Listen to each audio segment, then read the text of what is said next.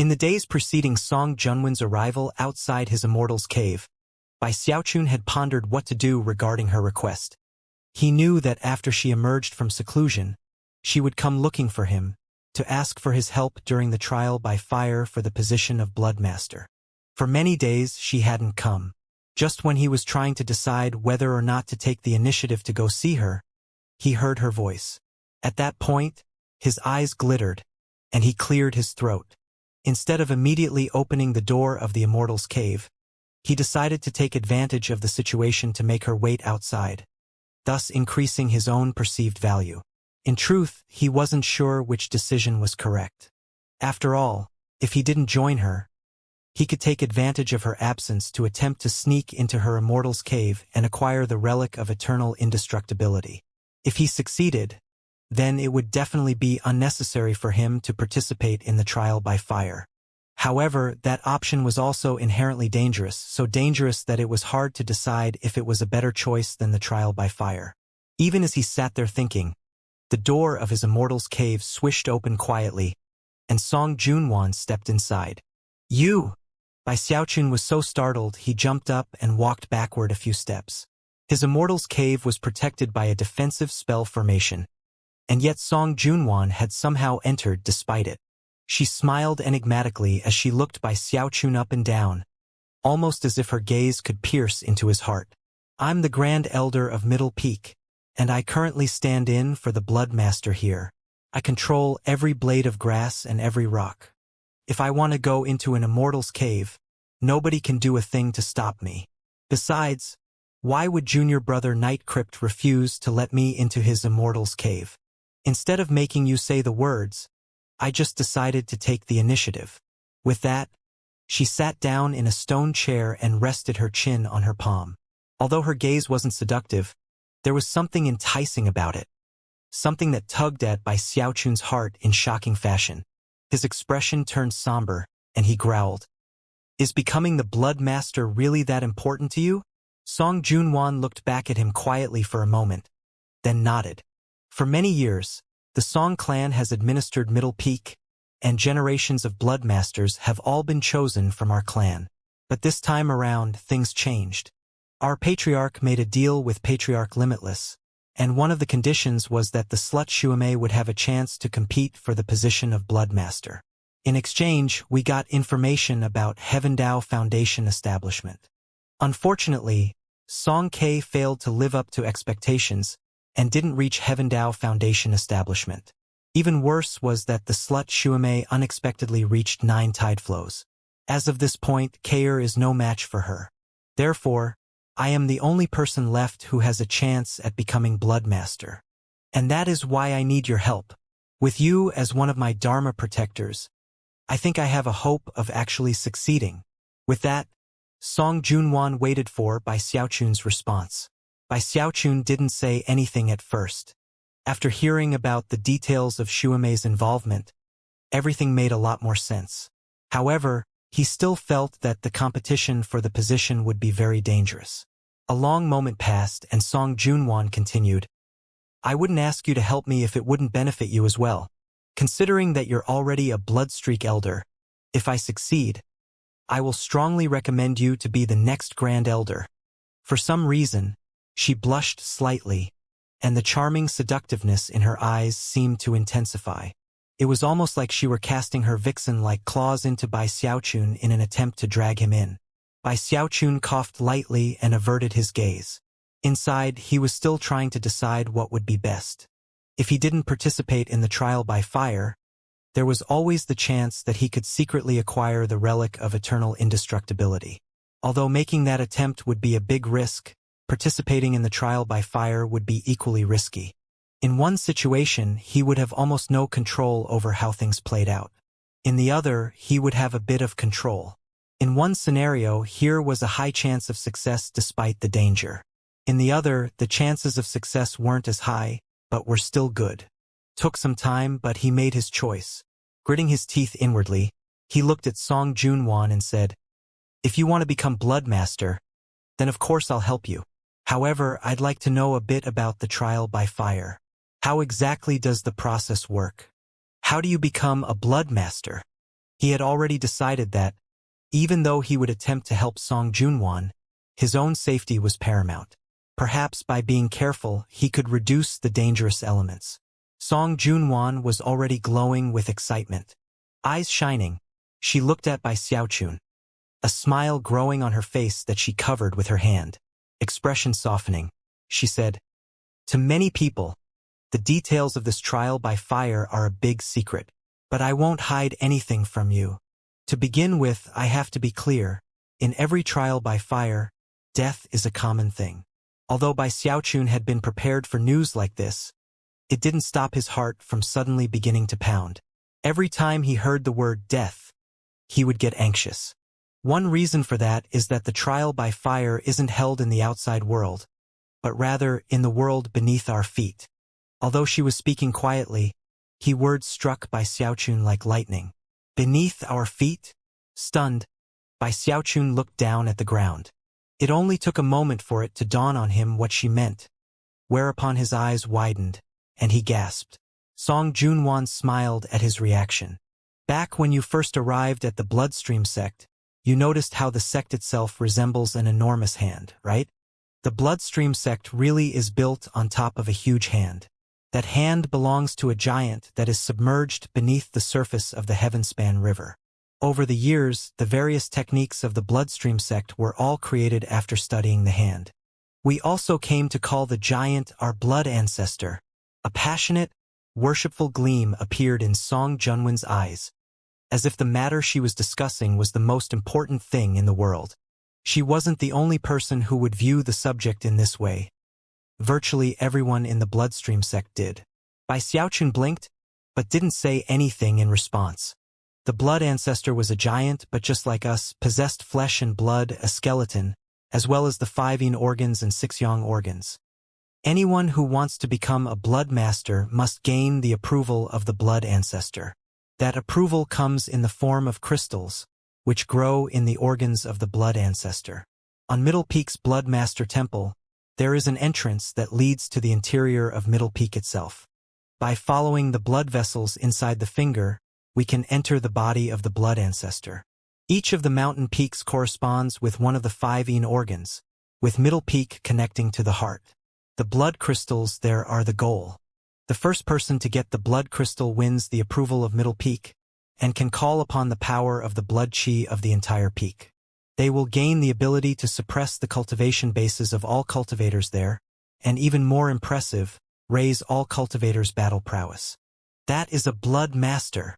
Bai Xiaochun took a deep breath. He was more shocked than ever by what he was learning.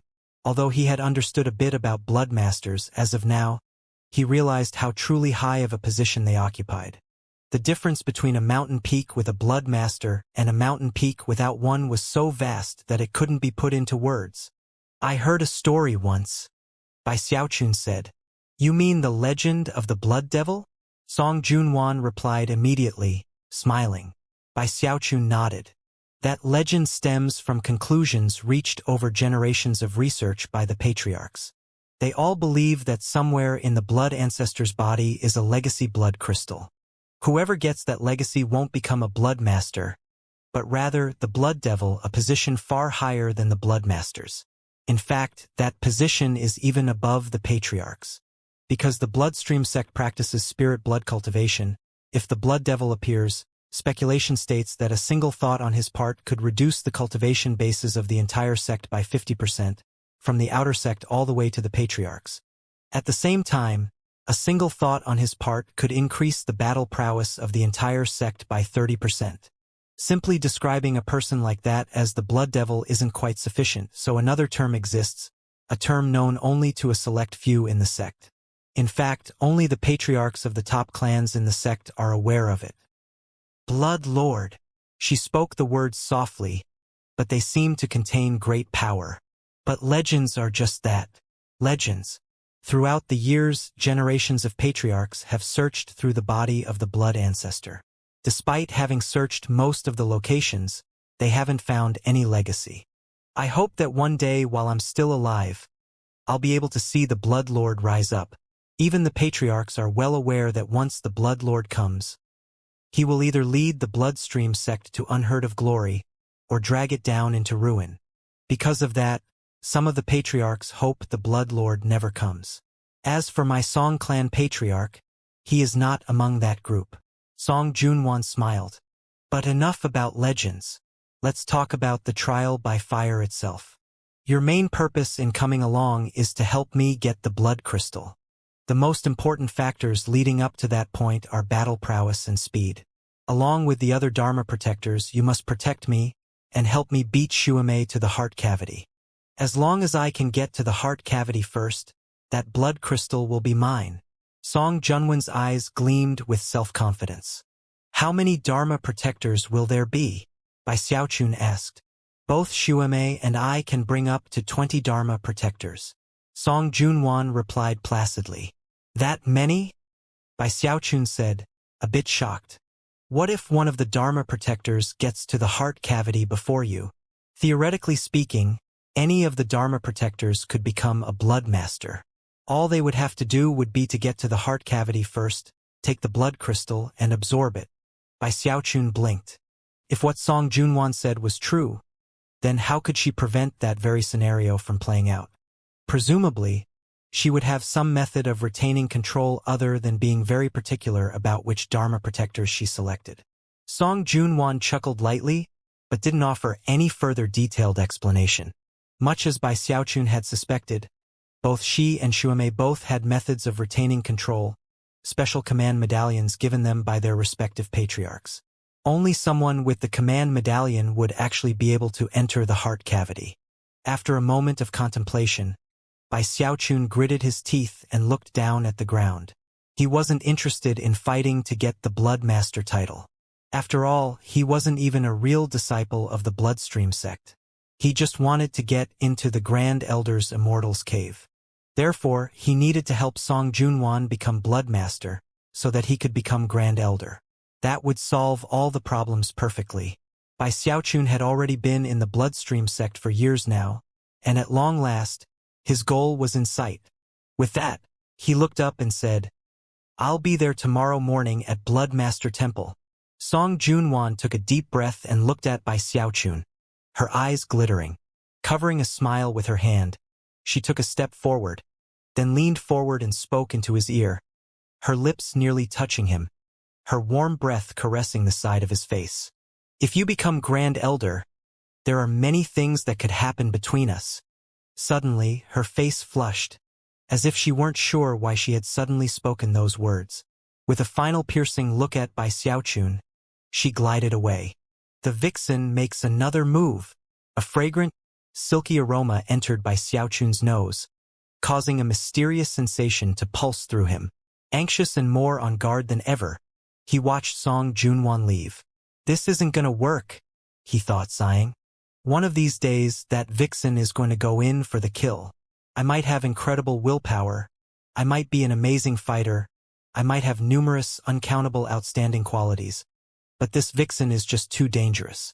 After taking some time to calm down, he sighed again. Whatever. Once I get the relic of eternal indestructibility, I'll go back to the Spirit Stream sect, and then things will be fine. Besides, I've been missing Xiaomei lately. Settling down cross-legged, he meditated until the following morning. Then his eyes snapped open. His cultivation base was at its peak, and he was full of energy as he emerged from his immortal's cave. Everything comes down to this. Chin stuck up, he proceeded along proudly. As he did, many cultivators saw him and bowed their heads deferentially. This was his first time appearing in public with his Bloodstreak battle robe, which had been sent over a few days earlier from Lesser Marsh Peak. Only Bloodstreak elders could wear Bloodstreak battle robes, which had built-in magical devices that could defend against an attack from a core formation expert. Such robes could only be produced at significant cost. Night Crypt's handsome face combined with the Bloodstreak battle robe created quite an eye-catching scene. Many people looked over with awe and reverence on their faces. Bai Xiaochun enjoyed being treated in such a way, and even slowed down a bit as he flew through the air toward the upper finger. Eventually, he landed in front of Blood Master Temple, where a large group of people had already gathered. Song Junwan and Shuamei's groups were clearly separated, and the two women were staring at each other coldly. Xuemei had 20 cultivators backing her, all of whom were awe-inspiring late Foundation establishment experts. Their expressions were placid, but they radiated intense, murderous auras. Not every person in the group was considered chosen, but they were all practiced killers who were famous even outside the sect. The reason why people like this would be Dharma protectors for Xuemei actually had a lot to do with the fact that her father was Patriarch Limitless. Song Junwan also had a formidable group gathered behind her, including Song Quebec. Most were direct bloodline clan members of the Song clan. All of Middle Peak's Bloodstreak elders were gathered, as were many other ordinary cultivators. Once the trial by fire began, they would all be waiting for the new Bloodmaster to come out. Several blurry figures could be seen floating up above, and from the pressure that weighed down from them, it was obvious that they were patriarchs of the sect. There were 4 of them, 2 of whom Bai Xiaochun had only seen once before, during the Grand Lich summoning ritual. The other 2 were more familiar, the Song Clan Patriarch and Patriarch Limitless. When Bai Xiaochun arrived, the Song Clan Patriarch saw him and gave him a glare. Shivering, Bai Xiaochun ducked his head and hurried over to Song Junwan. As he did, Song Ke looked at him and chuckled coldly. "You can't do anything right, can you? You even managed to show up late for the trial by fire. If you're scared of dying, why don't you just stay home?" Yawning, Bai Xiaochun looked over, making sure to drag his eyes slowly over Song Ke's recently regrown hair and eyebrows. "As naughty as ever, aren't we, Keir? You!" Song Ke growled through gritted teeth. Glaring at Bai Xiaochun, he was about to say more when Song Junwan intervened with a cold snort. "Enough," she said. "Both of you shut your mouths. If you want to argue, I'll personally arrange for it to happen. After the trial by fire." Bai Xiaochun blinked a few times. Considering the somewhat oppressive atmosphere at the moment, he decided not to say anything else. Up in midair, the Song Clan Patriarch and Patriarch Limitless exchanged a bemused glance. Then, Patriarch Limitless looked over the crowd and said, "Let the trial by fire for the position of Middle Peak Bloodmaster begin." Patriarch Limitless then performed an incantation gesture with his right hand and waved his finger toward Bloodmaster Temple. Bloodmaster Temple began to rumble, and then a huge crevice opened up in the square outside the temple. Strong blood chi erupted out, along with intense, pulsing coldness and blinding blood-colored light. It almost looked like an enormous mouth ready to consume anything that came near. However, closer inspection would reveal that the blood-colored light was anything but ordinary. It was possible to see other worlds inside of that light. Apparently, if you stepped inside of it, you would be sucked into one of those blood-colored worlds. The instant the crevice opened, one of Xuemei's Dharma protectors stepped forward, his cold eyes radiating killing intent. After looking over derisively at the people gathered behind Song Junwan, he stepped into the crevice and vanished. One after another, all of Xuemei's Dharma protectors stepped forward and entered the crevice. Last to enter was Xuemei, who cast a cold glare at Song Junwan and her group before vanishing. As the others were stepping into the crevice, Song Junwan lowered her voice and gave her Dharma protectors more information about the endless world of blood. The first stage of the Blood Master trial by fire is called the Endless World of Blood. Xuemei and I will not be able to pass through the first stage. It is only for you Dharma protectors. The body of the Blood Ancestor is a place that not just anyone can enter. The first stage tests the qualifications of the Dharma protectors that the 2 of us have selected. It will also determine exactly how many Dharma protectors will be able to proceed to the second stage. In order to enter the body of the Blood Ancestor, you have to become one with him. Although he is dead, there are still parts of him which contain life force. You must convince those living systems within the Blood Ancestor that you are one of them. Only then can you avoid being expelled. Within that crevice are numerous worlds, each one of which can only be entered by 2 people at a time. Xuemei's Dharma protectors have taken the initiative to select which worlds they will go into. As for you all, when you enter the crevice, you will automatically be dragged into one of those worlds with them. Once inside, you and the other Dharma protector will vie for the approval of the world. Those who succeed will be able to proceed to the second stage. Those who fail will be ejected. Not only must you be on guard against Shuamei's Dharma protectors, you must also watch out for the blood beasts within the world. They aren't intelligent, but they are completely and utterly bloodthirsty. I'll be waiting for you at the entrance to the second stage. With that, she clasped hands and bowed to the assembled group. Song Ke nodded back at her, his expression somber. Then he looked at Night Crypt, snorted coldly, and strode over to the crevice. Moments later he was gone, and the rest of the group began to enter. After a brief moment of hesitation, Bai Xiaochun gritted his teeth and leapt into the crevice. Almost instant, a beam of blood-colored light swept over him, and he felt a massive force tugging at him. He completely lost control of his own body as he was sucked into the light. Although the light didn't necessarily seem impressive from the outside, once it wrapped around him, he felt as if he were floating in a huge sea. As he was sucked along, he moved toward the end of that sea, where he saw an enormous, blood-colored sphere. There were other spheres visible, all of which had people floating toward them. As the people neared the spheres, they were swallowed up. Bai Xiaochun was frightened, and looked away from all the spheres. However, it was in that moment that something strange occurred. All of the blood spheres suddenly trembled, and then sent out even more blood-colored light, all of which shone onto Bai Xiaochun.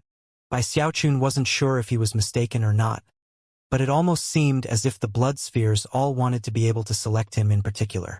There were even some blood spheres which were empty, having not been selected by any of Shuamei's Dharma protectors, which were also quivering, as if with anticipation. Bai Xiaochun felt his nervousness mounting, but before he could react, the first blood sphere to have reached out to him seemed to go mad. Before he could get close, it actually flew toward him, then slammed into him, seemingly delighted. Bai Xiaochun's vision went black, and he was sucked into the body of the sphere. When things began to clear up, he found himself in a strange world. The sky was the color of the blood, the ground was the color of blood, everything was the color of blood, even the mountains and the plants. So weird, he thought, looking around vigilantly. The more he considered what had occurred, the stranger it seemed. After some thought, he decided it must have had something to do with his undying live forever technique. Could it be that I'm like a god in this place, and that's why all the blood spheres seem to go crazy? His eyes turned up in thought, and he cleared his throat. Then he cast his senses about, and was sure that he could sense the presence of a powerful will. A will that seemed filled with desire, something that was calling out to him. One of Shuamei's Dharma protectors is also in this place. I need to be careful. All of them are in late Foundation establishment. He looked around again, vigilance mounting as he flew up into the air. The more he flew along, the stranger things seemed.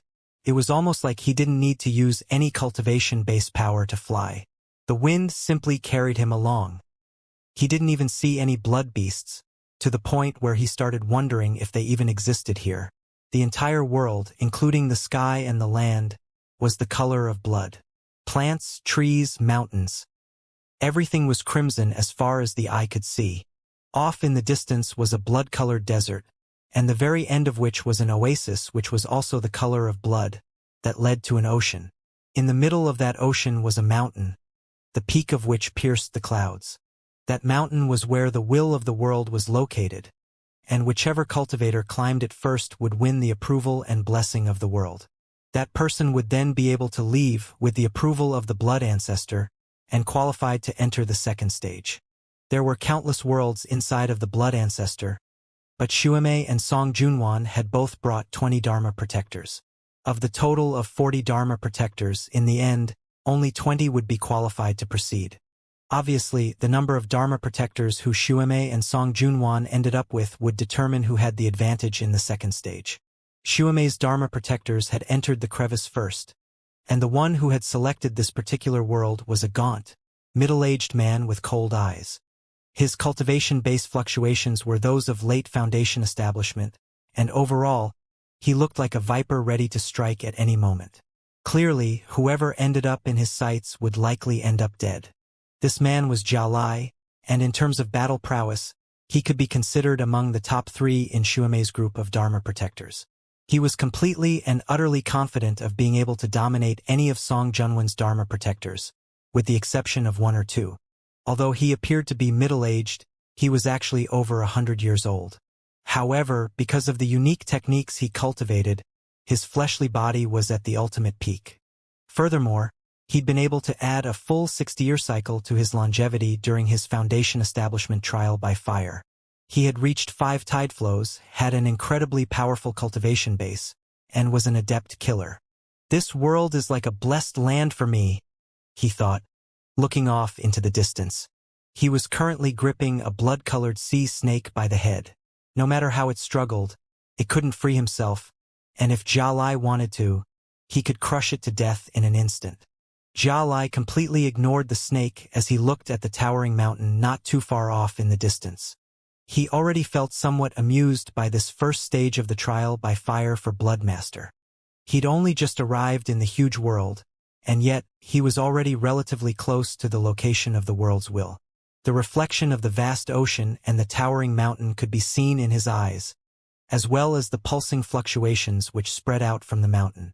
Even if Song Junwen's Dharma protector gets lucky, there's no way he could get as close as I am. I might as well just take control of the will of this world right now. I won't even need to kill the other Dharma protector. I wonder who it is. Night Crypt, maybe? He chuckled coldly. Originally, he had planned to kill Song Junwen's Dharma protector and then earn the approval of the will of the world. But now it seemed that might not be necessary. Blurring into motion, he sped out over the blood-colored ocean, quickly closing in on the cloud-wreathed mountain. He proceeded along with caution, and as such wasn't taken by surprise when an intense roaring sound shook everything in the area. A moment later, a huge blood-colored dragon sped out from the other side of the mountain, fixed its eyes on Jia Lai, and then sped toward him rapidly. It was more than 30 meters long, and bristled with a murderous aura. A sense of intense crisis gripped Jia Lai, and beads of sweat popped out on his forehead. Eyes widening, he exclaimed, "Impossible! How could a blood beast like that be in this place? Foundation establishment cultivators can't fight something like that." Even as he gasped in shock, more roars could be heard, and the auras of more blood beasts exploded from the vicinity of the mountain. Something like a powerful wind blasted out, causing the blood ocean to churn and seethe. Moments later, countless murderous eyes appeared beneath the surface of the water. There were so many that anyone who saw them would be shocked. Before Jia Lai could proceed any further, the blood beasts beneath the surface of the water joined the blood beasts from the mountain to attack him. The sheer number of blood beasts Jia Lai saw caused his scalp to tingle in shock and fear. Not daring to proceed, he actually fell back. After he retreated by about 3,000 meters, the enormous dragon slowly turned around. The auras of the other blood beasts slowly faded, and even the creatures beneath the surface of the water disappeared. Jia Lai's face was covered with sweat, and his breath came in ragged pants.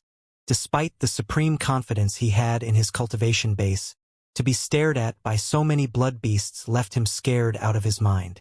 After a bit of time passed, he frowned anxiously. With so many blood beasts here, it won't be easy to go any further. I guess I'll just need to wait for the right opportunity to present itself before I move onward. Gritting his teeth, he backed up a bit more, and then found a place to conceal himself and let time pass. During the 7 days which followed, he saw quite a few blood beasts coming and going. Finally, the killing intent in his eyes flared. Forget it. Things aren't going to change here anytime soon. Instead of waiting around, I might as well go find Song Junwen's Dharma protector and kill him. Then I'll have plenty of time to wait around. Maybe if I'm lucky, my opponent will be Night Crypt, and I can save a bit of effort by getting rid of him now. Looking at the ocean of blood which stretched out behind him, he chuckled coldly. Being an adept killer, he was naturally a skilled hunter as well. He had keen senses, and although the world he was in was large, he was confident that with his cultivation base, it would be no difficult task for him to track down the other Dharma protector. Blurring into motion, he flew off to begin the search. Before he got very far, though, the sea down below seethed, and a huge blood beast burst out from the depths. It had the torso of a human and the tail of a fish, and as soon as it appeared, it attacked Jia Lai with bloodthirsty violence. After a short battle, Jia Lai killed the blood beast and proceeded along. However, before he could get very far, two more blood beasts burst out from the water to attack him. Meanwhile, Bai Xiaochun was flying through the air, marveling at how strange and quiet the world was. Despite having been flying along for a few days, he hadn't seen a single blood beast. Everything around him seemed to be completely empty. He didn't even need to use his cultivation base.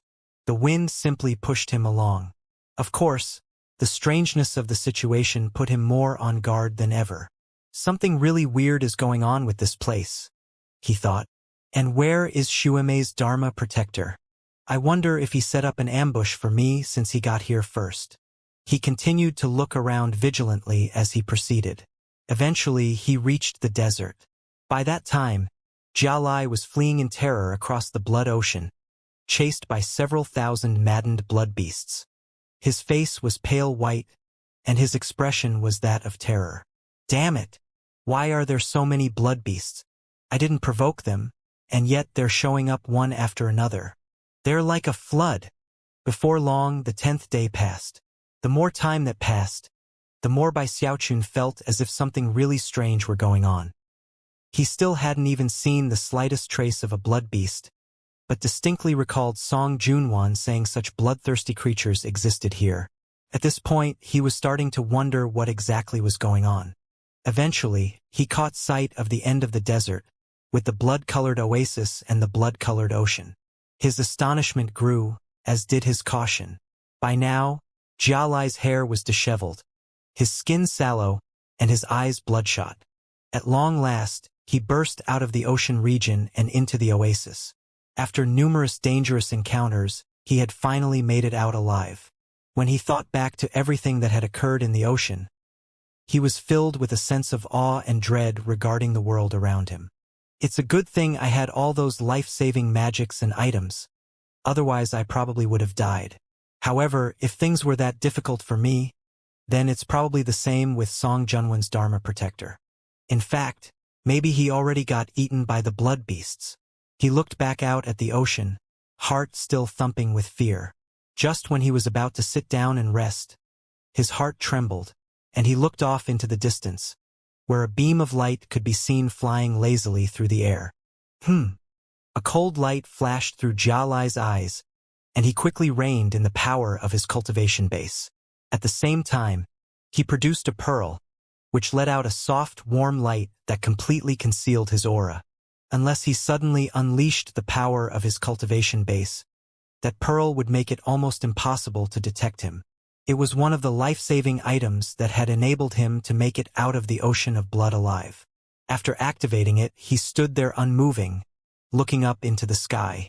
Night Crypt? Ha ha ha. It's really him. Eyes flashing with killing intent, he began to chuckle. Although Night Crypt was very famous, Jia Lai felt nothing but disdain for him. So what if you can concoct some medicine and please the patriarchs? You really think you're a chosen?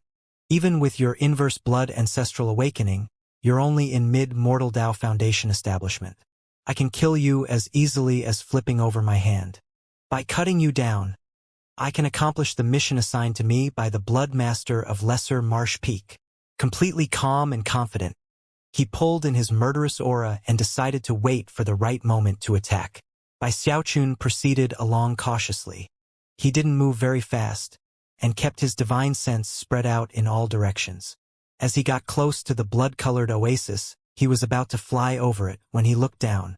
Although he hadn't opened his third eye, his intuition told him that the place harbored danger. Without the slightest hesitation, he backed up. Jia Lai was surprised that Night Crypt would have such acute senses. He gave a cold laugh. Considering how powerful his own cultivation base was, he decided that there was no need to hide any longer. He leaped up into the air, shooting directly toward Night Crypt, his murderous aura exploding around him. Night Crypt, I'm Jia Lai, and you're dead. Laughing loudly, he shot forth accompanied by rumbles like that of thunder. His right hand flashed with an incantation gesture, and he waved his finger, causing a huge blood-colored hand to appear, which sped directly toward Bai Xiaochun. Bai Xiaochun's eyes widened. Jia Lai had stuck out among Xuemei's Dharma protectors earlier, so he recognized him. His attack burst with powerful energy, and it only took a moment for Bai Xiaochun to realize that this was a formidable opponent. Your cultivation base is higher than mine, but you were lying in wait to ambush me? He exclaimed loudly. How shameless! Despicable! I hate your type. People like you should be struck by lightning. Bai Xiaochun was very angry, and was just about to unleash an attack, when suddenly his eyes widened with disbelief. Jia Lai likewise was completely astonished by what happened next. Almost as soon as the words left Bai Xiaochun's mouth, Jia Lai had laughed in response, and sent his blood-colored hand shooting forward. But then, without any warning whatsoever, a deafening boom filled the sky, and a bolt of lightning appeared, as thick as a bucket. Before Jia Lai even had a chance to react, it slammed into him. As the boom echoed out, Bai Xiaochun's jaw dropped. Jia Lai cried out in alarm, and the blood-colored hand was destroyed. Before Bai Xiaochun could do anything, a second lightning bolt appeared, then a third and a fourth, all of which shot directly toward Jia Lai. Jia Lai screamed at the top of his lungs as the lightning smashed into him, causing blood to spray out of his mouth. At the same time, a look of utter incredulity could be seen on his face. What's going on? He bellowed in rage, simultaneously backing up as fast as possible. What divine ability is this?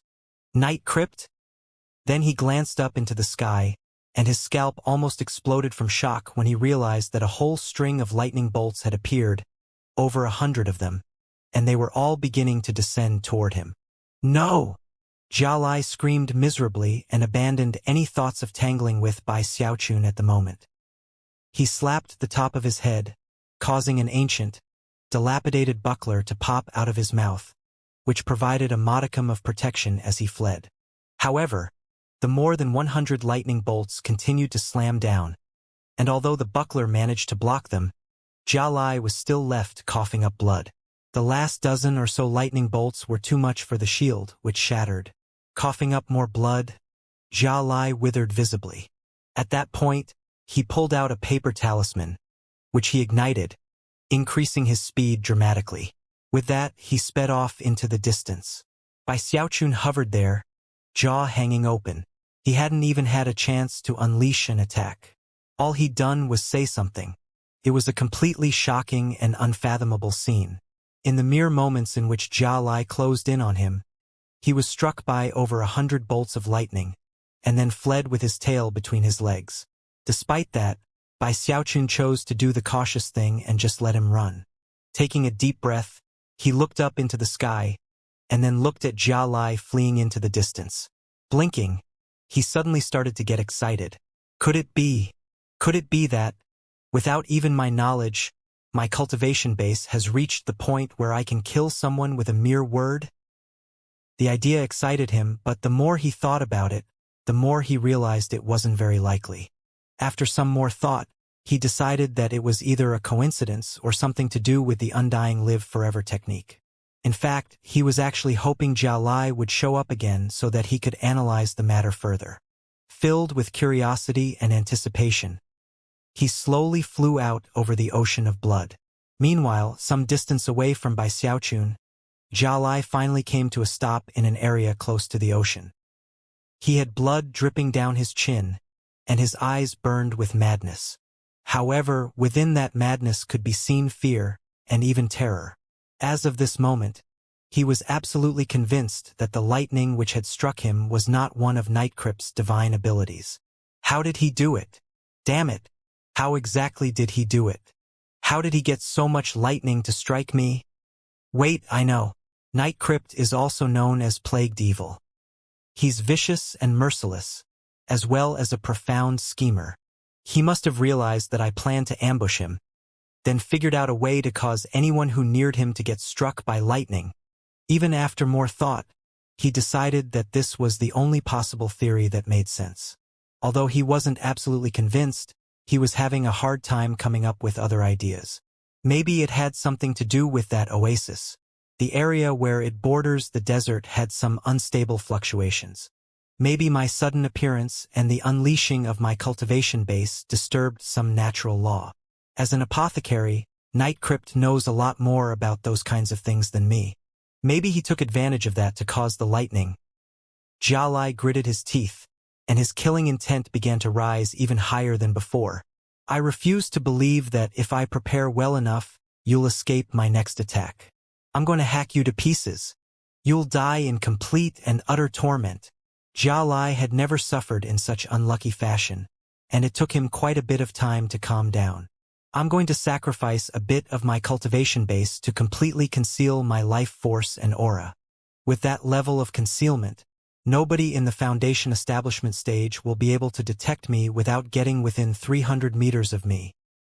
He gritted his teeth, and suddenly his face turned red and his body withered. Then he began to slink forward stealthily. It took him about 3 days to track down by Xiaochun, who was currently flying around over the ocean. As he flew, his passage kicked up gentle waves, and yet, not a single blood beast could be seen anywhere. Bai Xiaochun was actually very interested in what the blood beasts looked like, and yet, still hadn't had a chance to see one. As he flew along, bored out of his mind, he suddenly noticed the air rippling and distorting about 300 meters to his left. Even as he turned his head, he saw Jialai suddenly materialize.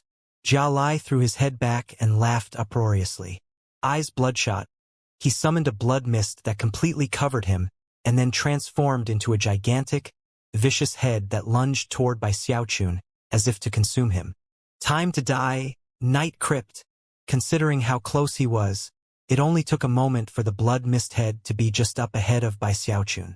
Before Bai Xiaochun could react, and before the blood mist head could actually reach him, brightly colored light flashed through heaven and earth, wind screamed, and rain began to pour down. Then, an indescribably powerful gale sprang up right in front of Bai Xiaochun. The wind even caused the ocean water to rise up in shocking fashion. It smashed into the blood mist head, which shuddered for a moment before exploding to reveal the screaming Jialai. Impossible! How are you doing this? Nightcrypt? He was completely helpless as the mighty wind swept him away, shredding his clothing, ripping at his skin until blood flowed. In that critical moment, Jialai pulled out a life-saving magical item, which teleported him away just before he was torn to pieces. Bai Xiaochun took a deep breath. Moments ago, he had only been about 60 meters away from Jialai, and yet the mighty wind and the surging ocean hadn't even moved a single hair on his head. That 60-meter distance was like the gap between heaven and earth. Bai Xiaochun watched mutely as Jialai was swept away in terrifying fashion. If he didn't understand what was happening by this point, he wouldn't be Bai Xiaochun. This world is protecting me? We're related because of the undying live forever technique, so it's helping me?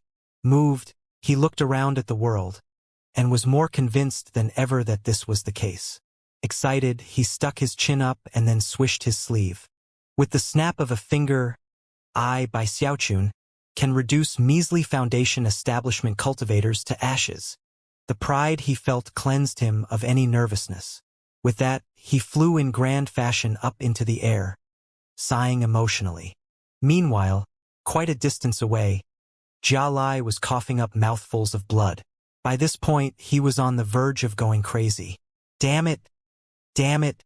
Damn it! Enraged to the point of trembling, he simply couldn't accept the situation. First there was the lightning and then that wind. Just how is Nightcrypt doing it all? Don't tell me this world is actually taking care of him. I refuse to believe it. I refuse to accept it. Then he coughed up another mouthful of blood. Eyes completely bloodshot, he looked down at his injured and damaged body, and was relieved to see that his bag of holding was still clutched tight in his right hand. He put on a new set of clothing, killing intent surging. His hatred for Bai Xiaochun had reached the point where he couldn't bear to live under the same sky as him. Gritting his teeth, he pulled a small statue out of his bag of holding. The statue depicted an evil ghost, completely vicious in appearance. After a moment of hesitation, Jialai bit the tip of his tongue and spit some blood onto the statue. The statue immediately melted, transforming into a black liquid that then took the shape of a magical symbol, which flew up and branded itself onto Jia Lai's forehead. Jia Lai shuddered, then let out a piercing cry as the magical symbol spread out from his forehead, transforming into a black suit of armor. In the blink of an eye, the armor covered his entire body, healing his wounds and causing his gaunt figure to suddenly ripple with muscles.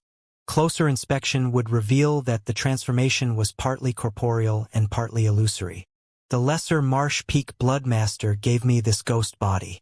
It will temporarily restore my cultivation base, and even advance it a bit. Night Crypt's bizarre abilities won't do any good against the ghost body. I already understand his lightning, and although I don't really get that wind, I can now attack him from under the water. Plus, the ghost body can pass right through the wind. Night Crypt, I refuse to believe that this world is taking care of you, and even if it is, I can defy the heavens and kill you. Gritting his teeth, he reined in his cultivation base and then dove down into the water, where he sped along at top speed. 3 days later, Bai Xiaochun was still flying around over the blood ocean. He could sense that, off in the distance, there were strange fluctuations which were obviously coming from the location of the world's will. I wonder why that Jia Lai hasn't shown up over the past few days? Bai Xiaochun actually missed him a bit. Every time he showed up, it was a chance to see how the world would protect him. Because of his anticipation, he made sure to fly along even more slowly than usual. On the evening of the 3rd day, when the blood-colored sky was starting to grow dark, the sea water beneath Bai Xiaochun suddenly exploded with a shocking aura. Water showered up into the air, along with raging killing intent and a powerful roar. Prepare to die, Night Crypt. It was a voice filled with indescribable hatred, and along with it, a black armored figure appeared. It was Jia Lai, who seemed to flicker between corporeal and illusory. As he flew out of the water, he rapidly increased his speed, shooting directly toward Bai Xiaochun. All of the power of Jia Lai's late Foundation establishment cultivation base exploded out. That, coupled with the boost provided by the ghost body armor, put him incomparably close to the great circle of Foundation establishment, and caused intense pressure to weigh down in all directions.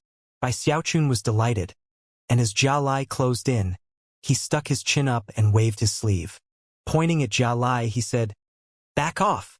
To see Bai Xiaochun posing in such a way enraged Jia Lai even more, and caused him to accelerate even more rapidly. By this point, he was already about 9 meters away from Bai Xiaochun, and not even a lightning bolt could intervene quickly enough to stop him. As far as he was concerned, Night Crypt was going to die, beyond the shadow of a doubt. Mouth twisting into a vicious smile, he cried, "Like hell I'll..." However, before he could even finish his sentence, a blood-colored hand suddenly shot up from the sea down below. It moved with indescribable quickness, forming a palm that slapped Jia Lai like a human would a mosquito. A resounding smack could be heard. Jia Lai's black armor shattered, and blood sprayed out of his mouth. The bitterness of his scream would shock to the core anyone who could have heard it. "No!" Despairing, Jia Lai coughed up a mouthful of blood as he tumbled away. His body was already on the verge of exploding, and his recently recovered cultivation base power was instantly damaged. He was now weaker than ever. Bai Xiaochun gasped and blinked a few times as the enormous blood hand sank back down into the water. As Jia Lai spun away off into the distance, Bai Xiaochun's expression turned into one of admiration. "You're really persistent, aren't you?" Sighing, he proceeded along, looking forward to the next time Jia Lai showed up. Off in the distance, Jia Lai hovered above the ocean water, looking confused, tears of frustration welling up in his eyes. Throughout all his years of cultivation, he had always shed blood, never tears. And yet here he was crying. In his perspective, this world was completely and utterly evil. All he wanted to do was kill Night Crypt. As a result, he had been struck by lightning, flayed by wind, and then slapped by some terrifying blood beast. By this point, he was starting to think that it would take a miracle for him to get out of this place alive. My cultivation base is higher than his. I've been in the bloodstream sect for much longer. Why is this world treating me like this? Tears continued to flow down his cheeks. From the moment he had entered this world, he had felt like he was in a living nightmare. By this point, he was completely and utterly terrified of Night Crypt, and couldn't have been convinced by anybody to try to provoke him. Furthermore, he completely hated the Bloodmaster of Lesser Marsh Peak, as well as Xianxia. The only reason he was here was because of Xianxia. Otherwise, he would never have been forced to tangle with Night Crypt, nor would he have accepted the mission from the Lesser Marsh Peak Bloodmaster. He wouldn't have attempted to kill Night Crypt so many times, and wouldn't have ended up in this state, targeted by the very world around him. This isn't fair. Xianxia was actually quite close to the mountain peak, and the will of the world. However, there were so many blood beasts on the mountain that he obviously had no hope of even getting near it. As Xianxia despaired, Bai Xiaochun was flying casually through the air some distance away. Looking at the mountain in front of him, he felt the strong sensation that all he had to do was head up to the top of the mountain, and he would be able to pass the first stage of the trial by fire. However, even as he closed in, the same huge dragon from before stuck its head out from behind the mountain and stared at Bai Xiaochun. At the same time, countless terrifying auras surged out from the mountain itself, locking down onto Bai Xiaochun. Apparently, if he got any closer, all of those blood beasts would charge into action. Bai Xiaochun stopped in place. Earlier, he'd only caught a glimpse of that huge hand, but now that he could actually see the blood beasts face to face, he realized that they looked very much like the kind of wild beasts you might see in the outside world. The only difference was that they were completely the color of blood. Actually, they seemed similar to bane beasts in certain ways. Unexpectedly, the blood beasts were looking at Bai Xiaochun with animosity, which caused the despairing Xianxia to suddenly go wild with joy. Panting, his eyes widened, and hope gleamed therein. He can't get onto the mountain either, Xianxia exclaimed excitedly.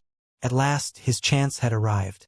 Quickly covering up his aura, he fixed his eyes on Bai Xiaochun and began to search for another opportunity to snatch victory. Bai Xiaochun felt a headache coming on as he looked at the mountain full of blood beasts. After a moment of hesitation, he decided that the best thing to do would be to test out how much the world would protect him. Having made his decision, he carefully proceeded forward. If the blood beasts reacted too violently, then he could always retreat. He slowly got closer and closer until he actually stepped onto the mountain itself. That was when he really started to get nervous. However, the nervousness quickly began to fade as he realized that the blood beasts were just looking at him, and none of them were moving to block his path. Joy rising, he began to stroll forward, completely unhindered. Meanwhile, Xianxia hovered over the ocean, eyes wide with shock. Moments later, a thoughtful expression appeared in his eyes, and then hesitation, and finally, an intense glowing light. I get it now. Although there are a lot of blood beasts here, as long as you don't exude any killing intent, the blood beasts won't interfere. That's definitely how to do it. For example, here I am floating on the surface of the ocean, right next to the mountain, and yet none of the blood beasts under the water are attacking me. It's obviously because I have no killing intent. Xianxia still felt a bit hesitant and unconvinced. However, if he gave up at this point, his newfound hope would be dashed. Therefore, he clenched his jaw and flew up into the air with an expression of determination. Making sure he had no killing intent, he proceeded forward with the utmost caution. Soon he was nearing the mountain, and the numerous blood beasts turned their gazes upon him. Xianxia stopped in place, scalp tingling, limbs trembling. However, he forced a smile onto his face. No ill will here, he said. I'm just passing through. However, in the instant he opened his mouth, the enormous, blood-colored dragon suddenly howled, flying up into the air and then charging down toward Xianxia. At the same time, the countless other blood beasts erupted with murderous auras and flew toward Xianxia. Eyes snapped open down in the ocean water, and countless blood-colored giants rose up from the depths, howling as they surrounded Xianxia. Xianxia let out a blood-curdling scream, and tears streamed down his face. This isn't fair. You're cheating. Xianxia wept at how the world around him was toying with him. As the blood beasts pounced, his screams echoed out far and wide. Bai Xiaochun's heart was trembling. The sudden outburst among the blood beasts had startled him so much that he almost took to flight. But then he realized that the blood beasts were merely attacking Jiao Lai. He had been worried about Jiao Lai in the beginning, but after realizing his own importance to the world around him, he stopped paying much attention to him. However, as of this moment, he started to feel a bit bad. When he heard Jiao Lai accusing him of cheating, he coughed dryly, but didn't attempt to make any explanations. After all, Jiao Lai was actually right. After arriving in this world, he hadn't done a single thing except fly around. Even on the mountain, the blood beasts just let him pass by. Bai Xiaochun really felt that the world had treated him well. Looking back down at Jiao Lai amidst the blood beasts, he considered throwing an aphrodisiac pill down. I shouldn't.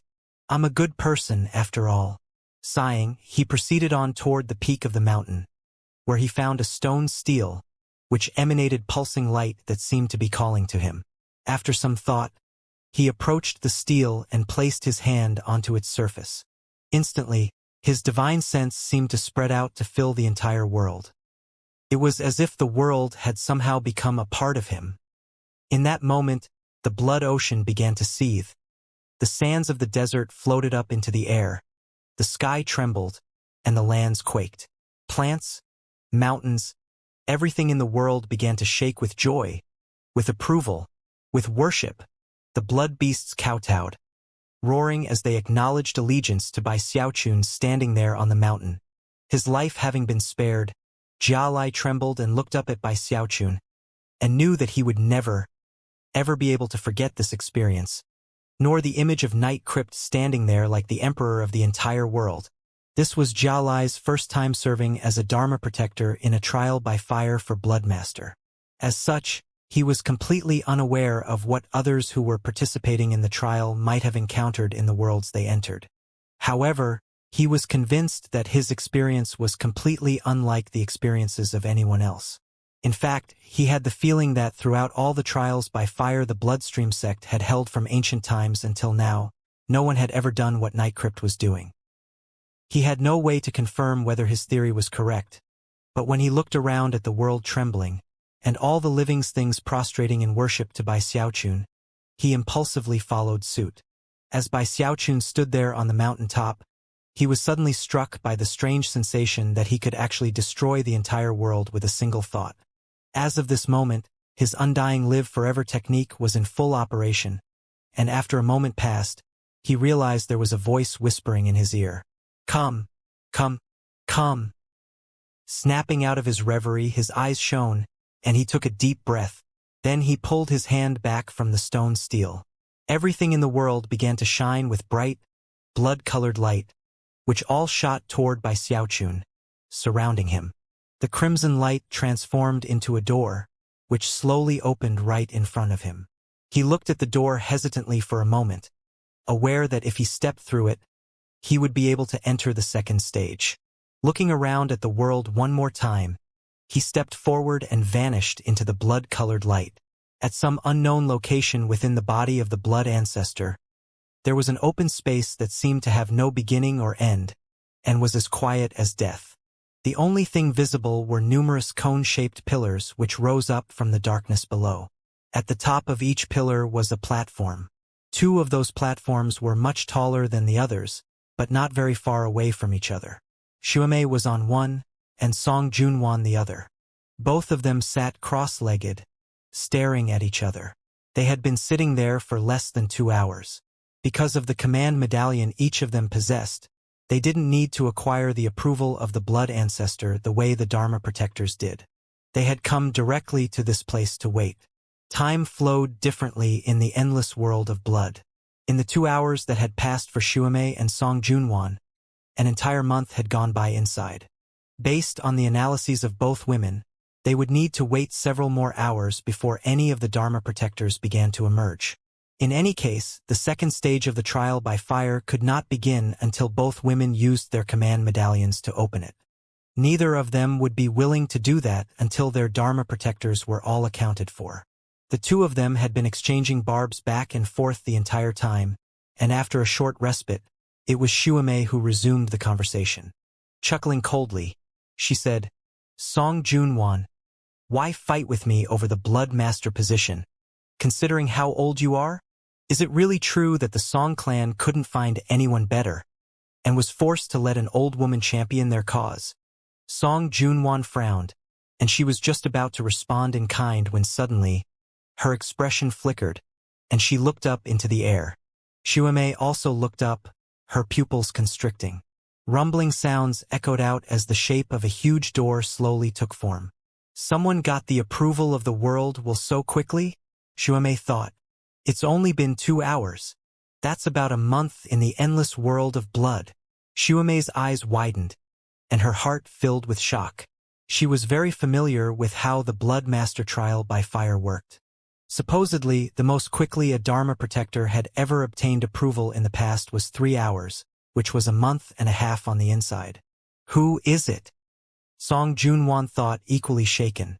Who overcame the other Dharma protector in the endless world of blood, dealt with the countless blood beasts, and still managed to get the approval of the will of the world? The fighting must have been intense for this person to have finished so quickly. Whoever this person was, if it ended up being one of her own Dharma protectors, she would obviously be thrilled. However, if it was one of Xuemei's Dharma protectors, that would pose a big obstacle in her attempt to win the position of Blood Master. After mentally reviewing all of her Dharma protectors, she couldn't think of any who could pull off such a feat as such. Her expression began to darken. And yet, Xuemei had the same reaction. As she reviewed her own list of Dharma protectors, she wasn't confident that any of them could do something like this. Along with Song Junwan, she stared up at the illusory door. A moment later, a blurry figure appeared within the door. It only took a few breaths of time for both women to see exactly who it was, and they both cried out in surprise. Night Crypt! Night Crypt? Xuemei's eyes flickered with killing intent, and her heart trembled with shock. She couldn't imagine how Night Crypt had possibly acquired the approval of the world will so quickly. After her initial shock, Song Junwan's heart swelled with delight, and her beautiful eyes were glued to Bai Xiaochun. When Bai Xiaochun first stepped out of the door, his vision was swimming, and he couldn't see clearly.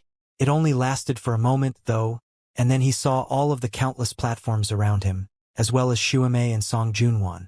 Junior brother Night Crypt, come on over here, Song Junwan said, smiling. Her voice was full of both tenderness and joy.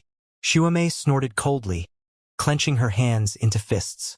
Bai Xiaochun blinked a few times, then headed over to Song Junwan.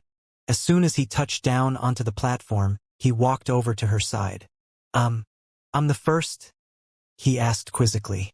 Of course you are, Song Junwan said, smiling sweetly. How did you do it? Who was your opponent? To Bai Xiaochun, her smile only seemed to reveal her inner vixen. However, he didn't allow his true feelings to show. He stuck his chin up, clasped his hands behind his back, and tried to look as proud and murderous as possible. Oh, it was simple, he said in a calm, deep voice. I just walked through the world. As for my opponent, I never asked his name. From his wording and posture, he seemed completely proud and aloof. As for how he called the endless world of blood simple, both Xuemei and Song Junwan could well imagine him summoning his blood sword and slashing his way through the world. He likely ignored the countless attacking blood beasts, not even deigning to look at the world around him as he slaughtered his way to gain the approval of the world will. Song Junwan's eyes glowed even more brightly before when she looked at Bai Xiaochun, and as for Xuemei, she couldn't help but stare at him. Moments later, both women realized that he wasn't wounded at all, and their expressions flickered.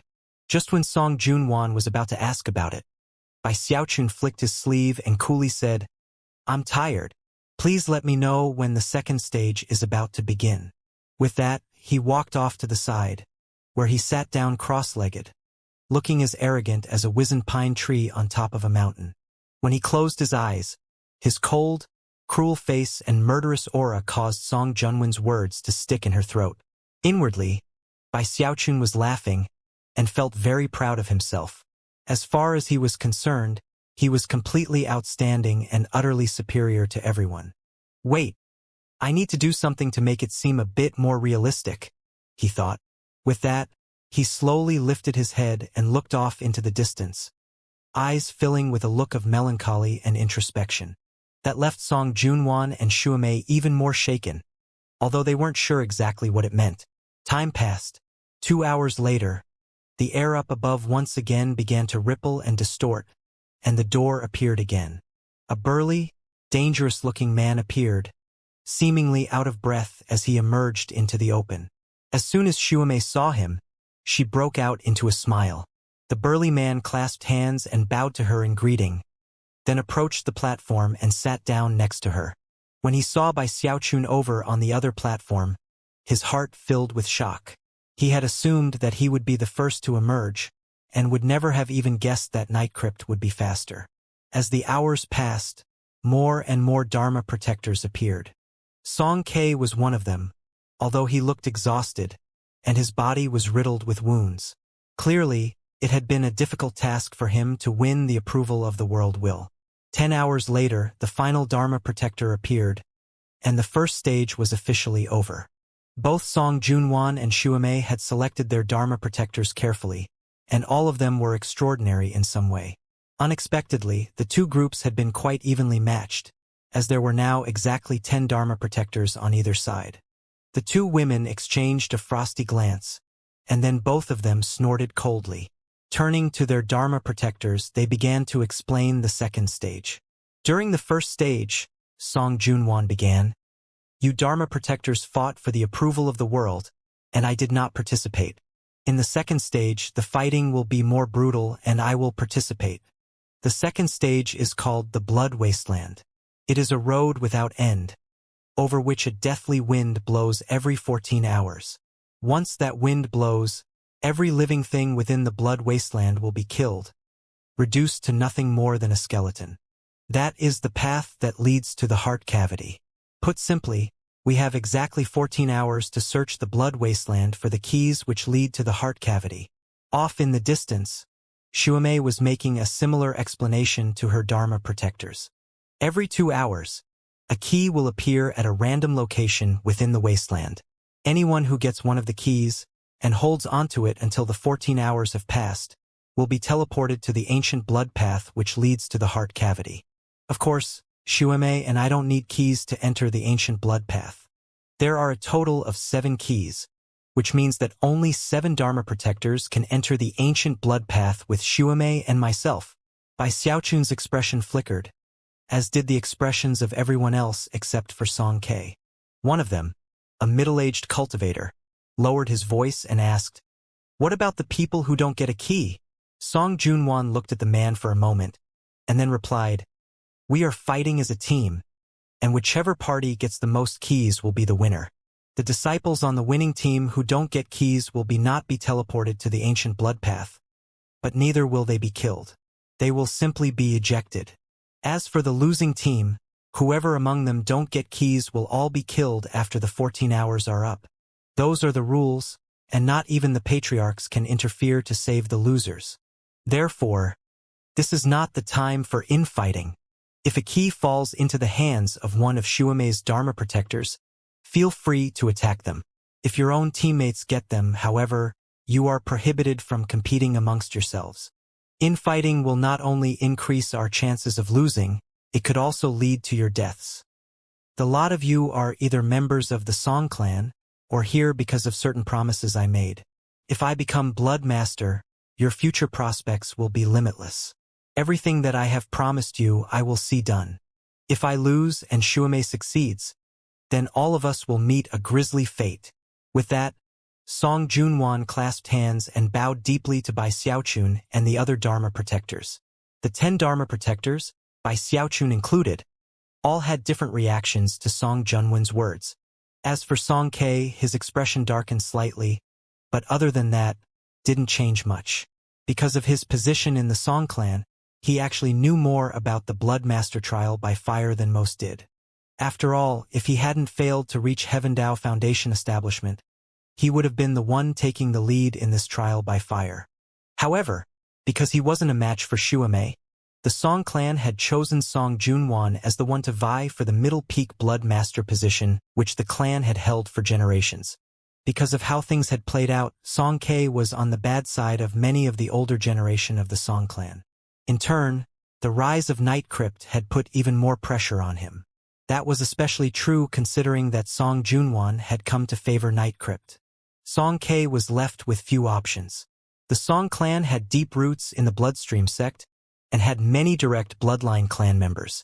Song K was the face of the current generation of direct bloodline descendants, but that only meant that there were plenty of people hoping to see him fail miserably so that they could then replace him.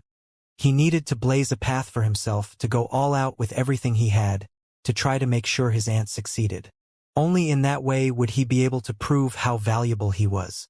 That was also the only hope he had of eventually succeeding his aunt as Bloodmaster in the future.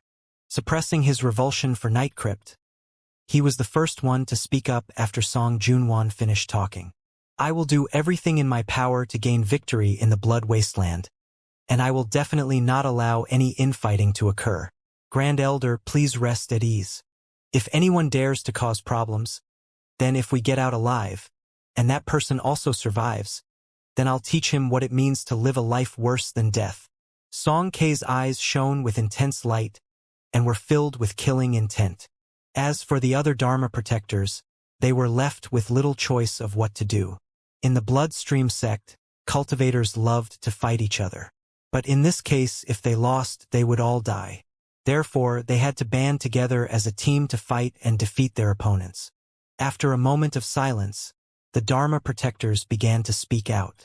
Grand Elder, as long as you can fulfill your promise, then I won't hesitate to put my life on the line. The Song clan has treated me well, and I'll definitely repay the favor. Already, they were less on guard against the people standing next to them. Bai Xiaochun was starting to get anxious, and couldn't help but feel that Song Junwan had conned him.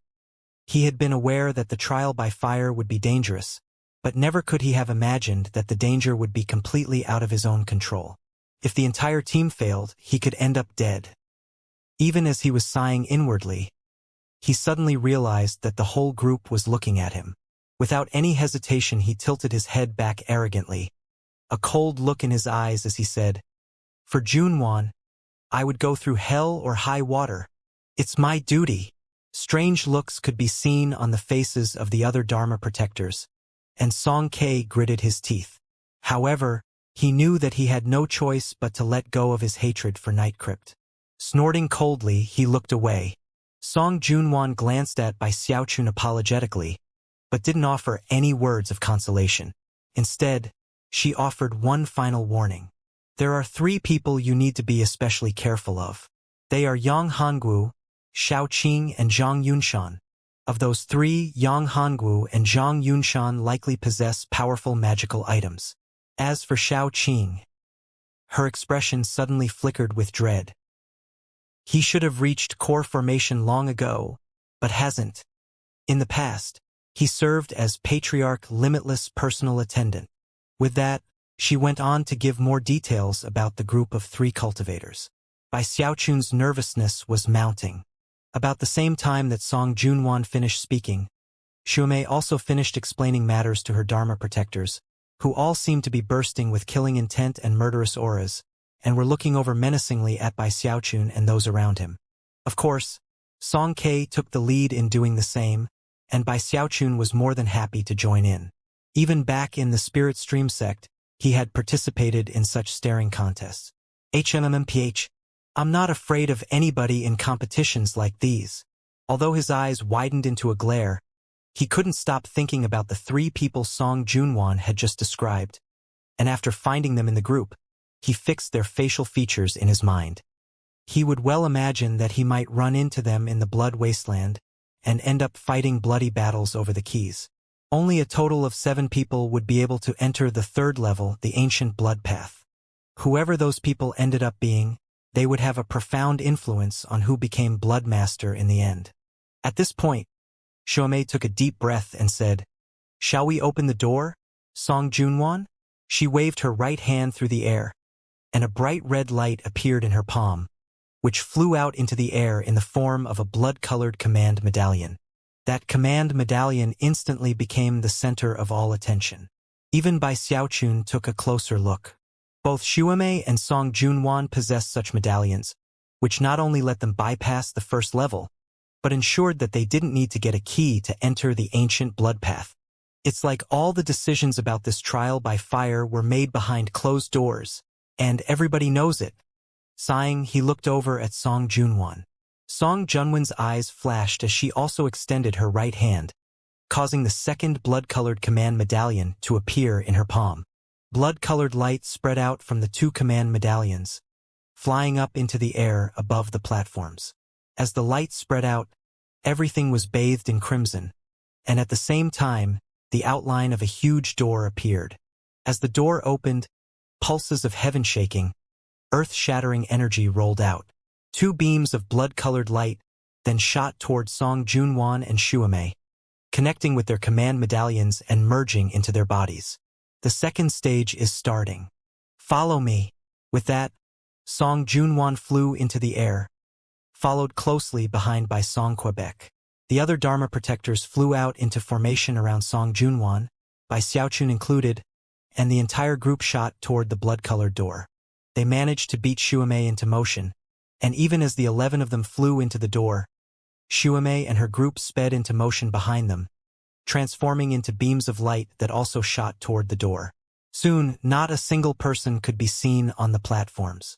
The blood door slowly faded away, and within a few breaths of time was gone. The blood wasteland looked exactly as its name implied. It was a huge desert, filled with crimson sand and grit. Just looking around, it seemed like a completely barren wasteland. Hot, screaming winds gusted, sending sand flying around everywhere. It seemed bleak and destructive, a place devoid of life. Within the swirling deadliness of the desert sands, bleached bones were occasionally revealed, the remains of people who had died in previous trials by fire for the Middle Peak Blood Master position. Bai Xiaochun instantly sensed the aura of death which pervaded the entire area. Then he saw a nearby skeleton, and his pupils constricted. He wasn't the only one who had such a reaction. After the time it takes an incense stick to burn, the first key will appear, Song Junwan said. Whenever a key appears, it will send a huge pillar of light up into the sky, a pillar of light that will not disappear, not even when the key is attained. Everyone split up. When that first pillar of light appears, head in that direction. Remember, fighting each other over the keys is not allowed. Whoever gets it first must be offered protection by everyone else. I plan to offer myself up as bait to Xuemei. Knowing her deviousness, she won't wait until the ancient blood path opens up before trying to kill some of you. She'll definitely start here, and will probably ask for help from her Dharma protectors to kill me. Even if she wasn't planning to do that, I'll try to goad her into it. If she did have that plan all along, well then, I think she'll be surprised at how things turn out. For the next 14 hours, everything is up to you Dharma protectors. With that, she flew off by herself. Some distance away, she called out in a powerful voice that spread out in all directions, Xuemei, do you dare to come out and fight me? Not too far away from Bai Xiaochun and his group, Xuemei and her team were just now appearing. When she heard Song Junwan's voice, her eyes flickered coldly. Don't worry about me, she said to her people. You go get the keys. I'll handle Song Junwan. With that, she flew in Song Junwan's direction. It only took a moment before they were closing in on each other, eyes bursting with killing intent. Apparently, Patriarch Limitless and the Song Clan Patriarch had reached an agreement. Song Junwan had a higher cultivation base, but didn't possess any spectacular precious treasures. As for Xuemei, her cultivation base wasn't quite as high, but she had many precious magical items, and was at the peak of Earthstring Foundation establishment. As such, they were relatively evenly matched. In the blink of an eye, explosive combat was already underway. As the two began to fight, booms filled the sky, rumbling out in all directions. Everyone else looked on with serious expressions. Song Ke was actually shocked that Song Junwan would be so daring. However, after only a moment of hesitation, he picked a direction and started flying. Everyone else followed suit, their admiration for Song Junwan growing. Bai Xiaochun blinked a few times as he watched Song Junwan, then quickly picked a direction and sped into motion. I never would have thought Song Junwan would put herself up as bait to get Xuemei to fight. She must be well prepared for this. But then again, so must Xuemei. Presumably, it won't be easy to secure a complete victory in the second stage. I bet the two shrews are just trying to feel each other out. Shaking his head, he sped along, already having decided that no matter what happened, he would not try to fight for the first key. Let them fight over the first key, I don't care. Whoever gets it will have a bitter struggle keeping it until the end. Although this trial by fire didn't seem as intense as the Fallen Sword world, there was a time limit. Furthermore, the threat of death hung over everyone's heads. The fighting to come would surely result in bloody carnage. HMMMPH. Whoever runs into one of those keys first is going to have some bad luck. No, wait. Bad, horrific luck. As he sped along, he pondered the best way to hide safely off in the distance. Occasionally, he would look around, sighing. That was when, all of a sudden, right up ahead of him, a blood-colored light appeared. "What's that?" he said, taken aback. Within the space of a few breaths of time, the light grew so intense it hurt his eyes to look at it. Then it turned into a pillar that shot up into the sky. Bai Xiaochun's jaw dropped at the sight of the pillar of light, especially considering that floating right there in the middle of it was a key, right within arm's reach. He took a deep breath. How could he ever have imagined that the random direction he picked to run in would turn out to be the exact location where the first key appeared? Simultaneously, the appearance of the pillar of light caused Xuemei and Song Junwan to stop fighting for a moment and look over. Also, the Dharma protectors from both sides, regardless of where they were, all stopped in place and looked over.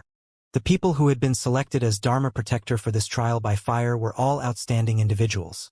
Obviously, they all knew that the first person to get one of the keys would automatically be put in a very difficult position. Every single one of them seemed to hesitate for a moment, but then they all started flying at top speed toward the light, bristling with murderous auras. Anybody who fights with me over that key had better not blame me for killing them. Song Ke howled, the battle prowess of 8 earth-string tide flows surging around him. Everybody else might be afraid of you, but not me, Zhou Hua. Snatch that blood key. As the voices of the Dharma protectors rang out, it heralded the beginning of the fierce fighting that was destined to take place in the Blood Wasteland. When Bai Xiaochun heard the voices rising up, he shivered and said, "Damn it! I gotta get out of here." By that point, more than a dozen figures were already heading in his direction. Bai Xiaochun gasped and quickly began to back up. However, the instant he began to move, to his complete and utter disbelief, the blood-colored key began to move straight toward him. Heavens! How could a key move? Bai Xiaochun was about to cry. Currently, one of Xuemei's Dharma protectors was closing in, and as soon as he caught sight of the blood-colored key, his killing intent surged. Clearly, his first goal was not to get the key, it was to kill Bai Xiaochun. He was in the late Foundation establishment stage, and held a blood-colored greatsword in his hand. When Bai Xiaochun saw the man's deadly-looking blood sword and his violent killing intent, it was obvious that the man wanted to kill him. Bai Xiaochun immediately got angry. Why you're pushing things too far. I just saw the key and didn't even touch it, and yet you're gonna try and kill me?" His eyes narrowed, flickering coldly. Although he hadn't fought much in the Bloodstream sect, his battle prowess had increased to a dramatically terrifying level. Even as the sword slashed down toward him, he planted his right foot down onto the ground and then sprang forward with all the power he could muster. He instantly blurred into motion, leaving nothing for the sword to slash through other than afterimages. In the blink of an eye, he had bashed directly into Xuemei's Dharma protector. It was none other than the mountain-shaking bash. It was backed by the power of Heavendao Foundation Establishment and 3 crystallized spiritual seas, which meant he was in mid-Foundation Establishment. It was powered by the second level of the Undying Heavenly King, the fleshly body strength of 6 berserk ghosts. The mountain-shaking bash was a secret magic of the Undying Codex, And when fueled by such multiple levels of incredible power, it ensured that Bai Xiaochun was now like a vicious beast. A bang rang out in all directions, low-pitched but shocking to the extreme. It was hard to imagine that a collision between two people would produce a sound as tragic as this. Xiaomei's Dharma protector screamed, and then blood spurted out of his mouth. Much of his body was already shattering, but that wasn't the end of things. His back bulged out, and his face turned violet as cracking sounds rang out from inside of him. He began to spin backward through the air, his expression blank, his mind rapidly emptying. At the same time, the dozens of other cultivators who were converging on the area looked on with tingling scalps as the Dharma protector who had just been bashed by Xiaochun exploded. Bones, flesh, and blood spattered in all directions, and the man's soul was transformed into ash. Even as his scream continued to echo about, he was killed in body and soul. In any other sect, what had just happened would have left everyone too stunned to do anything. But this was the Bloodstream sect, and its cultivators were cruel and merciless. Xiaomei's other Dharma protectors quickly overcame their shock, and 3 of their number were the first to fly toward Bai Xiaochun. 2 of them were in late Foundation establishment, and 1 of them was in the Great Circle. As they flew forward, 3 blood swords appeared, causing everything in the area to rumble. Most shocking among the group was one of the late Foundation establishment cultivators, a middle-aged man with a long beard. Shockingly, he held an illusory stick of incense in his hand. The incense was already burning, creating an aura that filled Bai Xiaochun with an intense sensation of deadly crisis. It was like every inch of his flesh and blood were screaming at him that this incense was completely and utterly dangerous.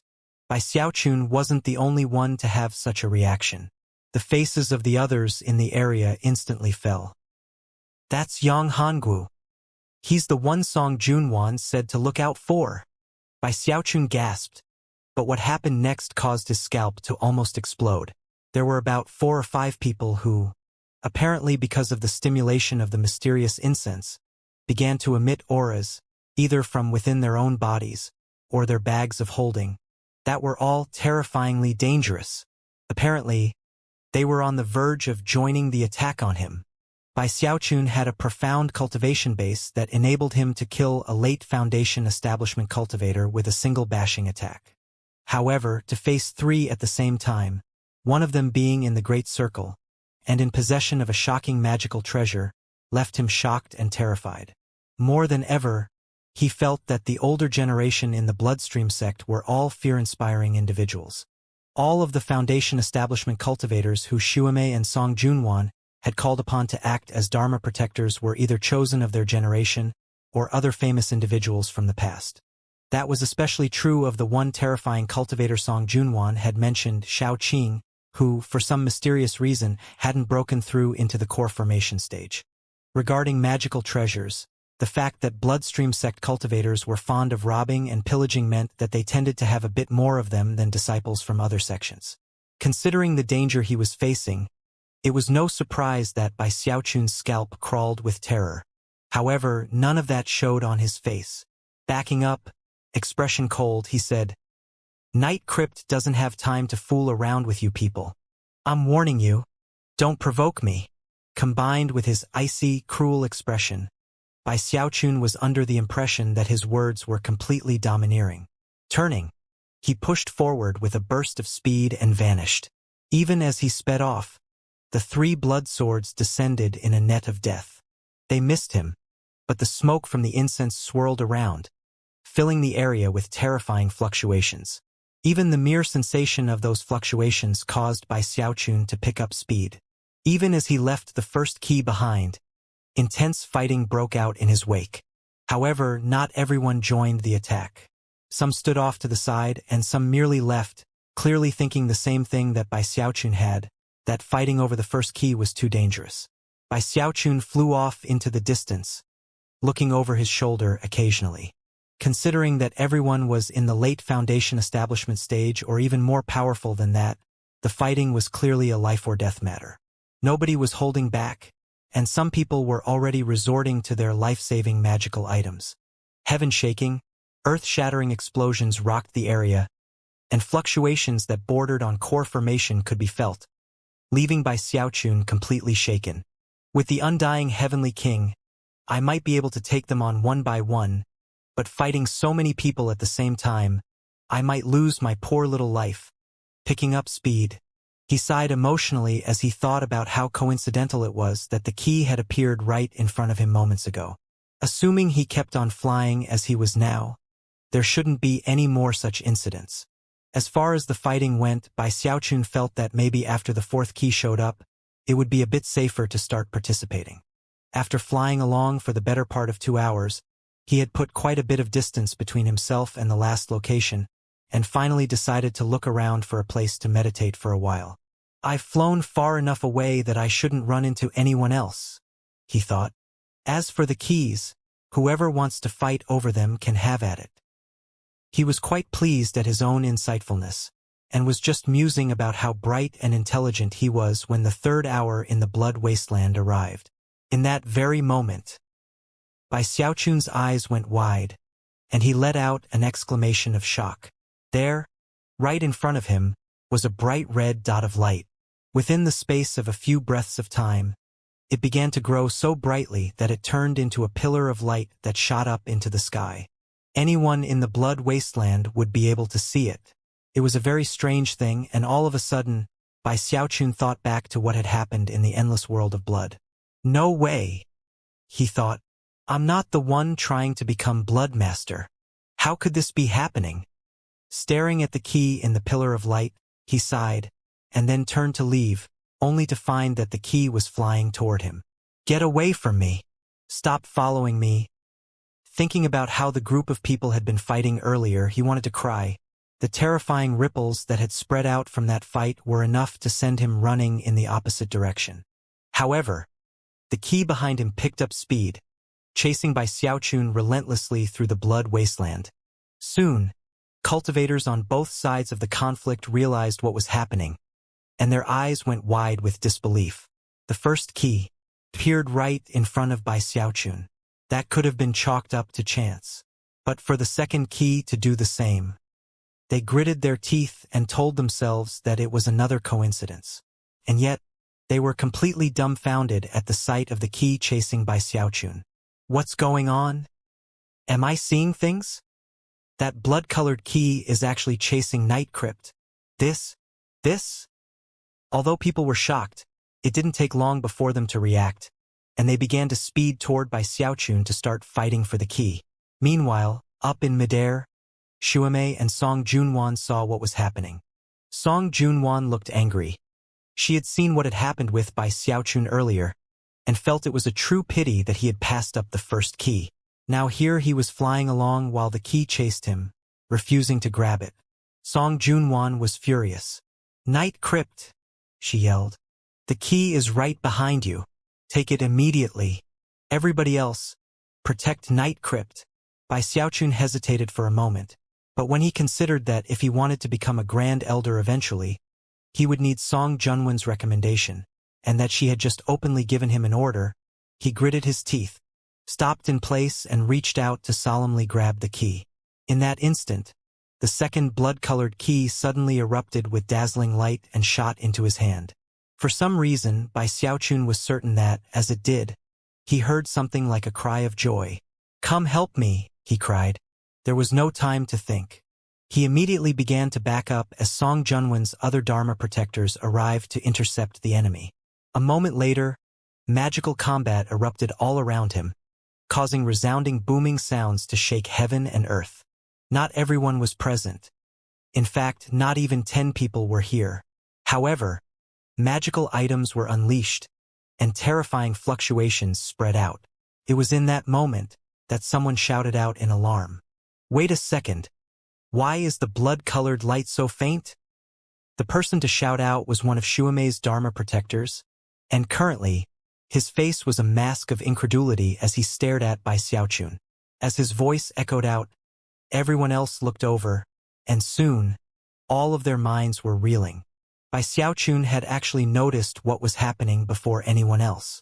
As soon as his fingers closed around the blood-colored key, The light that had been bursting out of it began to flow into his mouth. Once inside of him, it surged through his body, causing his undying heavenly king to operate at full function. The blood-colored light emanating out from the key immediately began to grow dim. It almost looked to everyone else as if Bai Xiaochun were eating the key. The effect was so pronounced that everyone could clearly sense the key growing weak. He's actually drawing on the power of the key. That's not just drawing on some of its power, he's obviously eating it. Night Crypt, stop that immediately. Heavens, I've never heard of anybody doing such a thing. If he completely eats it, will its teleportation powers still work? People were so taken aback all they could do was stare in shock. Even Song Junwan and Shuamei, who were still locked in combat in midair, were staring at the blood-colored light fading away. Within the space of a few breaths of time, the light was completely gone. What was left in by Xiaochun's hand didn't look anything like a key anymore.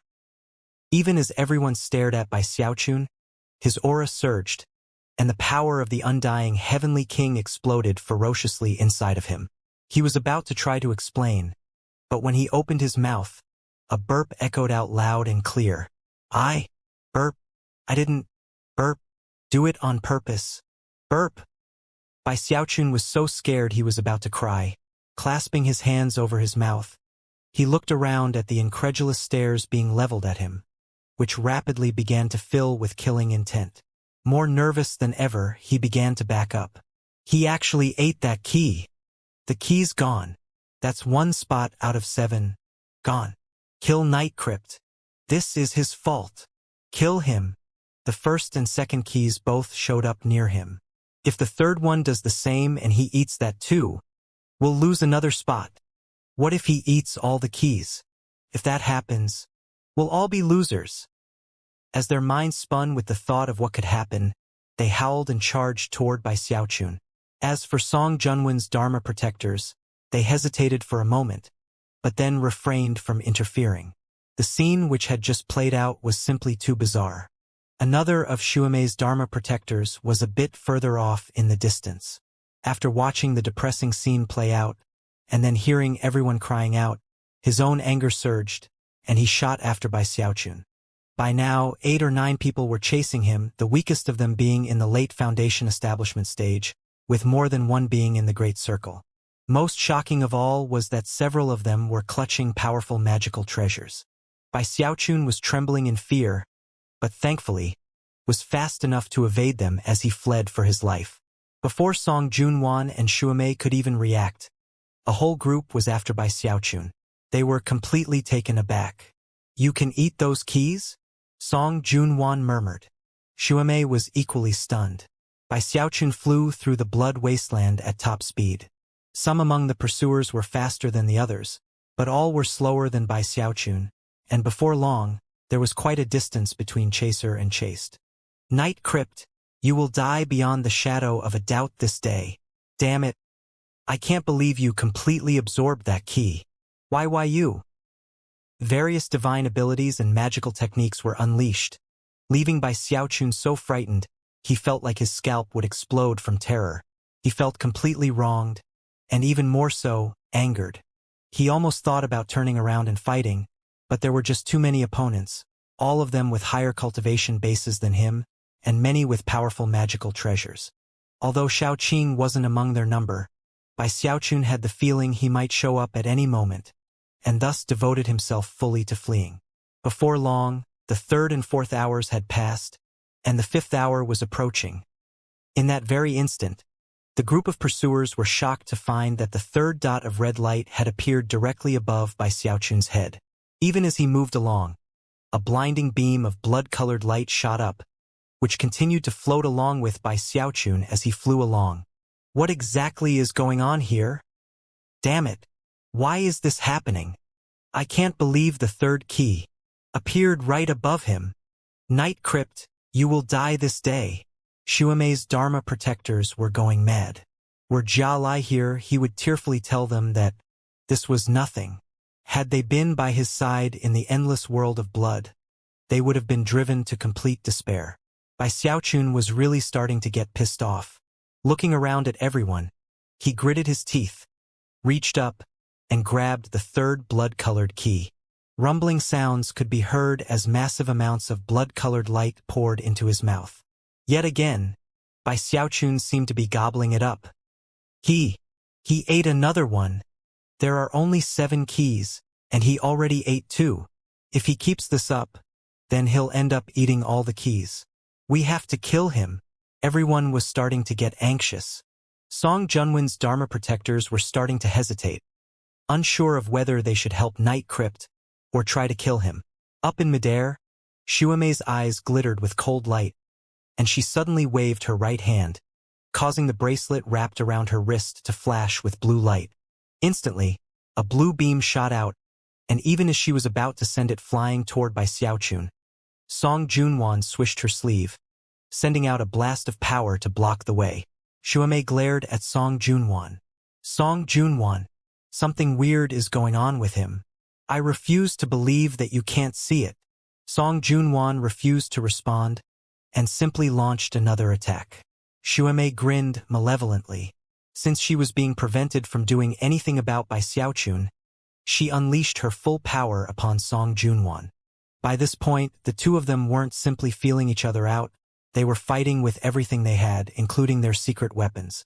At the same time, just as murderous auras were beginning to rise up, the mad absorption of the blood-colored light by Xiaochun caused cracking sounds to ring out from inside of him. The undying Heavenly King was operating at full speed with the nourishment that was being provided. Fleshly body power was rapidly building up, and clearly, Bai Xiaochun was rapidly reaching the point of breaking through from the level of 6 berserk ghosts to 7. Although he was being chased with murderous intent, the fact that his fleshly body was powering up so rapidly elated Bai Xiaochun. He could sense his power rapidly growing, and his battle prowess increasing. If I could complete the 2nd level of the undying Heavenly King, and form the Heavenly Demon body, then even if I run into one of those cultivators with the powerful magical treasures, I could still fight them. It's too bad I can't reveal my identity. Otherwise I could definitely beat those old Foundation establishment experts.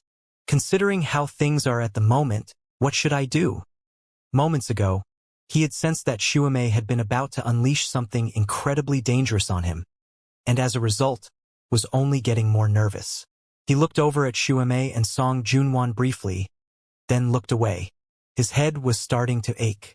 Even as he tried to think of a way to resolve the situation, another sensation of imminent crisis filled him. This time, it didn't come from Xuemei, it came from behind him. One of Xuemei's Dharma protectors had been quietly closing in on him. It was none other than Yang Hanguo. His eyes flickered with cold, merciless light, and his hand clutched a burning stick of incense. Song Junwan had said to pay special attention to 3 of Xuemei's Dharma protectors. One of them was Shao Qing, who was on the very cusp of core formation. Perhaps because of certain conditions in the blood wasteland itself, it was difficult for him to break through here. However, one could imagine that even after half of a breakthrough, he would still be powerful enough to dominate anyone else. The second person Song Junwan had mentioned was Zhang Yunshan. The third was the very person who was closing in on Bai Xiaochun at this very moment. Yang Hanguo.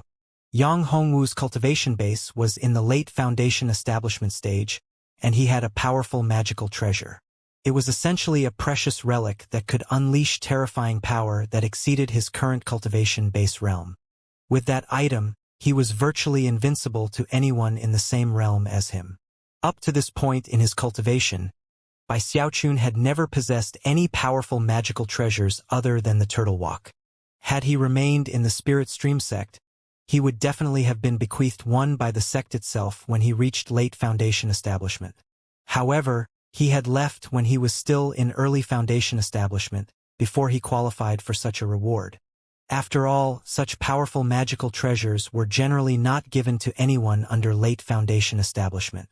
Not only would such a person have difficulty unleashing the full potential of the item, there was also the risk that it could be robbed from them. Bai Xiaochun's pupils constricted.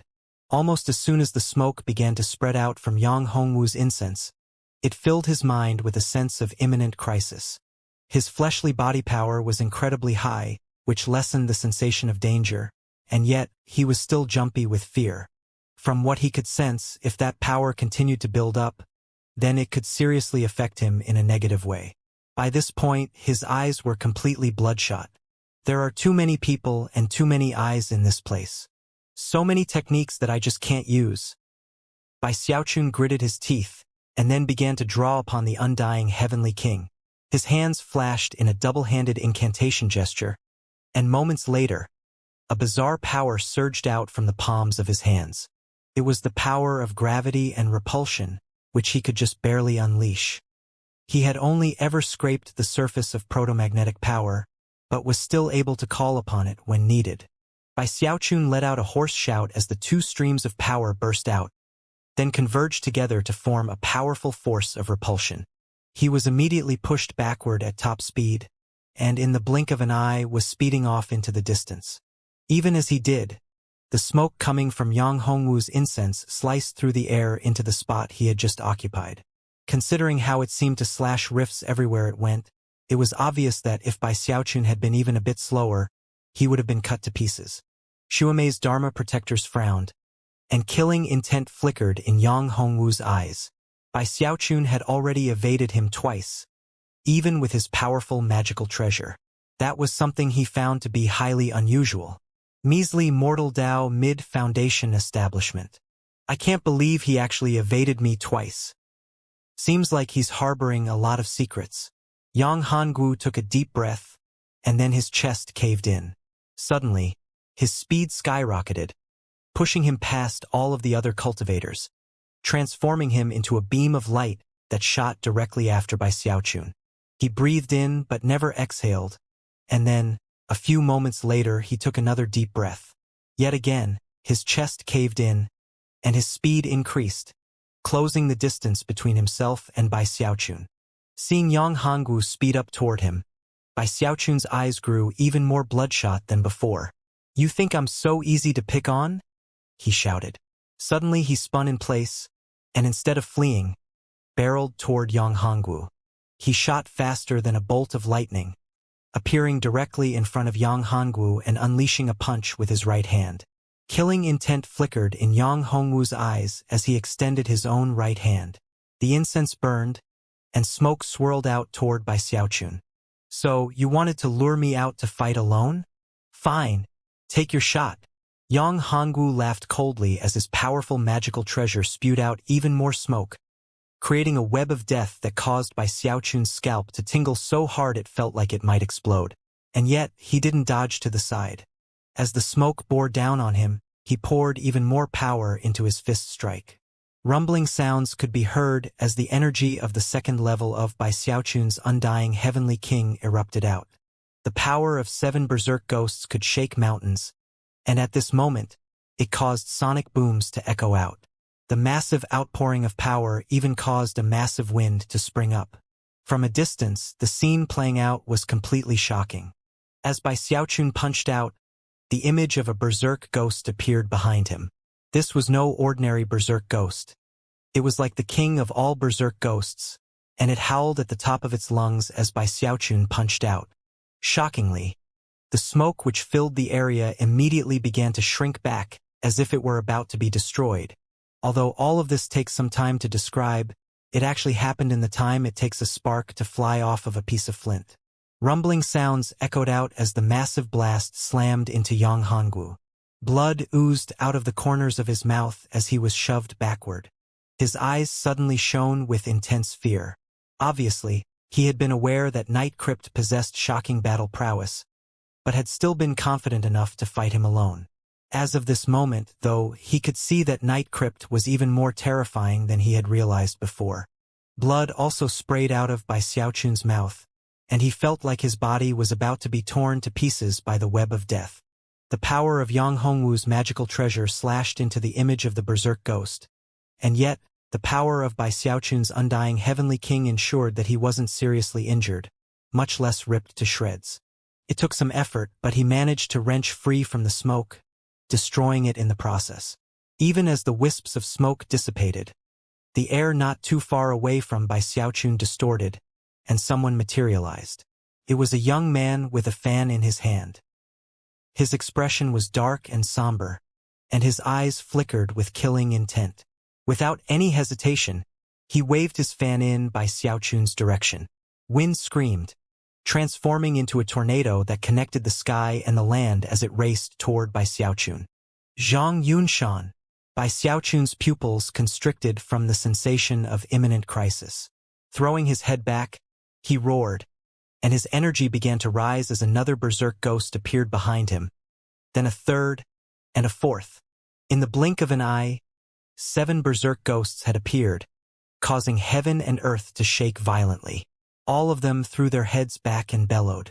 Although the terrifying energy they were releasing wasn't quite enough to form the heavenly demon body, it was enough to create a giant hand. It was a giant, pale white hand, not the clawed hand of a ghost, but rather a heavenly demon hand. It was as pale as death, and the outlines of scales could just barely be seen on its surface, as well as vicious-looking bone spurs. As soon as the hand appeared, it smashed out toward Zhang Yunshan. The first thing it hit was the tornado. A huge boom echoed out as the tornado shattered, and at the same time, the heavenly demon hand flickered and faded a bit. However, it wasn't destroyed. Another boom could be heard, and blood oozed out of the corners of Zhang Yunshan's mouth. Even as he flew back at top speed, the heavenly demon hand faded away. Bai Xiaochun's face was ashen, and he coughed up another mouthful of blood. His eyes were crimson, making him look cruel and vicious to the extreme. With a quick glance at Yang Hongwu and Zhang Yunshan, he turned and sped off into the distance. Yang Hongwu hesitated for a moment, wiping the blood from his mouth. At the moment, he was too shaken to chase after Bai Xiaochun. The power that had just been unleashed, especially in that last attack, left him with the sinking feeling that Night Crypt hadn't even called upon his full battle prowess. Even Zhang Yunshan's sneak attack had done nothing more than cause Night Crypt to unleash even more power. Just how many secrets does this guy have? Yang Hongwu took a deep breath. As for the youthful-looking Zhang Yunshan, his face was equally grim as he watched Bai Xiaochun flee. The rest of the pursuers were completely shocked, and all hesitated. After a moment passed, though, Zhang Yunshan and Yang Hongwu exchanged a glance, and then their eyes flickered as they led the group in pursuit. Bai Xiaochun's face was ashen as he sped along. On the outside, he seemed vicious and cruel, with his clothes stained with blood. However, inside he was listless and panting. What a bunch of bullies. If I didn't have to be careful to keep my secret identity, I could wipe the floor with them. Damn it. There are still 6 more hours left before this thing is over. His anxiety increased as the 7th hour neared. This time he was mentally prepared. At the top of the hour, when the key was just about to appear, and he was just about to flee, he heard one of Song Junwen's other Dharma protectors crying out, "Night Crypt, don't absorb any more keys. Give them to us. Night Crypt, stop it." Song K howled. It was at that exact moment that the 4th key popped out, and immediately began to speed toward Bai Xiaochun. It was almost as if he were a magnet, and no matter what he wanted, the keys would fly in his direction, transform into blood chi, and incite his undying heavenly king. "Night Crypt, are you looking to die?" Song K was furious, and the other Dharma protectors felt like they were going insane. Once they saw Bai Xiaochun starting to absorb the 4th key, they couldn't hold back any longer. After all, they weren't sure if the keys still counted as being won by their team if Bai Xiaochun absorbed them. If they did, then things were fine. But if they didn't, then when the wind of extermination swept through the wasteland, well, Song K and the others didn't dare to gamble on the outcome. "I don't want this either," Bai Xiaochun wailed. His original plan had been to hide somewhere in the blood wasteland and let everyone fight it out, then snatch one of the keys toward the end. But now all of his plans were laid to ruin. Thanks to Bai Xiaochun, the trial by fire for Bloodmaster had been thrown into utter chaos. In the endless world of blood, only poor Jia Lai had been struck with such ill luck. But now, in the blood wasteland, even Song Junwan and Shuamei were shocked by what was happening. Everyone was going mad, and all of it was because of Bai Xiaochun. It wasn't that Bai Xiaochun wanted it that way. He was just as nervous as everyone else. But his undying live forever technique was in full operation, and because of the rapid growth of his fleshly body power, Bai Xiaochun's berserk ghosts increased in number yet again. The power of 8 berserk ghosts caused cracking sounds to ring out from inside of him. Even as his energy surged, Song Ke and the others gritted their teeth and joined the group that was chasing Bai Xiaochun. Bai Xiaochun was getting more nervous than ever, and his mind was racing as he tried to decide what to do. Finally, he howled, "Song Ke, go attack the person who got the first key. If you get that one and I consume the rest, then Xuemei will never get on to the ancient blood path. It's called divide and conquer. If you're focused on attacking them, they'll have to focus on defending, and I can just eat the keys. If you guys get your hands on the first key, I'll consume all the others. If you don't get it, then I'll make sure to leave the last 2. That way we'll definitely come out on top, and they'll be exterminated. That's my plan. Ha ha ha. We'll definitely win that way." The more Bai Xiaochun spoke, the more he made sense. Song Ke and the others were shaken. They were no fools, and as soon as they heard Bai Xiaochun's plan, their eyes glittered. As for Xuemei's Dharma protectors, their faces fell, especially the one who had acquired the first key, a middle-aged man whose complexion was now as pale as death. Xuemei, who was completely tangled up in her fight with Song Junwan, was now getting more nervous. "Night Crypt, are you looking to die?" she shouted. As for Song Junwan, she chuckled charmingly. "We do things Night Crypt's way," she declared. Although her smile was lovely, her attacks were incisive, and she immediately began to push Xuemei back across the battlefield, who could do nothing to stop her. In fact, she couldn't even come up with a plan to deal with Bai Xiaochun. It was an anxious moment. Song Ke and the others gritted their teeth, ceased chasing Bai Xiaochun, and shot toward the Dharma protector with the first key. Xuemei's other Dharma protectors were then forced to cease chasing Bai Xiaochun and offer defense. Immediately, chaotic fighting broke out. Booms echoed out, and the brilliant light of divine abilities and magical techniques rose up into the air. At long last, Bai Xiaochun was able to breathe a sigh of relief. "It's a good thing I reacted so quickly. Otherwise, I would have been in way too much danger. There are people with higher cultivation bases and powerful magical treasures, and some of them are secret experts. If they gang up on me, how am I supposed to fight them?" Bai Xiaochun immediately began to flee, and yet, in that very moment, his pupils constricted. Although no one was visible in the area, he unhesitatingly unleashed the mountain-shaking bash, gathering a huge amount of power and unleashing it in an explosive burst that pushed him forward at top speed. Even as he shot forward, a blood-colored hand suddenly appeared out of thin air and unleashed a stream of 30-meter-long sword chi. Someone said.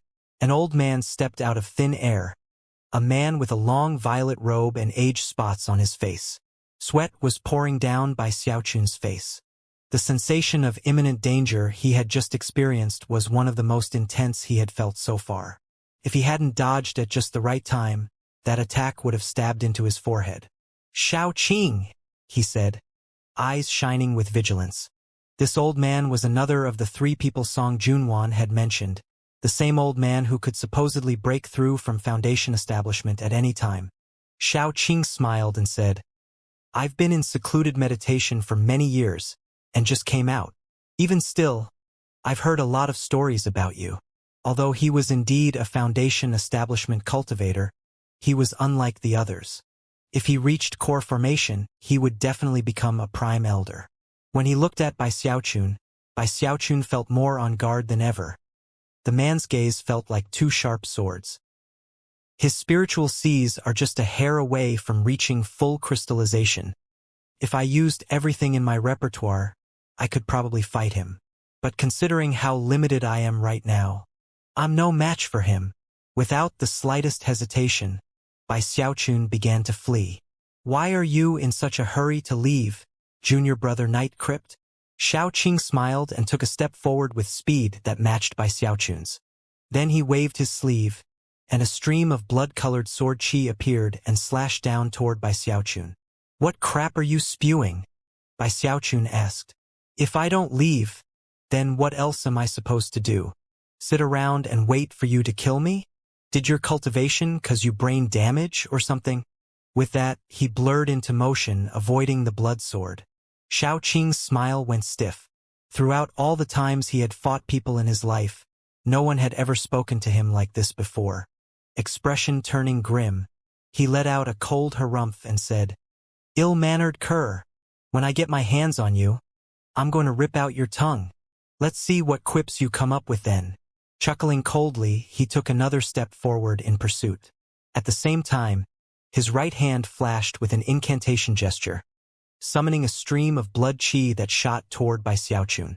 Despite his anxiety, Bai Xiaochun was still trying to come up with a plan as he flew along. "Seems you really did suffer from brain damage while you were cultivating.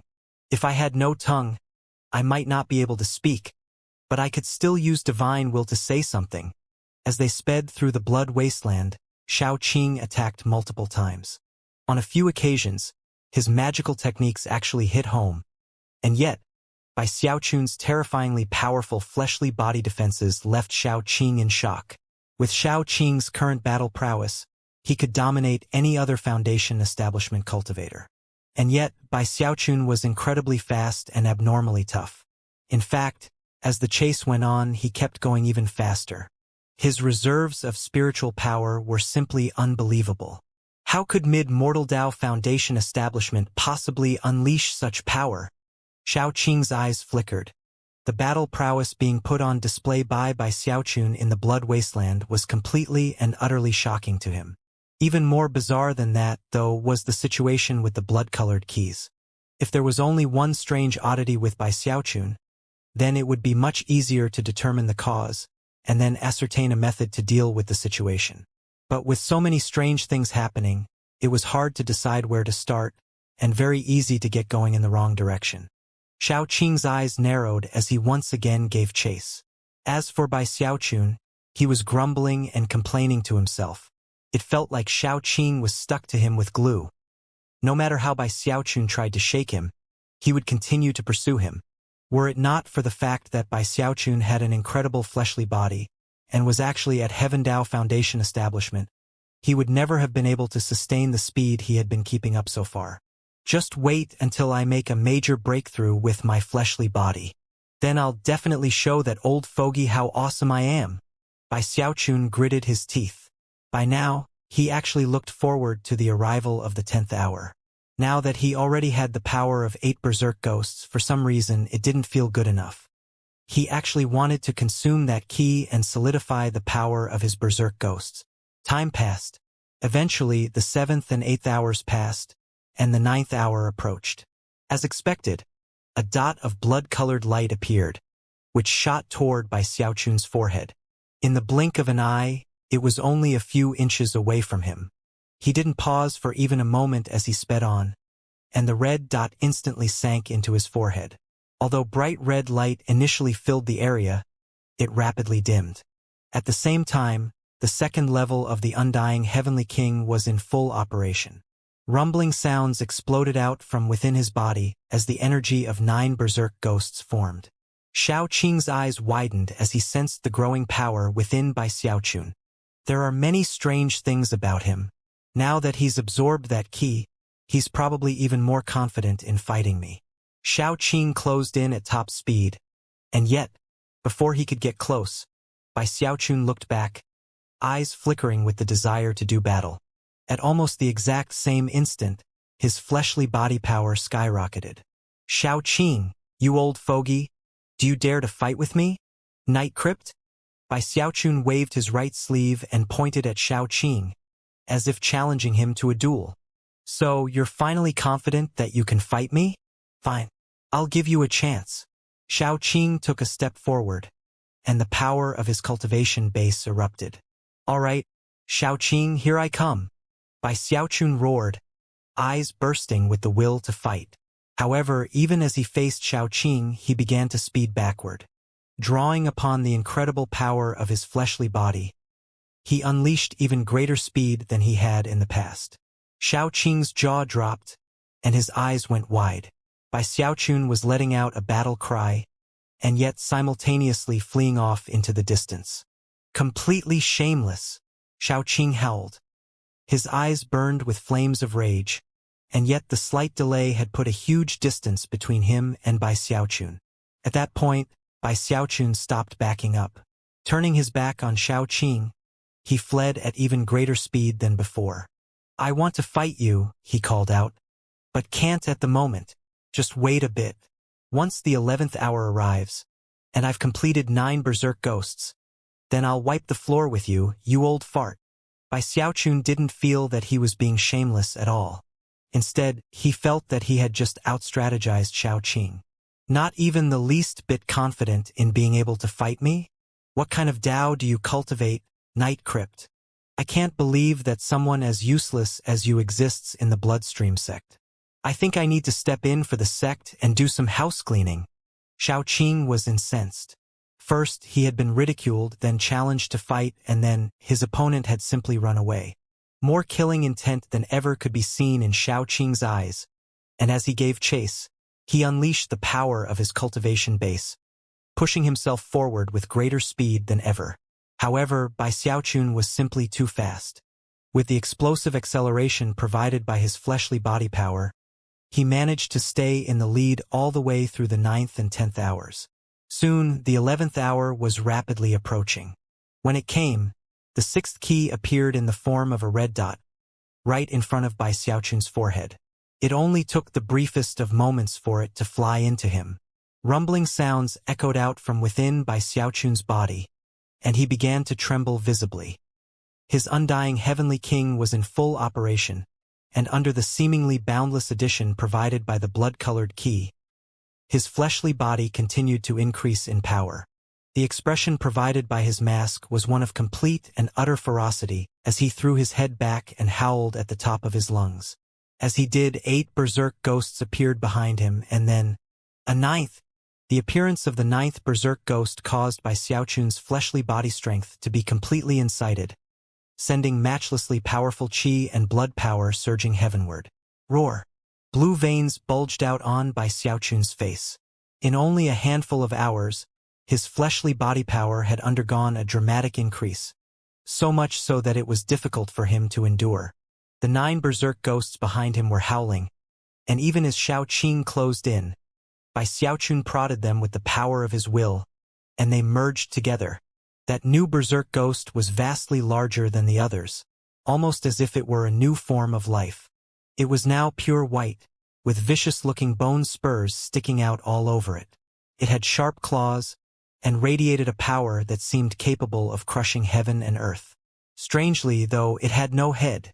It was a headless heavenly demon body, incomplete, but shockingly powerful nonetheless. When it formed, Bai Xiaochun howled, and seemingly infinite fleshly body power caused a tempest to spring out all around him. Within moments, it was a tornado connecting heaven and earth, an enormous, spinning vortex. Xiaoqing stopped in place, his eyes widening. For the first time, a very serious expression could be seen on his face. Not only was Bai Xiaochun stronger, but the image of the headless heavenly demon made him seem completely different than before. "All right, Xiaoqing. Come on, let's fight." Although Bai Xiaochun didn't look any different physically, the sensation he gave off was that he was growing rapidly. Having absorbed the blood qi from 5 of the keys, he suddenly felt that if he didn't unleash some of the power immediately, he would explode. No such sensation had come from the previous 4 keys. But with the 5th key, he suddenly felt explosively powerful. Even as he called out, he took a step forward, and massive rumbling sounds could be heard as he shot toward Xiaoqing in a bashing motion. The heavenly demon image behind him made the same bashing attack, except with power exponentially greater than Bai Xiaochun's. It was such an explosive outburst that it seemed capable of bashing anything and everything to bits. Even the air twisted and distorted as he bore down on Xiaoqing. Just when Xiaoqing was about to dodge out of the way, the charging Bai Xiaochun suddenly extended his right hand, and a powerful gravitational force sprang out from his palm and seemed to latch onto Xiaoqing's neck. Then the hand transformed into a fist. The air vibrated as powerful fluctuations spread out, locking down the entire area and making it impossible for Xiaoqing to even move. Xiaoqing's eyes widened, and he roared as his hands flashed with an incantation gesture. Blinding, blood-colored light instantly spread out, transforming into a huge, crimson greatsword which slashed out toward Bai Xiaoqun. Although all of this takes some time to describe, it happened in the blink of an eye. A deafening boom echoed out in all directions as Bai Xiaoqun's blow landed on Xiaoqing. Instantly, the two of them flew apart until they were 3,000 meters away from each other. The ground was shattered and destroyed, and a huge blast of wind rippled out, shaking everything. The blood sword shattered, and the heavenly demon body was split in two. Xiaoqing tumbled through the air, and blood sprayed out of Bai Xiaoqun's mouth. When the dust settled, Xiaoqing was off in the distance, his face ashen, his eyes shining brightly as he looked at Bai Xiaoqun, who was currently wiping the blood from his mouth. Bai Xiaoqun had vented more than half of the energy he had built up, and no longer felt like he was going to explode. At the same time, his fleshly body power seemed to be growing even greater as he stood there staring at Xiaoqing. "Happy with the fight so far, Xiaoqing?" Bai Xiaoqun said with a twisted smile, his eyes completely bloodshot. Xiaoqing didn't respond. The sensation of danger he'd just felt from Bai Xiaoqun's explosive attack came partly because of his fleshly body power, and partly because there was something else about Bai Xiaoqun that he found completely disconcerting. He's definitely still hiding something, he thought. Although he was still confident that he could kill Bai Xiaoqun, he knew that he would most likely end up seriously injured in the process. By this point in the trial by fire, most of the others had reached the point where they felt it was necessary to fight to the death. However, Xiaoqing knew about Xuemei's secret plan, and that everything that was happening now was just a smokescreen. Therefore, he wasn't ready to risk his life. There was also another reason to make such a decision. Xiaoqing glanced over at an area some distance away from Bai Xiaoqun, and then turned to leave without uttering even another word. Bai Xiaoqun did nothing to stop him, and in fact, felt a bit more relaxed to see him leaving. With that, he turned and looked off in the same direction Xiaoqing just had, his eyes shining with piercing light. "You've been shadowing me for quite a while, elder brother. Why don't you show your face?" Laughter echoed out as the air distorted, as if someone were using a magical item to distort space itself. A gaunt, middle-aged man appeared, a hunchback who, from the moment Bai Xiaoqun laid eyes on him, gave off the sensation that he was no less powerful than Xiaoqing. Bai Xiaoqun had seen this man before among Song Junwen's Dharma protectors. However, nobody, not even Song Ke, had seemed to notice that he was concealing the true power of his cultivation base. He was one of the aces Song Junwan had up her sleeve, someone similar to Xiaoqing. Bai Xiaoqun's eyes widened a bit. From what he could tell, this man was a big reason why Xiaoqing had fled just now. "I am your humble servant Song Zhen," the man said in a raspy voice. He looked Bai Xiaoqun up and down, still a bit unconvinced that he was worthy of being one of Song Junwen's Dharma protectors.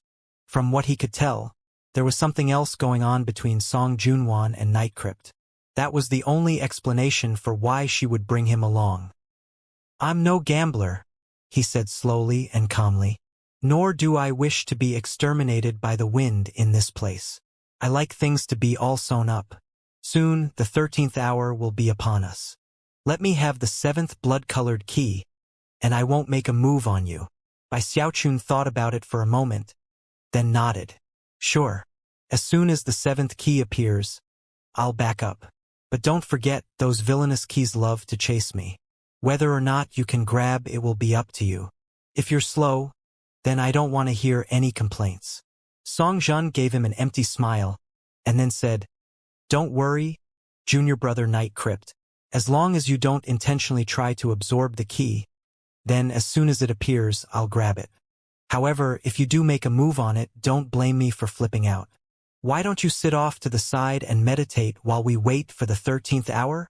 Bai Xiaoqun felt good about the idea. Although the keys were very helpful for his cultivation, the bloodstream sect in general was a holy land for his undying codex. As far as he was concerned, there was no need to get in a dangerous fight with this person over one single key. In terms of the threat of being the losing team and getting exterminated, Bai Xiaochun actually wasn't worried about it at all. After all the strange things that had been going on inside the body of the blood ancestor, he was quite certain that, regardless of who else was killed, he definitely wouldn't be. Feeling very much at ease, he sat down cross-legged to meditate. Keeping his guard up in case Song Zhen did something unexpected, he made some adjustments to his cultivation base, slowly recovering and, at the same time, increasing his fleshly body power. Song Zhen also sat down to meditate and wait for time to pass. Song Zhen didn't seem too worried that a fight might break out between the two of them, and Bai Xiaochun was too preoccupied to worry about it either. Time passed. Soon, the 11th and 12th hours had passed, and the 13th hour was upon them. Song Zhen's eyes opened. Rising to his feet, he edged a bit closer to Bai Xiaochun, and his right hand began to flicker with light. He stared at the air in front of Bai Xiaochun, completely and utterly confident that when the 7th key appeared, he would be able to grab it.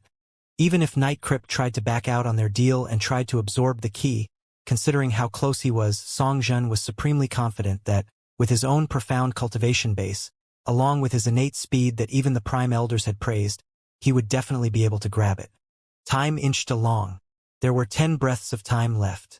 6, 3. Finally, the 13th hour arrived. Song Zhen threw his head back and laughed loudly as his right hand blurred into motion, leaving behind afterimages as it shot forward. A huge blast of power erupted out which he didn't even bother to shield Bai Xiaochun from. However, at that exact moment, a bright red light suddenly shot out from inside Bai Xiaochun. The 7th key had appeared, but not in front of him. Contrary to what anyone might have imagined, it appeared inside of him. Even Bai Xiaochun was completely taken aback. Before he could do anything, the key was inside of him, and the blood qi was coursing through his body. Song Zhen's jaw dropped. This? Bai Xiaochun's eyes went wide. You really can't blame me this time. It appeared right inside my stomach, he shrieked. Song Zhen's face flickered, and he suddenly let out an intense howl of rage. Night Crypt! As Bai Xiaochun backed up, his undying live forever technique exploded into action, absorbing all of the blood qi from the blood-colored key and causing intense, thunderous rumbling to fill him. Meanwhile, as the 9 berserk ghosts behind him roared and howled, a 10th berserk ghost began to take shape, causing Bai Xiaochun's fleshly body power to skyrocket. Of the 7 keys to be had in the blood wasteland, 6 had been absorbed by Bai Xiaochun. By now, Bai Xiaochun could clearly sense the fluctuations emanating from the first of those keys, some distance away. It almost seemed as if all 7 keys were required to form a whole. However, there was little time for Bai Xiaochun to think about that as he sped backward. Song Zhen's rage had reached an indescribable level. With a completely ferocious expression, he howled and shot toward Bai Xiaochun in a beam of light. At the same time, he performed an incantation gesture with his right hand, summoning a blood-colored greatsword, which he hefted as he closed in. Then he slashed the sword out in an attack, backing it with the full cultivation base power of the Great Circle of Foundation Establishment. The sword rapidly grew as it cut through the air, until it was fully 30 meters long. The air distorted, and the sky filled with rumbling sounds as the sword light slashed toward Bai Xiaochun. Bai Xiaochun's scalp was tingling so hard it felt like it might explode. There was no time to ponder the situation. His hands flashed in a double-handed incantation gesture, and he called upon both his fleshly body and the power of his cultivation base. 3 crystallized spiritual seas. Intense ripples spread out as the undying live forever technique flew into motion, and true undying blood swirled out into the open. That undying blood almost instantly expanded into the shape of a huge sword, which Bai Xiaochun grabbed with both hands and raised up to meet Song Zhen's sword. Boom! Blood sprayed out of Bai Xiaochun's mouth as he was flung backward. Song Zhen was also shaken, and his qi and blood vibrated inside of him. Just as he was about to make another attack, though, Bai Xiaochun wiped the blood off of his lips, grinned viciously, and then waved his right finger at Song Zhen. Human-controlling grand magic. Even in this critical moment, Bai Xiaochun didn't call upon any of the magical techniques of the Spirit Stream sect. He had created the human-controlling grand magic himself, and despite the fact that it was incomplete, it was still freakish in many ways. As soon as he unleashed it, Songjin lurched to a stop amidst creaking sounds. Without even thinking about it, he unleashed the full power of his cultivation base, whereupon all of his clothing was ripped to shreds. Every scrap of cloth covering his body was destroyed, leaving him completely exposed to the breeze. Songjin's jaw dropped, and his eyes widened. Looking down at himself, he suddenly let out a shrill scream that filled almost the entire blood wasteland. Night Crypt, I'm gonna kill you. Trembling with madness, he threw another set of clothing on and prepared to attack again. However, in the brief moment that had passed, Bai Xiaochun had unleashed explosive speed and was now quite a distance away. Bai Xiaochun looked anxious and miserable. For some reason, this Bloodmaster trial by fire did not seem to be going at all the way a trial by fire should. It was like everyone was out to get him. 2 more hours. I only have to last for 2 more hours. Gritting his teeth, he took a deep breath. It was at that point that he realized that the first blood-colored key was actually getting closer to him. Oh, come on, no! He thought, his scalp tingling. It hadn't been easy to get everyone else to go after that key. Although Songjin was chasing him, everyone else was now in a killing mood as they fought over that one key. Go away. Don't even get near me. Tears were welling up in his eyes. Even if he could advance his undying heavenly king by absorbing that key, he wasn't willing to put his life on the line, especially considering that everyone would try to kill him if he did. Shivering, he changed directions and sped away from the key. However, even as he did, the key suddenly sped up dramatically, to the point where Bai Xiaochun was sure he could hear it whizzing through the air. Don't get near me. He pushed forward with even more speed. Enough time passed for an incense stick to burn as he shot through the blood wasteland, Songjin hot on his tail. Then, up ahead, a blood-colored pillar of light appeared, heading directly toward him. It was none other than the blood-colored key. No! He wailed. It was the very key which had first appeared, and following it were a dozen or so Dharma protectors, all moving at top speed. The key had originally been acquired by one of the Shuamei's Dharma protectors. However, just as Bai Xiaochun had planned, the rest of the people in the trial by fire had been fighting over it, and it had changed hands numerous times since. As the end of the trial by fire approached, Song Ke acquired it. And yet, for some odd reason, just after he grabbed it, it surged with power and flew out of his hand, then shot off into the distance. The other Dharma protectors were shocked, but there was little time to consider the matter. They all stopped fighting amongst themselves and shot after the key. That was when they saw Bai Xiaochun being chased by the enraged Songjin. The key sped up, heading rapidly toward Bai Xiaochun. Within the blink of an eye, and before he could do anything, the key shot into his forehead. Night Crypt! Song Ke howled, his eyes completely bloodshot. Night Crypt! Don't do it! Damn it! Night Crypt! Why you? All of the Dharma protectors were going mad. Both those on Shuamei's team and Song Junwen's. Moments ago, they had been fighting each other. But now their eyes were completely bloodshot as murderous auras erupted because of Bai Xiaochun. Bai Xiaochun was trembling on the verge of tears. This was not how trials by fire were supposed to go. That was exactly how Song Junwan and Shuamei felt as well. Although they were both still fighting up in the air, their hearts were filled with amazement at the absurdity of the situation. They almost weren't sure what to do now that Bai Xiaochun had absorbed the final key.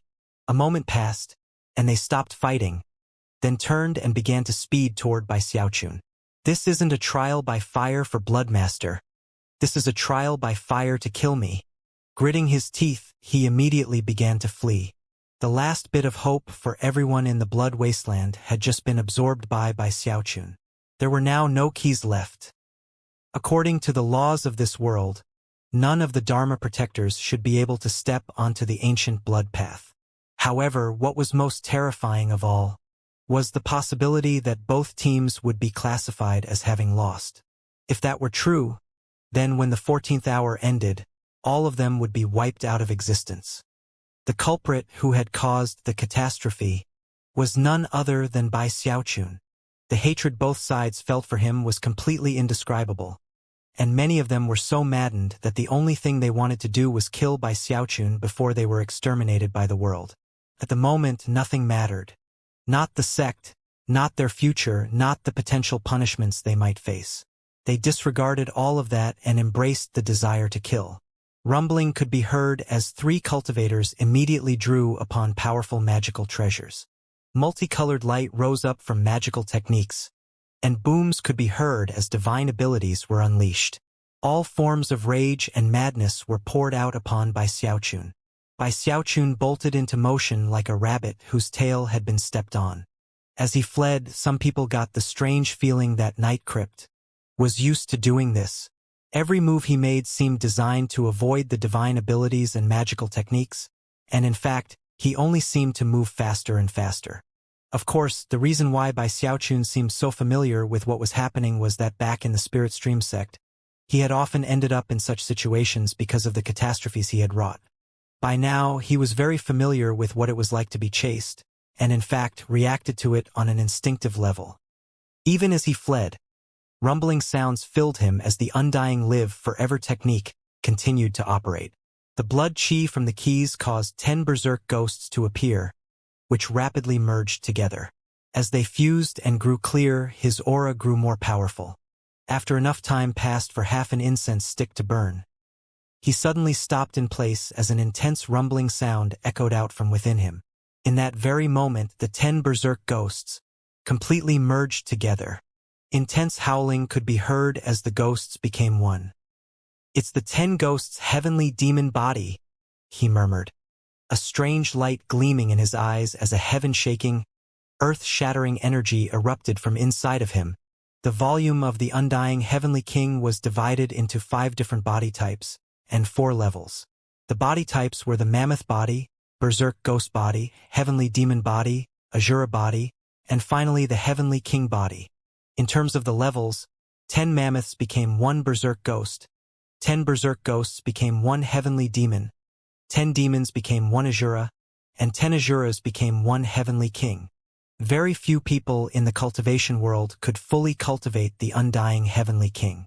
The resources required were incredible, such that most sects could never dream of sustaining it. If Bai Xiaochun had stayed behind in the Spirit Stream sect, it might not have been impossible for him to cultivate to the level of the heavenly demon body, but at the very least it would have taken him a 60-year cycle and would have required much in terms of luck and fortune. But, because of how things had played out in the Bloodstream sect, that time had been significantly reduced. Furthermore, because of the 7 blood-colored keys, he was now already at the peak of the 2nd level of the undying heavenly king. At that level, 10 berserk ghosts merged together to form the heavenly demon body, Ru Yuyuumble. Each breath that Bai Xiaochun took as he stood there seemed to fill the entire world with intense rumbling sounds. Behind him appeared a pure white heavenly demon, its head thrown back as it roared. Ripples spread out that could topple mountains and drain seas, and the power radiating from Bai Xiaochun swept out in all directions, creating a tornado that stretched high up into the heavens. Massive wind battered the other cultivators, all of whom were forced to stop in place, their expressions flickering with shock. Dread could be seen in the eyes of Songzhen and Shaoqing. "Don't tell me that's the body refinement magic of Lesser Marsh Peak? Heavens! That energy! Can Foundation establishment cultivators even produce something like that? Just how many secrets does Night Crypt have buried inside of him?" Even as gasps rang out, killing intent flickered in Songzhen's eyes, and he took a step forward, his right hand flashing in an incantation gesture. In response, blood chi surged out to form a stream of crimson sword chi that shot directly toward the tornado. In almost the same instant that he made his move, Song Ke and the other cultivators gritted their teeth and attacked as well. In the blink of an eye, numerous divine abilities and magical items caused multicolored light to blast toward the tornado. Massive rumbling sounds echoed out, and the ground quaked. The sky trembled, and the tornado distorted momentarily before exploding. Bai Xiaochun was revealed, blood oozing out of the corners of his mouth as the heavenly demon roared. At the same time, killing intent flickered in his eyes. We're all in the same sect together, so I didn't want to start fighting and killing. I didn't absorb those keys on purpose. You people are pushing things too far. We still have an incense stick's worth of time before the 14th hour is up. Let's see whether you people can wipe me out in that amount of time or whether I can wipe you out. Bai Xiaochun seemed like he was on the verge of unleashing complete carnage. He had been in the bloodstream sect for years now, and after mingling with such ferocious cultivators for so long, he had come to understand a truth about them. The only way to get them to listen to reason was to be more brutal than they were. Even as the words left his mouth, he burst into motion, appearing directly in front of Song Zhen. Song Zhen's pupils constricted, and his hands turned bright red as he struck out at Bai Xiaochun. Back off! Bai Xiaochun growled, unleashing the mountain-shaking bash. Song Zhen's face fell as Bai Xiaochun bashed into him. A boom rang out, and blood oozed out of the corners of his mouth as he was shoved out of the way. Bai Xiaochun flew past him to the rest of the dozen or so Dharma protectors, where his right hand clenched into a fist. When he struck out, the full power of the heavenly demon body was unleashed. That was the power of 10 berserk ghosts and 100 giant mammoths. It was a level of fleshly body power that any Foundation establishment cultivator would find unbelievable. A sonic boom echoed out as the fist slammed into a late Foundation establishment cultivator. His eyes immediately went wide as he realized he was powerless to defend himself. In the blink of an eye, his bones were completely shattered, and blood sprayed out of his mouth as he tumbled backward like a kite with its string cut. Even as a scream rang out from the man, Bai Xiaochun took another step forward. By this point, the magical techniques and divine abilities from the surrounding cultivators were closing in. There were 6 blood swords, a blood dragon, and 3 ordinary flying swords. As they neared, Bai Xiaochun took a deep breath and then stepped forward to appear in front of another Foundation establishment cultivator. His hand snaked out and latched onto the man, whose eyes widened with terror as Bai Xiaochun viciously head-butted him. A boom could be heard, and then the Foundation establishment cultivator screamed as he was lifted up into the air to block 3 blood swords and 2 flying swords. As for the other incoming swords, they all hit Bai Xiaochun. Bai Xiaochun trembled slightly, but otherwise seemed unaffected. In fact, his left hand even shot out to grab the magical blood dragon. When his fingers crushed down onto it, it shattered. However, at almost the exact same instant, the besiegers attacked again. This time, Yang Hongwu unleashed his incense, and Zhang Yunshan called upon his powerful magical treasure. Song Ke was in the group as well. Bai Xiaochun snorted coldly, and once again used the mountain-shaking bash. He was like an ancient wild beast that dodged the incoming attacks and closed in on Song Quebec. Blood sprayed out of Song Ke's mouth, along with a choked cry. He was at the peak of 8 Earthstring tide flows, and had life-saving magical items, and it was only because of those things that he managed to come out relatively unharmed. Then he looked on in shock as Bai Xiaochun borrowed the momentum of the mountain-shaking bash to speed past him. Trying to run? Xiao Qing said, eyes flickering with killing intent. Just when he was about to follow, Bai Xiaochun suddenly looked over his shoulder and chuckled coldly. Who said anything about running? Without any hesitation, he yet again called upon the mountain-shaking bash. The image of the heavenly demon roared as Bai Xiaochun shot toward Xiao Qing, whose face instantly fell. He was rather frightened of this particular move of Bai Xiaochun's, especially considering how he was able to use it repeatedly. Gritting his teeth, he considered fleeing, but there were too many people blocking his path.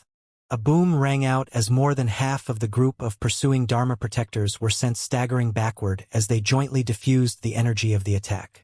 Even as that energy faded away, Bai Xiaochun was upon them, and miserable shrieks began to ring out. By the time Bai Xiaochun was fleeing again, another Foundation establishment cultivator had been killed. There Bai Xiaochun was, off in the distance, covered with blood, none of which was his own. Although a bit of blood was oozing out of the corners of his mouth, any injuries he had sustained were already healing. Although he was slightly out of breath, his 2 successive attacks in which no one could do anything to stop him, combined with his intense murderous aura and the fact that he was now soaked in blood, caused everyone who could see him to gasp in shock. None of them were even sure of how many divine abilities and magical techniques had hit him, and none of them had even slowed him down. His defenses were unimaginable. Not only had the combined efforts of everyone present failed to force him into retreat, he'd actually started attacking with even more power than before. Of course, this group of cultivators wasn't accustomed to fighting together, so their combined attacks weren't as powerful as one might imagine. However, it was still something that ordinary Foundation establishment cultivators shouldn't be able to fight back against. And yet, not only could Bai Xiaochun hold his own, he was bringing the fight to them. The fear in the hearts of the other Dharma protectors only continued to mount. Xiao Qing's eyes narrowed, and yet they still flickered with killing intent. Even as he snorted coldly in his heart, he looked over at Yang Hongwu and Zhang Yunshan. All three of them were clearly holding back, as if they were waiting for something. Even as the three of them exchanged a glance, two beams of light suddenly appeared off in the distance. Bai Xiaochun looked up silently and dispersed the power of another mountain-shaking bash that he had been planning to unleash. It was Song Junwan and Shuamei, both of whom looked like devilish gods as they glared at Bai Xiaochun. Song Junwan's face was ashen, and blood still caked the corners of her lips from the fighting with Shuamei. Currently, the look on her face was one of confusion and mixed emotions. Next to her was Shuamei, whose face was also caked with blood beneath her mask. A wound could be seen on the back of her right hand, from which blood qi leaked. Song Junwan had inflicted that wound with her blood sword, and although the injury seemed small, it had destabilized Shuamei's cultivation base. Clearly, the fighting had taken its toll on Shuamei, and yet her eyes still glittered with cold sinisterness as she stared at Bai Xiaochun. But then, she gritted her teeth for a moment and started laughing. As her laughter rang out, the 14th hour ran to a close, whereupon an indescribable feeling rose up in the world, as if a huge hand were pressing down on everything. Everything went still. Bai Xiaochun shivered. The other Dharma protectors were locked in place, unable to even think. They were now as motionless as statues. Only Song Junwan and Shuamei seemed unaffected, apparently because of their glittering command medallions. A boundless will seemed to be comparing the two parties to determine who had won and who had lost. After a few breaths of time passed, the will seemed incapable of making a decision, and faded away. At the same time, something like a force of expulsion wrapped around the immobilized cultivators. Apparently, they were about to be expelled from the body of the blood ancestor. "The time has come," Shuamei declared. "Thank you, Song Junwan, for bringing Night Crypt along. If it weren't for him, then I wouldn't be completely confident in being able to get the title of Bloodmaster, not even with my trump card. But now, with the keys gone, the position of Bloodmaster can go to no one except me." As her laughter echoed about, she looked over at Xiao Qing, Yang Hongwu, and Zhang Yunshan, and her smile was even visible on the surface of her mask. The power of expulsion which had gripped the three of them vanished, and they began to regain mobility. Although their movements were a bit stiff, all of them managed to produce something that only Song Junwan and Shuamei should have: Blood Master Command Medallions. The Blood Master Command Medallions, they had seemed somewhat faded, as if they couldn't quite match up to the command medallions possessed by Song Junwan and Shuamei. However, the expressions on the faces of the three men were the same as before, as if they had been expecting this to happen. "I'd originally planned for these three to join my group after the fighting for the keys concluded. That way I could crush all of your Dharma protectors in one fell swoop. However, the current situation will result in the same outcome." Shuamei laughed again, her eyes radiating coldness. Song Junwan almost couldn't believe what was happening. "What gall you have, Shuamei," she cried. "Not only are you cheating, you're violating the most precious rules of the Bloodstream sect." She felt a bitterness that bordered on despair. Clearly, she had lost the struggle for the Blood Master position. The truth was, even if Night Crypt hadn't absorbed all of the keys, Shuamei still would have cheated, still would have been able to delay Song Junwan on the ancient blood path, and still would have been the first person to reach the heart cavity. "Once I'm the Blood Master, nobody will care about what happened in here," Besides, those 3 command medallions can be used to get onto the ancient blood path, but not the heart cavity. Xiaomei smiled as she looked up into the sky, where a vortex appeared. Rumbling could be heard as it opened up to reveal an ancient, blood-colored path. The heart cavity lay at the end of that very path. Xiaomei blurred into motion as she headed toward the vortex. As for Shaoqing, Yang Hongwu, and Zhang Yunshan, they also flew up into the air. Each one glanced over at by Xiaoqun as they flew past, killing intent flickering within their eyes. Knowing that he wasn't important now, they snorted coldly as they closed in on the vortex. Song Junwan stood there quietly, her hands clenched into bitter fists of anger. She had lost. She hadn't even entered the ancient blood path yet. But if she did, Shaoqing and the others would be able to pin her down. Xiaomei had everything under her control. Song Junwan simply couldn't accept the situation, and also flew up into the air. Even as she closed in on the vortex, a voice suddenly echoed into her ears. "There's no need to despair, Junwan." A tremor ran through Song Junwan, and her eyes shone with disbelief. Looking down at all of the figures who were fading away as they were expelled from the world, she saw Night Crypt open his eyes. They looked like lightning flashing in the dark of night, lightning that could rip the heavens apart. Night Crypt took a step forward, and then he was right next to her. "You?" she said, panting.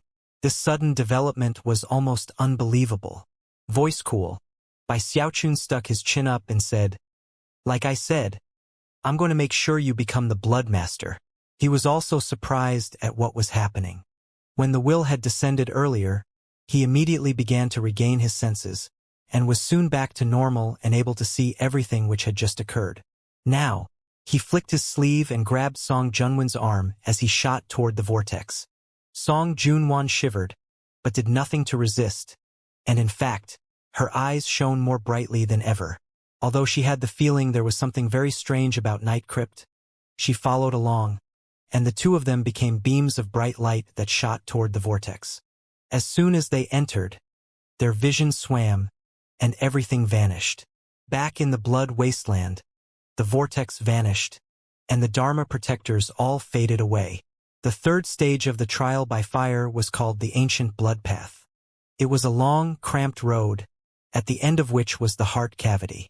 Whoever entered that heart cavity first, of either Xiaomei or Song Junwan, would be the first to have a chance to acquire the blood crystal and become the Blood Master. Currently, Shaoqing, Yang Hongwu, and Zhang Yunshan were materializing on the ancient blood path. When they solidified and looked around, Xiaomei was nowhere in sight, causing their eyes to widen. From what they remembered, Xiaomei had been right in front of them upon entering the vortex. Even as they looked around in surprise, the air up ahead of them began to twist and distort, and a figure materialized up ahead, a figure wearing a mask with a plum blossom on it. At first, Xiaomei seemed a bit out of sorts, but quickly recovered. After looking around, her eyes glittered, and she started making her way up the path. However, it was at that moment that Bai Xiaoqun and Song Junwan appeared off to the side. Song Junwan quickly stepped forward to block Xiaomei's way. When Xiaomei realized that Song Junwan wasn't alone, her eyes widened. As for Shaoqing, Yang Hongwu, and Zhang Yunshan, they also were taken aback. Night Crypt. Bai Xiaoqun stuck his chin up and looked around through narrowed eyes. "Hello, everyone. We meet again." When he noticed that Xiaomei's aura had stabilized, and her other wounds were gone, he was quite surprised. Even the wound on her right hand was nowhere to be seen, as if she had used some special healing method. What divine ability did she use to recover so quickly? He thought. Even the injury caused by Song Junwan's blood sword is gone. Amazing! Even as Bai Xiaoqun stared in surprise, Xiaomei's eyes flickered with cold light. "Shaoqing, you handle Night Crypt. You other two, stop Song Junwan." With that, Xiaomei ignored Song Junwan and shot up the ancient blood path. Song Junwan was just about to try to stop her when Zhang Yunshan and Yang Hongwu pulled out powerful magical treasures and attacked, holding her back. Considering they had used counterfeit command medallions to enter the ancient blood path, if Xiaomei didn't become the Blood Master, and the sect leadership found out, they would likely be executed. Therefore, everything was on the line for them at the moment. "Do you people have a death wish?" Song Junwan said, her expression flickering. She considered trying to break away from them to pursue Xuemei. But Yang Hongwu and Zhang Yunshan were unleashing the full power of their cultivation bases and magical treasures. The truth was, they weren't trying to kill her, they were simply trying to delay her, and their tactics were working. If they could hold her back for 10 breaths of time, the position of Bloodmaster would be secured. Xuemei was already about 30 meters up the path, heading toward the end. Song Junwan was getting anxious, but even more anxious than her was Bai Xiaochun. "I can't let Xuemei win," he thought. "If she becomes Bloodmaster, not only will I lose the relic of eternal indestructibility, considering what's happened between us, she'll definitely use her power to get revenge on me." Having reached this point in his train of thought, Bai Xiaochun howled at the top of his lungs. The power of the heavenly demon body erupted out, and his aura surged. Bursting into motion, he unleashed the mountain-shaking bash, launching himself in the direction of Song Junwan, Yang Hongwu, and Zhang Yunshan. As he closed in, he reached out and shoved Song Junwan. "Get out of here, Junwan. Leave these guys to me." As his howl echoed out through the ancient blood path, he waved both hands into the air in front of him, unleashing a blast of power. The effects of the magical treasures slammed into him, and yet his momentum only seemed to build. Apparently, he was going to hold the line all by himself. It was a spectacular sight. The heavenly demon body roared, and fleshly body power erupted out. A wave of his hands caused Yang Hongwu and Zhang Yunshan's chi and blood to roil, and they staggered backward. "Night Crypt, are you looking to die?" Xiao Qing's eyes shone with piercing light, and as for Yang Hongwu and Zhang Yunshan, they were enraged. All three of them instantly pounced back for another attack. However, even as they were about to join forces, a strange light appeared in Bai Xiaochun's eyes, and he suddenly punched the ground. Boom! The ancient blood path trembled as mountain toppling. Sea-draining force rippled out, forcing Yang Hongwu and Zhang Yunshan backward. Only Xiao Qing managed to close in on Bai Xiaochun, his expression grimly ferocious. There were a lot of witnesses in the blood wasteland, so killing you might have caused some problems. But here it's a different story. Since you're looking to die, Night Crypt, I'll just help you fulfill your wish. Xiao Qing laughed coldly as he closed in. He had been privy to Xuemei's plan, and therefore, had never been very worried about the blood-colored keys. Back then, he hadn't been very focused on killing Night Crypt. It had been more of an impulse in the moment. But now there were no witnesses, and Night Crypt seemed to be asking to die. Therefore, Xiao Qing's killing intent surged. Bai Xiaochun suddenly looked up, his eyes bloodshot, his veins of steel pulsing. "You know, that's the same thing I was just gonna say. It doesn't matter what tricks you have up your sleeve, you're going to die, beyond the shadow of a doubt." Xiao Qing extended his right hand, and his two fingers made the shape of a sword. Blinding, blood-colored light spilled out, creating sword chi that shot toward Bai Xiaochun's forehead. Powerful cultivation base fluctuations erupted out, creating something like burning fire that could consume anything in its path. However, even as he closed in, Bai Xiaochun raised his right hand with indescribable speed. He made a grasping motion in the direction of Xiao Qing's throat, and a gravitational force grabbed a hold of the man. It was none other than something that Bai Xiaochun hadn't used even once since arriving at the Bloodstream sect. It was the throat-crushing grasp. The throat-crushing grasp had accompanied Bai Xiaochun from chi condensation into Foundation establishment. He had used it in the Luochen Mountains and the Fallen Sword world, and had perfected it to the finest degree. Although it was a divine ability that came with the first volume of the Undying Codex, as he had proceeded with his cultivation of the Undying Heavenly King, it had become more and more explosive. It had taken some effort on his part to hold back from using it. Back in the Blood Wasteland, there had been too many people watching him, so even during critical moments, he had suppressed the urge to use it, or other things like Violet Chi Cauldron summoning or his human-controlling grand magic. After all, everyone knew that the Spirit Stream sect focused on control magic, and if he used techniques or divine abilities based on such powers, his identity would likely have been exposed. It was the same with his heavenspan Dharma eye, which had, up to this point, remained closed. There were even other things. His turtle walk and his wooden sword, as well as his other treasures which had received threefold spirit enhancements, had all remained hidden. But now, Bai Xiaochun was out of patience. As he shouted out, the throat-crushing grasp appeared, and a truly bloodthirsty aura erupted out of Bai Xiaochun. In combination with the power of the heavenly demon body, the throat-crushing grasp was at the level of being able to shake heaven and earth. Rumbling sounds erupted as his right hand appeared in front of Shao Qing, allowing the man's two-fingered blood sword to close in. The gravitational force which suddenly appeared caused Shao Qing's face to fall. He was convinced he must be mistaken, but for some reason, it seemed like Night Crypt had suddenly changed into someone else. Night Crypt's claw-like right hand emanated a terrifying aura that filled his heart with fear. Gasping at the sensation of deadly crisis, he lurched back, changing the direction of his blood sword to slash at Bai Xiaochun's hand. His body twisted in bizarre fashion to avoid the attack. In that instant, the blood sword formed by his two fingers made contact with Bai Xiaochun's throat-crushing grasp. A sound rang out like metal scraping on metal, and Bai Xiaochun's hand clamped down hard onto Shao Qing's fingers. Crack!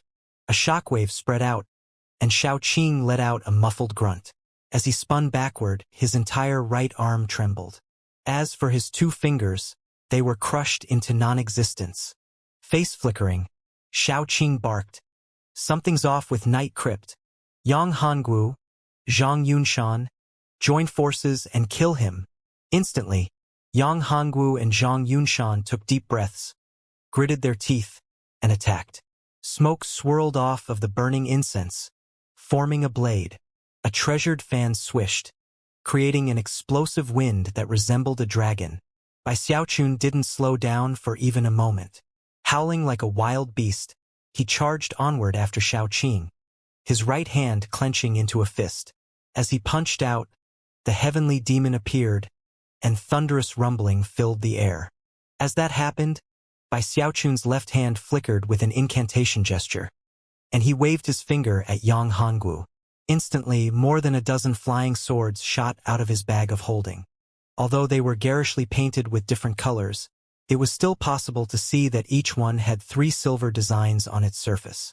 All of them were treasures that Bai Xiaochun had performed spirit enhancements on, backed by the power of a Foundation Establishment cultivation base, and controlled by the Violet Qi Heavenspan incantation. As soon as they appeared, Yang Hongwu's expression flickered. Even as rumbling sounds echoed out, Bai Xiaochun continued on without pause, turning his head in the other direction and uttering a single word. Cauldron! A violet cauldron suddenly appeared in front of Zhang Yunshan. It was covered with engravings of magical symbols, and emanated a violet glow and a majestic aura that seemed capable of shaking the heavens. Ru Yuyuumble! Booms rang out as Bai Xiaochun single-handedly fought all 3 opponents. Even as Shao Qing's face fell, Yang Hongwu's smoke was pierced by the flying swords, and he himself let out a blood-curdling scream as he flew backward, blood splashing out from numerous wounds. Shockingly, even as he fell back, Bai Xiaochun advanced. Clearly, Yang Hongwu was the first person he planned to kill. Proto-magnetic wings sprouted out behind him, and with a single flutter, he flew forward with speed that vastly exceeded anything from before. It was almost like a teleportation, placing him right in front of Yang Hongwu. Then, his hand shot out as fast as lightning as he unleashed the throat-crushing grasp onto Yang Hongwu's neck. Screaming, Yang Hongwu went all out in an attempt to defend himself. However, he had lost the initiative. First was the flurry of flying swords, and then the burst of speed, and finally the throat-crushing grasp.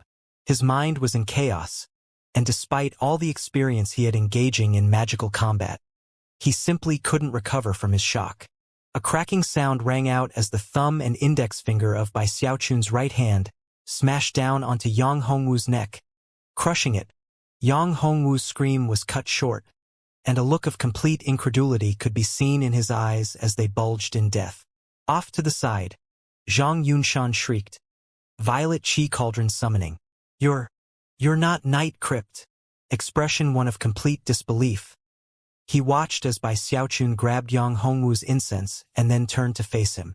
Xiao Qing's expression flickered, and his cultivation base surged as he prepared to block Bai Xiaochun. However, it was then that a large wok suddenly appeared in front of him. No matter what attacks Xiao Qing unleashed, the wok wouldn't budge, and he was blocked before he could even take a half step. That short period of time was a moment of critical danger for Zhang Yunshan. Now that Bai Xiaochun had revealed himself, how could he possibly leave witnesses? He took another step, and the proto-magnetic wings fluttered, giving him another burst of speed. He added to the momentum with the mountain-shaking bash, which also caused his fleshly body power to skyrocket past its previous levels. Not only was he moving at incredible speed, he was drawing upon unimaginable power. If that were all there were to it, it might not be a big deal, but in addition to all that, he yet again used the throat-crushing grasp. Two divine abilities from the Undying Codex were being used in unison, unleashing power so terrifying it was difficult to put into words. As he pierced through the air, his thumb and index finger began to slam together. Zhang Yunshan had no time to dodge or even react. 1 second, Bai Xiaochun was some distance away. The next second he was right in front of him, his fingers clamping down onto his neck. There wasn't even a need for Bai Xiaochun to crush his fingers down violently. As soon as they touched Zhang Yunshan's neck, his momentum and the power backing him sent Zhang Yunshan flying backward into the wall of the ancient blood path. Boom! The entire path trembled as Bai Xiaochun's hand crushed Zhang Yunshan's neck and slammed him into the wall, sending cracks snaking out in all directions. As for Zhang Yunshan, his corpse was now crushed permanently into the wall. At this point, Xiao Qing finally showed up, his hair disheveled, his eyes radiating madness. "You're Bai Xiaochun, aren't you?" If by this point he couldn't identify Bai Xiaochun by the techniques he was using, then he didn't deserve to have lived this long. The Bloodstream sect had long since performed a thorough investigation into Bai Xiaochun, and virtually all of the Foundation establishment cultivators had heard stories about him. Everyone knew about Bai Xiaochun's signature magical techniques. Of course, even if Xiao Qing couldn't put the pieces together because of the throat-crushing grasp, Bai Xiaochun had used the violet chi cauldron summoning together with it. That made it more than obvious. Killing you will count as a big service for the sect. Xiao Qing now knew that Night Crypt was Bai Xiaochun, but without evidence, simply reporting the matter would be pointless. Even if he tried to notify Xuemei and Song Junwan, it wouldn't do any good. It was a moment of deadly crisis, and therefore, Xiao Qing didn't hesitate to begin to crystallize his final spiritual sea. Shockingly, he was attempting to reach core formation right here and now. If he succeeded, then he could kill Bai Xiaochun as easily as flipping over his hand. Although there were certain risks involved, there was no time for delay. Bai Xiaochun filled him with a sense of complete and utter deadly crisis. After all, if Bai Xiaochun hit him with the same attack he had just used on Zhang Yunshan, then his chances of coming out alive were only about 40%. However, in the very moment that his spiritual sea began to crystallize, Bai Xiaochun's Heavendao aura erupted out, an aura which could suppress any and all types of Earthstring Foundation establishment. Although Bai Xiaochun was only in mid-Foundation establishment and couldn't completely prevent Xiao Qing's spiritual sea from crystallizing, he could cause waves to spring up in his spiritual sea and reduce his core formation energy by 30%. Even as he put pressure on Xiao Qing's rising energy, a third eye opened on Bai Xiaochun's forehead. It was none other than his heaven-span Dharma eye. The violet eye opened, releasing indescribable power. It was as if everything from the most majestic heavens to the deepest hells were nothing more than insects. At the same time, the control power that Bai Xiaochun had been working on for years surged out from within his heaven-span Dharma eye, creating something that couldn't be defended against. Even if Xiao Qing suddenly wanted to resort to calling out to Song Junwan and Xuemei to tell them about Bai Xiaochun, the heaven-span Dharma eye dashed all such hopes to pieces. Ru Yuyuumble. Xiao Qing felt as though lightning were striking his mind. He began to shake visibly, his expression twisting, his tongue lagging out of his mouth. A muffled howl erupted from his mouth, and blue veins bulged out on his face and neck. Shockingly, He watched as his right hand suddenly began to move, completely beyond his own control. Terror shone in his eyes as his hand reached high up into the air and then rocketed down toward the top of his head. No! Smash! His palm crushed his head, sending blood and brain matter showering out in all directions. Xiaoqing died instantly, and his partially crystallized spiritual sea immediately collapsed. A tremor ran through by Xiaoqun, and he coughed up a mouthful of blood. Blood leaked out of his third eye, which began to close. A wave of exhaustion spread through him, and he even began to feel dizzy. Panting, he pulled his hand out of the wall and out of Zhang Yunshan's corpse. A blank look could still be seen in Zhang Yunshan's eyes as his head separated from his body and toppled to the ground. Bai Xiaoqun had used only a few dozen breaths of time to kill all three of his opponents. However, it had taken a lot out of him. His face was ashen, but thankfully he had spirit medicine that he could use to recover. He immediately consumed some pills, and yet, there was no time to sit down and meditate. Retrieving the turtle walk and taking the 3 bags of holding from the corpses of his enemies, he turned to look toward the end of the path. The wings on his back fluttered and shot forward, leaving behind nothing but afterimages and sonic booms. While Bai Xiaoqun was in the middle of fighting Xiaoqing, Yang Hongwu, and Zhang Yunshan, Song Junwan was barreling down the ancient blood path thanks to the help provided by Bai Xiaoqun. She even burned some of her own life blood to speed up as she pursued Xuemei. Up ahead, Xuemei frowned as she also accelerated. However, the fact that Song Junwan was burning her life blood ensured that she only got closer and closer. Soon, she was close enough to launch an attack, and the two of them started fighting. As the fighting began, Song Junwan's face was paler than ever. Surprisingly, not only were Xuemei's injuries completely healed, her cultivation base also seemed to have made some progress, putting her on almost exactly the same level as Song Junwan. Because of their fierce fighting, the two women slowed down, and soon they could hear booms and explosions coming from behind them. There were also words being spoken, but because of the intense rumbling sounds, it was impossible to hear them clearly. Song Junwan's expression flickered. Although she cared about the Blood Master title, she was also worried about Night Crypt. After all, for him to simultaneously fight Xiaoqing, Yang Hongwu, and Zhang Yunshan would put him in great danger. The fact that he was putting his life on the line to help her become the Blood Master filled her heart with stabs of pain. She was also confused, unsure of whether or not she was doing the right thing. However, there was little time to ponder the matter. Chuckling bitterly, she attacked Xuemei with all the power she could muster. Xuemei didn't say much, and from the look in her eye, she was getting very anxious. However, Song Junwan had a profound cultivation base, and couldn't be taken care of quickly. Even as they continued to fight, the sounds behind them suddenly ceased. At the same time, the two women gradually got closer and closer to the end of the ancient blood path. Now visible was an arched doorway that was emanating intense blood-colored light.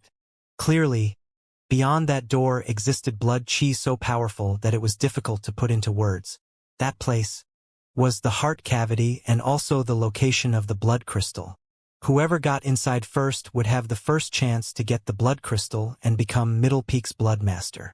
In the moment that the end of the path became visible, the two women heard a sound from behind them that resembled sonic booms, as though some powerful expert were unleashing all the power at his disposal to race toward them.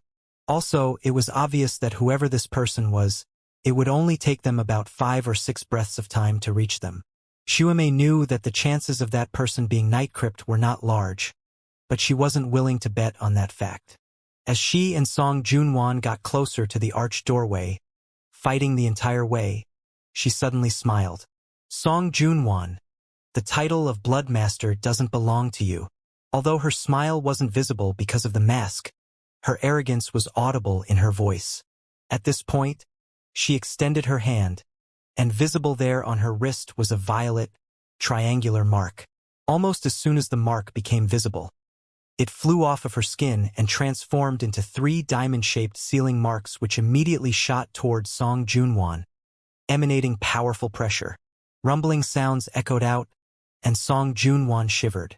Blood sprayed out of her mouth as she was shoved away from the arched doorway. The 3 diamond-shaped sealing marks were swirling around her, emanating sealing power that Song Junwan simply couldn't break free from. Song Junwan trembled as she looked around at the sealing marks. The sealing method that was being used was almost beyond comprehension, and Song Junwan quickly came to the conclusion that it was the work of Patriarch Limitless. Xuemei, you cheap slut. Not only did you cheat, Patriarch Limitless also ignored the rules and gave you a sealing treasure. Even if you do become the Bloodmaster, the Song clan won't let this stand. Be a good girl now. The Blood Master title doesn't belong to you anyway. Xuemei laughed lightly as she took a stop toward the blood-colored door. Bitterness and despair could be seen in Song Junwan's eyes, and her hatred for Xuemei had reached the pinnacle. It was at that moment, when Xuemei was just about to step into the door, that deafening rumbling filled the area. Bai Xiaochun appeared, right next to Song Junwan. When he saw the 3 violet sealing marks, his expression flickered, and he punched out with his right hand. That blow was backed by the power of a heavenly demon, but when it landed on the 3 violet diamonds, the sealing marks weren't affected at all. In fact, the force of his blow was directed back at him in a backlash. Bai Xiaochun gasped, "Is that a Patriarch-level seal?" Song Junwan had no time to ponder how Night Crypt had managed to get past Xiaoqing, Yang Hongwu, and Zhang Yunshan. Taking a deep breath, her eyes flickered with determination, and she lifted her right hand up. Laying there in the palm of her hand was a blood-colored command medallion. There was something very strange about the medallion, and as soon as it appeared, the sealing marks around her began to twist and distort. Although they didn't shatter, it was clear that they would collapse within the time it takes an incense stick to burn. Unfortunately, Song Junwan didn't have that much time on her hands. Night Crypt, take my Blood Master command medallion. I don't care how you do it. Become the Blood Master. You can't let that slut succeed. Song Junwan was throwing caution to the wind. Without any more hesitation, she hurled the command medallion toward Bai Xiaochun. Because of the strange properties of the medallion itself, it passed directly through the seal, to be snatched out of the air by Bai Xiaochun. Almost immediately, he could feel it vibrating as if with joy, as if it viewed Bai Xiaochun with ultimate approval. Bai Xiaochun's eyes widened, but this wasn't the time for consideration. If Xuemei succeeded, he would be in grave danger, and he couldn't let that happen. Gritting his teeth, he shot toward the blood-colored archway with blinding speed. As Song Junwan watched this happen, her entire body seemed to weaken, and yet, a smile broke out on her face. Night Crypt, if you succeed, I'll do everything I can to make sure your position as Bloodmaster is stable. Suddenly, she was struck with the feeling that this was definitely the right decision. If Night Crypt did manage to become the Bloodmaster, that was something the Song clan could probably accept. Bai Xiaochun disappeared into the doorway, her words echoing in his ears. The world of the heart cavity was filled with blood-colored light. In the very middle, a gigantic heart was visible, and although it was still and unmoving, it radiated an intense pressure that could shake heaven and earth. Enormous blood vessels stretched out in all directions, making the entire place something like a maze. Resting on top of the heart itself was a blood crystal which emanated both radiant light and intense pressure. From the feeling it let off, it seemed that anyone who acquired it would have control over part of a legacy. They would control one of the blood ancestors' fingers. That blood crystal was required of anyone who wished to become the Middle Peak Blood Master. Xuemei was currently speeding in the direction of the blood crystal, her eyes shining with a strange light. Oddly, a head-sized crystal was currently floating along next to her, within which was a blurry figure that was screaming at the top of its lungs. "It's there. Right there." "Shut up," Xuemei growled, pushing forward with even more speed. However, it was at that moment that her eyes narrowed, and she looked back to see Night Crypt stepping through the entrance. Xuemei's jaw dropped, and her killing intent immediately spiked. However, all she did was look back at the heart and push forward with greater speed than before. Bai Xiaochun took a deep breath as he looked around. As soon as he caught sight of Xuemei, his wings fluttered, and he shot in her direction. By calling upon all of the protomagnetic powers of gravity and repulsion, he was capable of speed that far surpassed Xuemei's. At the very moment that she reached the heart, he caught up with her. Bai Xiaochun was actually feeling a bit depressed. His goal had been to become the Grand Elder, but thanks to a freak combination of factors, he was now fighting to become the Blood Master. There was no time to ponder the situation. He absolutely could not let Xuemei succeed, and therefore, he was left with few options.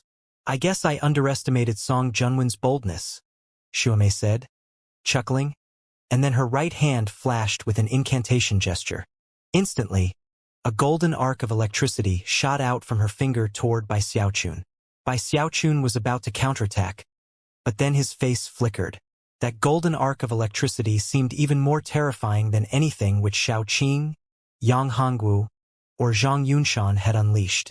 Without the slightest hesitation, Bai Xiaochun used the mountain-shaking bash to evade the electricity and charge directly toward Xuemei. As soon as he appeared in front of her, he unleashed a fist strike, causing her pupils to constrict. Her lovely left hand flashed with an incantation gesture, and she slapped at his fist. As soon as their hands made contact, her hand turned golden, and Bai Xiaochun gasped at the sensation of intense power, which seemed no weaker than his own fleshly body power. As he staggered backward, he looked up to see shock in Xuemei's eyes as she also lurched backward. Just as she was about to unleash another attack, the blood crystal seemed to respond to Bai Xiaochun's presence. Vibrating, it suddenly flew up into the air and shot toward him. The shocking scene caused Xuemei's eyes to fill with astonishment. At the same time, the blurry figure in the crystal hovering next to her screamed, "Stop him! Don't let him get it!" "Shut up," Xuemei said, grinding her teeth. Suddenly, her eyes turned bright gold, and the blood-colored light which surrounded her vanished. Golden light sprang up around her, and she grew visibly gaunt as she used a divine ability that gave her great strength at the cost of some of her life force. With that, she extended her right hand and pointed at Bai Xiaochun. This was none other than her most powerful trump card. A hand materialized behind her that looked just like her own right hand, with finger extended. It was huge, and radiated an intense power that filled Bai Xiaochun with a keen sensation of deadly crisis.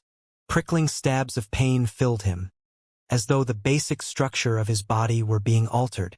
The sensation of danger that washed through him exceeded anything he had felt when fighting Shao Qing, Yang Hongwu, and Zhang Yunshan, and even surpassed the feelings he had experienced when he was being chased by the Luochen clan.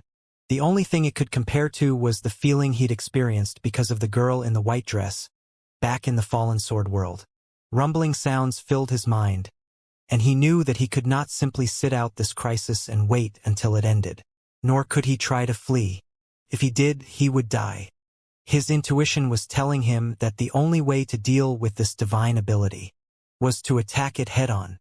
Bai Xiaochun's cultivation base erupted with power, and his wings flickered as the powers of gravity and repulsion erupted out, imbuing the mountain-shaking bash with even more power than before, and sending him shooting at top speed toward Xuemei. Golden touch. As the words left Xuemei's mouth, they rumbled like thunder. At the same time, she waved her finger down, and the huge hand behind her rumbled forth, emanating pressure like that of the heavens. As they closed in on each other, Xuemei's finger stabbed toward Bai Xiaochun's forehead. At the same time, his thumb and forefinger began to snap shut as he unleashed the throat-crushing grasp. As of this moment, he was holding nothing back. He was going all out with every bit of power he possessed. The turtle walk appeared, shielding him as he reached out toward Xuemei's neck. Just when they were about to make contact, Xuemei's body suddenly blurred as she tried to dodge to the side.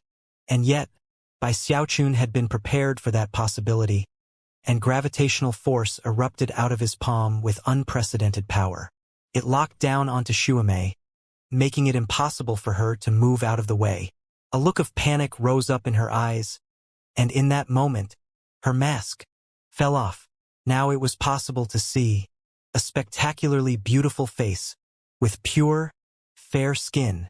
The instant Bai Xiaochun saw her facial features, He felt like 100,000 lightning bolts were striking his mind, as if his brain were about to explode.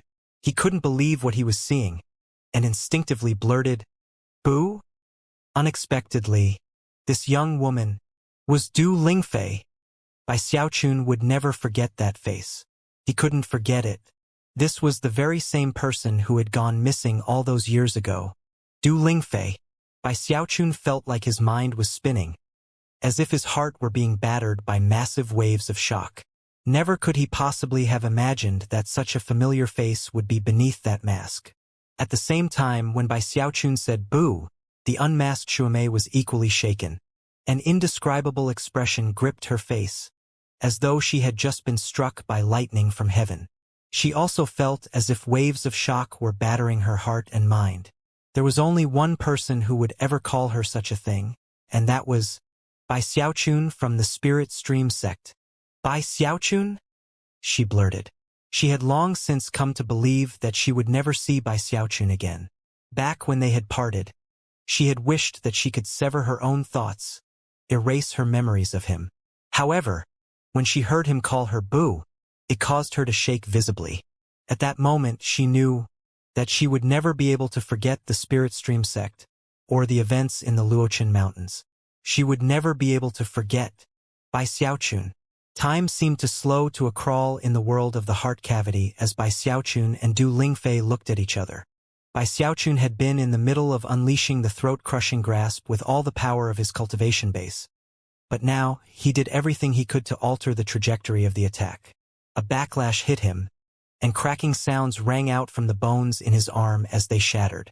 Intense pain surged through him, but he still managed to twist the throat-crushing grasp so that it passed by Du Lingfei.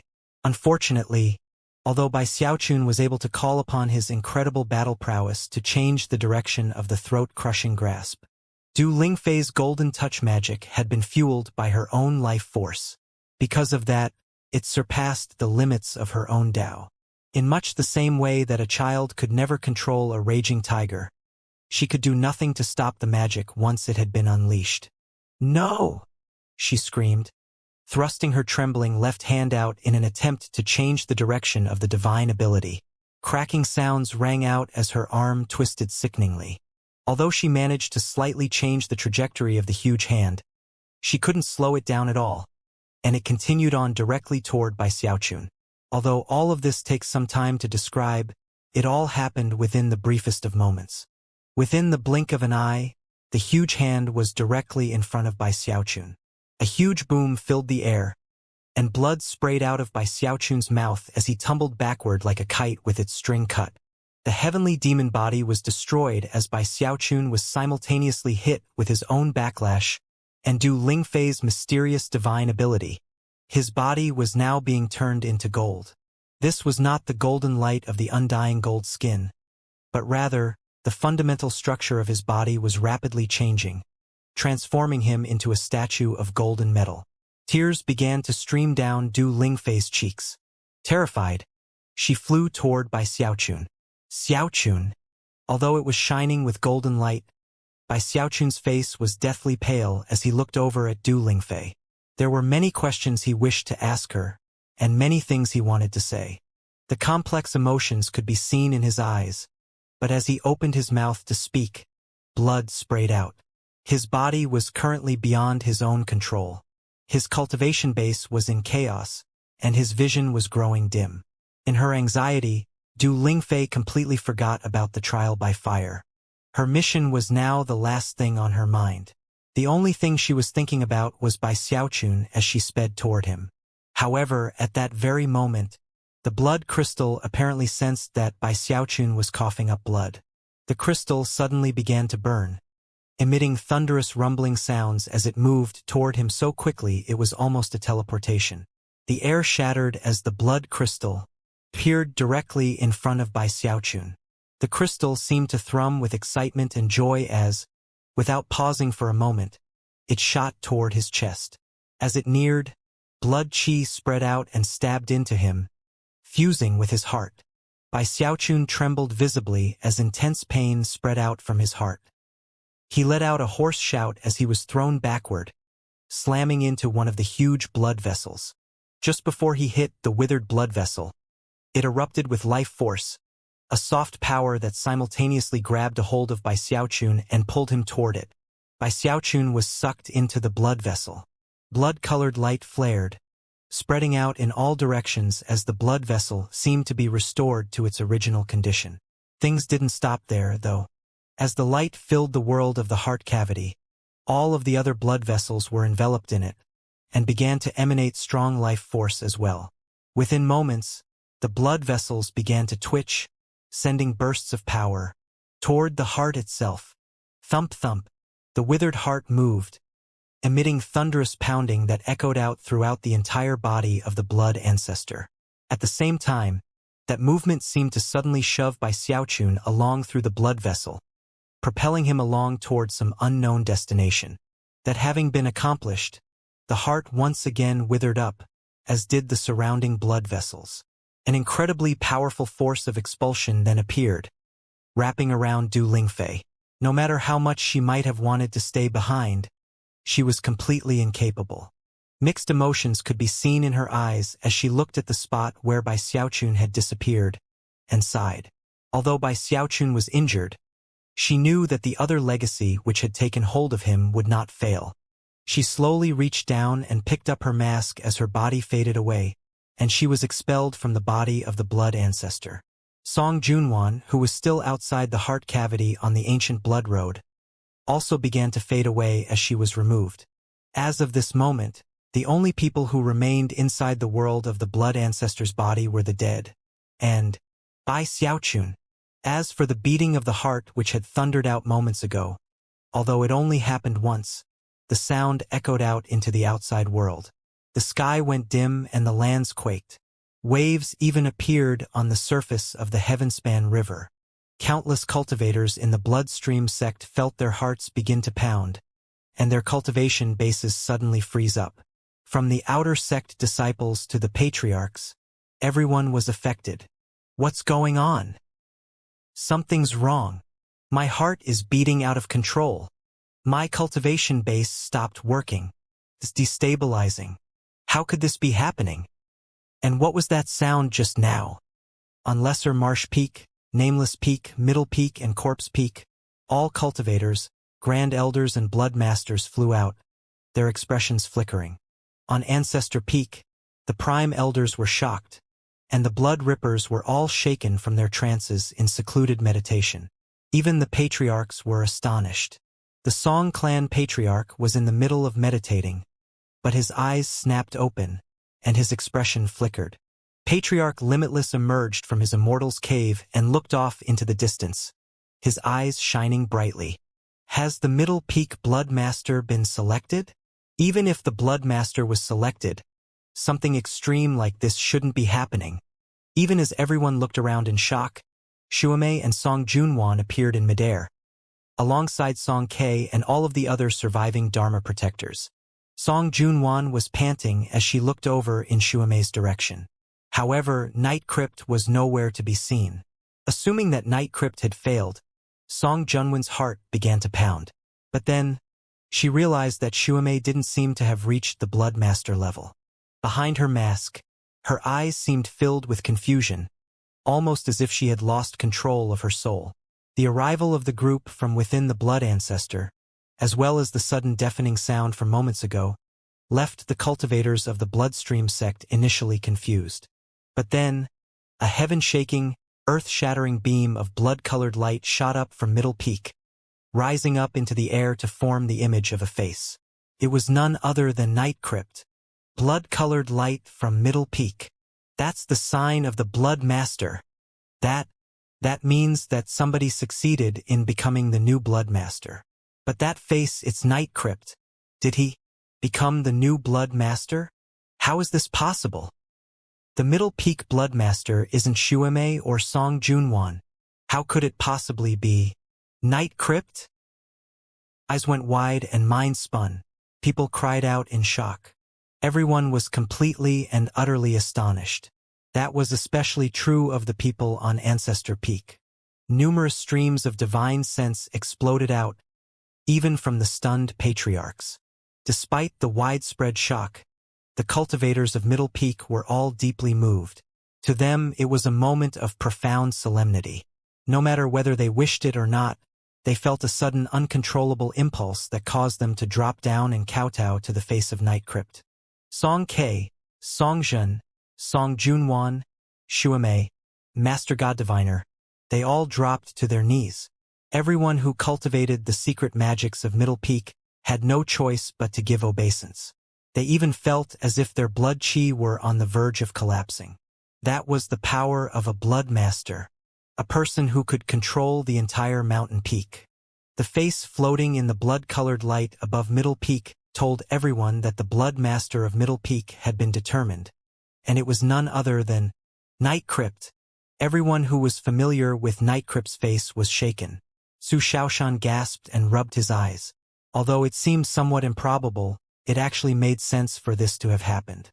Night Crypt had risen to prominence over the course of only a few years, but had come to influence the entire sect. He was even famous on the outside.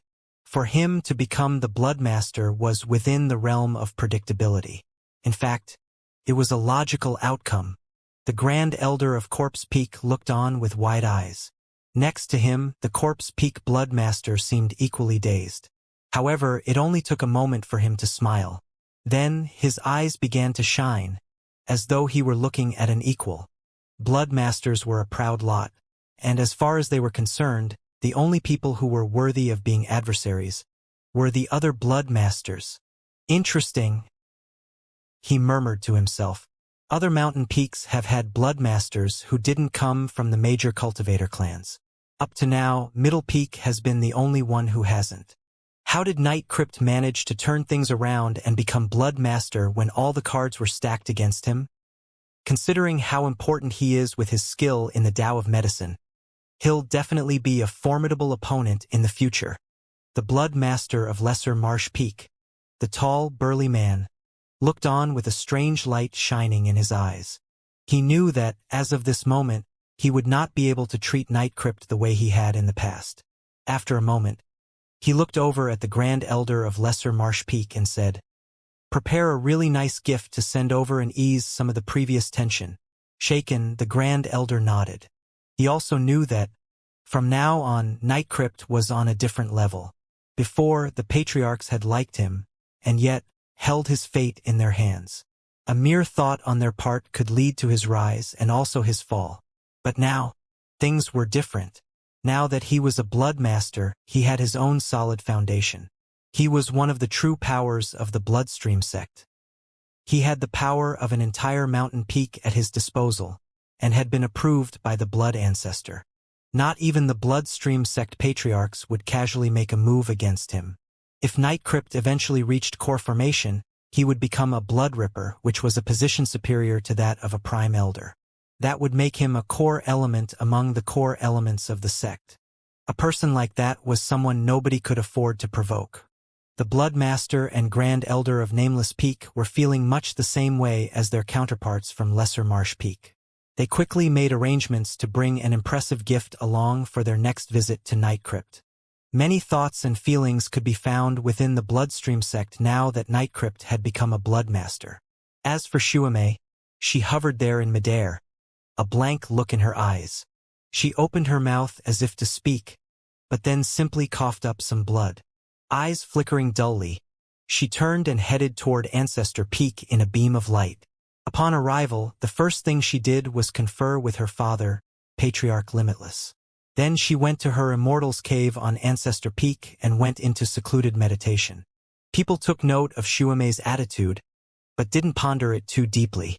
After all, anyone who failed to succeed in a fight for the position of Blood Master would find the situation hard to accept. Shuamei was acting just as it would be expected for her to act. Although Song Junwan had mixed feelings, she gritted her teeth and flew toward Ancestor Peak to find the Song Clan Patriarch. The new Blood Master was not from the Song Clan, and that was a very important matter. It was now a fact that could not be changed. So the Song Clan Patriarch would surely have questions and direction for her. Night Crypt, she thought. I promised that if you stopped Shuamei from succeeding, even if you became Blood Master yourself, that I would help persuade the Patriarch to accept and support you. taking a deep breath. Her eyes shone with determination as she arrived at Ancestor Peak and offered greetings to the Song clan patriarch. Everyone was shaken by the events which were playing out.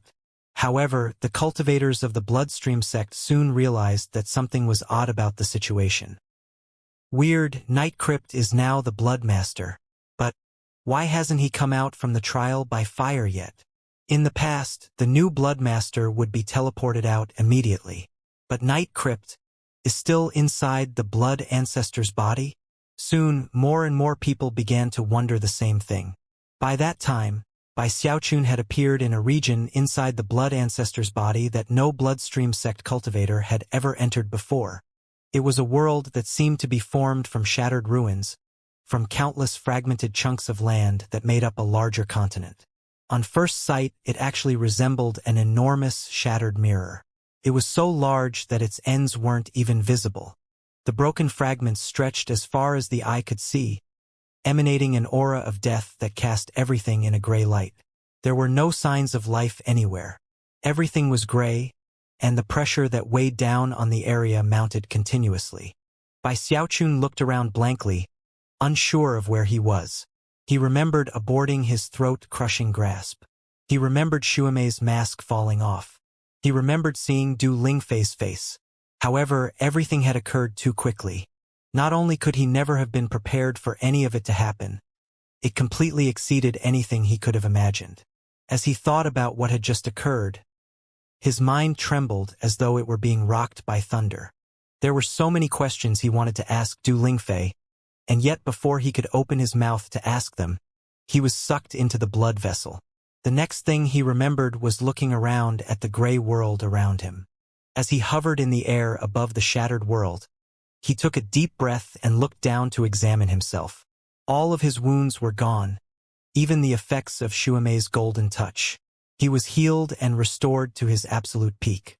A powerful blood chi swirled inside of him, and his undying live forever technique was pulsing, seemingly forming a resonance with the world around him.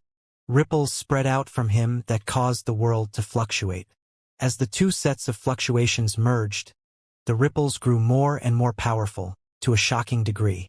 At the same time, rays of light began to shine up from within the cracks that separated the shattered fragments of the world. Xiaochun began to pant as he slowly formed speculations about where exactly he was. Back when he'd first entered the Bloodstream sect, he had felt a resonance very much like this, the source being something below the surface of the sect.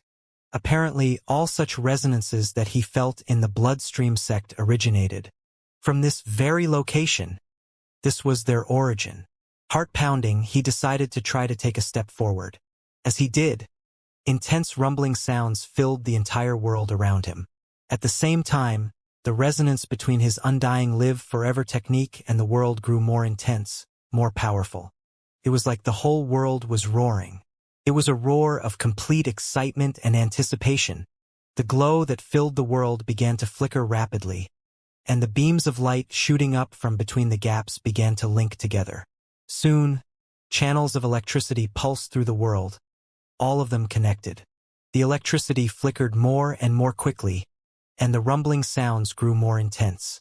It was almost as if a life force were awakening that had been asleep for many years, something that was struggling to emerge from death because of the resonance which had formed. Ru-yu-yu-umble. Heaven and earth shook violently, and lightning crackled with unprecedented intensity. The entire world seemed to be waking up. The blinding beams of light were fully connected, filling the world with multicolored light as a powerful life force erupted out. It came from nowhere, as if it had been waiting for countless years to emerge. Although it was only a moment of recovered youth, it was enough to fulfill the dying wishes of the giant that was the blood ancestor. Ru-yu-yu-umble. Deafening rumbling sounds echoed out, and the countless shattered fragments that made up the world began to tremble. Innumerable bolts of lightning were stirring, and then, they all simultaneously shot out toward Xiaochun. In the blink of an eye, they were upon him, flooding over him, boring into his skin through his eyes, ears, nose, and mouth, even through the pores of his skin. Shaking violently, Xiaochun threw his head back and let loose a long cry. More lightning poured into him, as if the accumulated life force of the whole world were using its last bit of power to deliver a legacy. This was the ultimate legacy, something above the Bloodmaster level. The lightning bolts all contained memories, countless memories which bored into by Xiaochun, filling his mind, forming a complete tableau of memories. A legacy is memories. They were not memories revealing the origins of the blood ancestor, nor were they recollections of his life. They did not include visions of what had occurred upon his death. Apparently, all aspects of the will of the blood ancestor had vanished completely. Perhaps, in the moments before his death, the blood ancestor wasn't worried about trying to possess someone to return to life years later. He only wanted one thing: to pass on his legacy of the undying live forever technique. Apparently, the blood ancestor felt that the legacy of the undying live forever technique was even more important than his own life. Insane rumbling sounds filled by Xiaochun's mind as the countless lightning bolts from the world poured into him. Soon, the life force he had felt began to fade and dissipate. As for the lightning bolts, they bored relentlessly into by Xiaochun, causing the fragmented memories to gradually solidify into the first portion of the legacy. That was the Undying Skin. The first volume of the Undying Codex was the cultivation method for the undying skin, which now rapidly grew clear in his mind. In fact, he even came to notice some areas where his own cultivation methods were slightly different. Apparently, this portion of the legacy was even more ancient than what he had studied. Before Bai Xiaochun could analyze it in much detail, rumbling filled his mind as the second portion of the legacy appeared. It was the second volume, that of the Undying Heavenly King.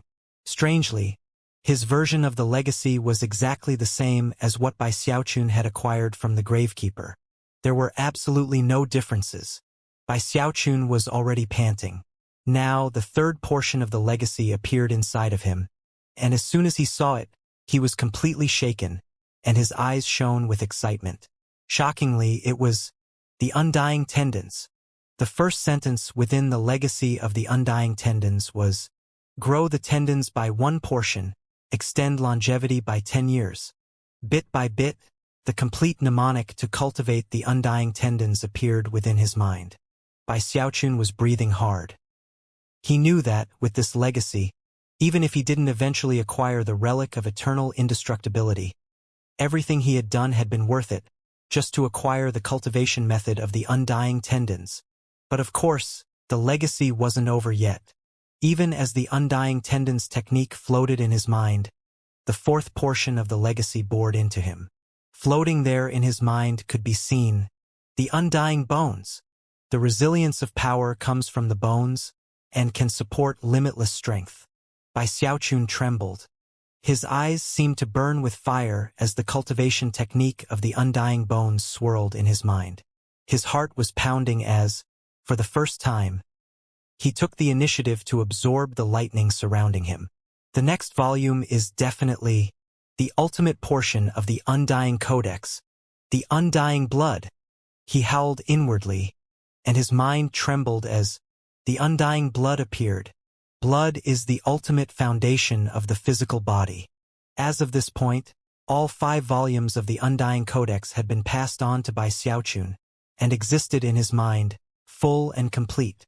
To Bai Xiaochun, the complete Undying Codex was indescribably precious. Without this bit of good fortune, after he mastered the Undying Heavenly King, he would have been forced to find the Undying Tendons volume on his own. Unfortunately, the lands of Heavenspan were huge, and Bai Xiaochun wouldn't even have known where to begin looking for it. Furthermore, he would have been forced to expend significant resources to do so. It would have been like searching for a needle in the ocean. Even if by some random chance he happened to acquire the cultivation method for the Undying Tendons, he would have next been forced to look for the Undying Bones method, and finally the Undying Blood. But now, he had the full and complete Undying Codex there in his mind. On Bai Xiaochun's path of cultivation, this type of good fortune could only be described as remarkable. The complete 5 volumes form something cyclical, meaning that Bai Xiaochun now understood the Undying Codex as a whole much better. The skin was an external protection. The heavenly king flesh provided power. The tendons increased speed. The bones provided the structure. The blood was the essence.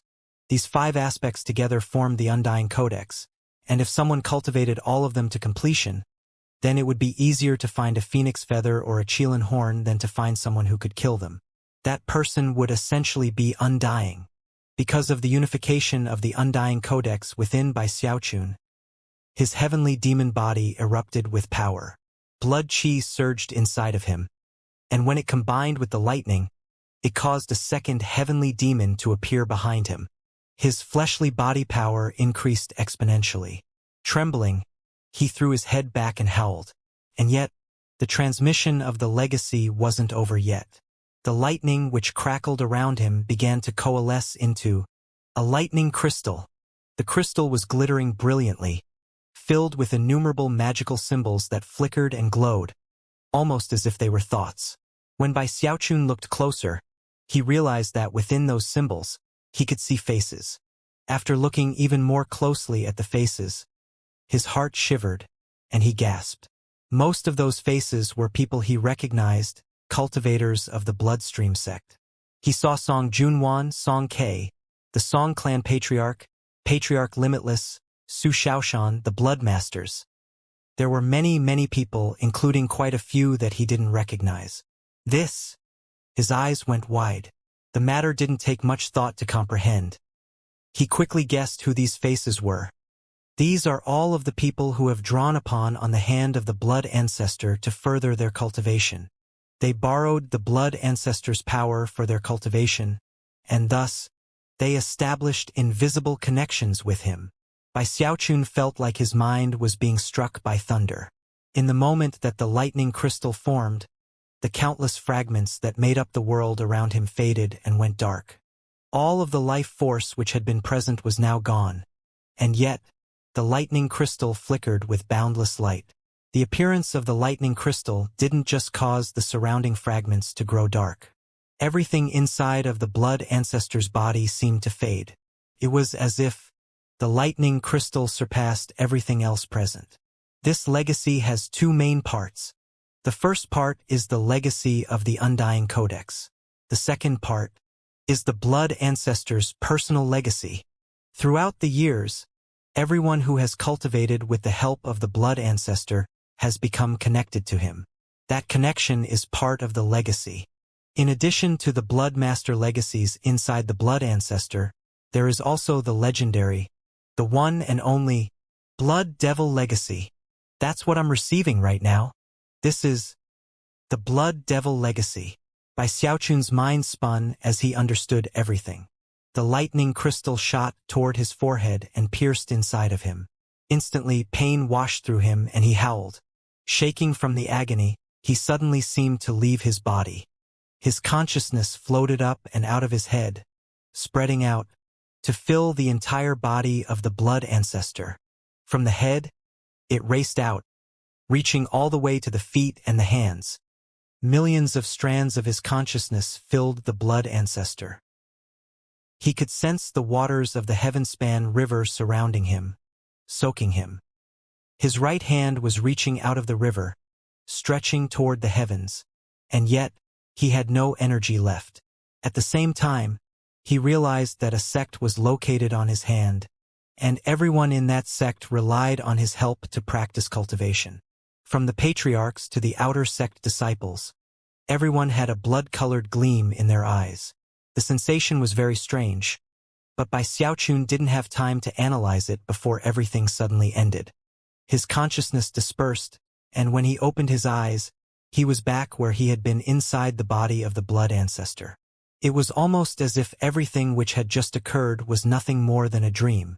Bai Xiaochun took a deep breath, and a blank look could be seen in his eyes.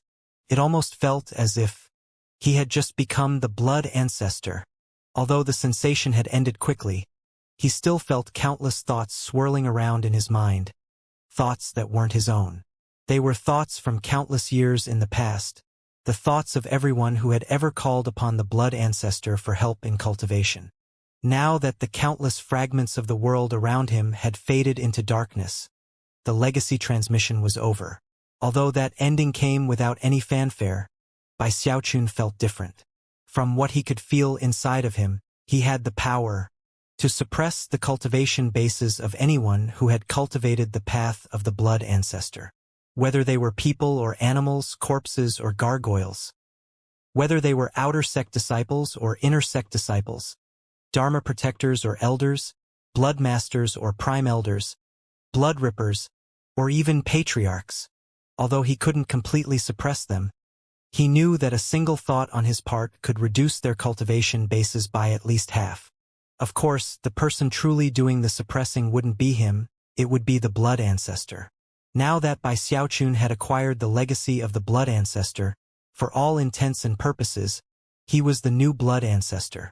Although his cultivation base was currently too low, not nearly as fearsome and terrifying as the original blood ancestors, it was still correct to say that after obtaining the thoughts of the legacy he was the living second blood ancestor. Bai Xiaochun also had the premonition that a single thought on his part could unleash blood qi to bolster anyone who cultivated with the help of the blood ancestor, and lead to an explosive rise in battle prowess. The mere idea left Bai Xiaochun's heart pounding.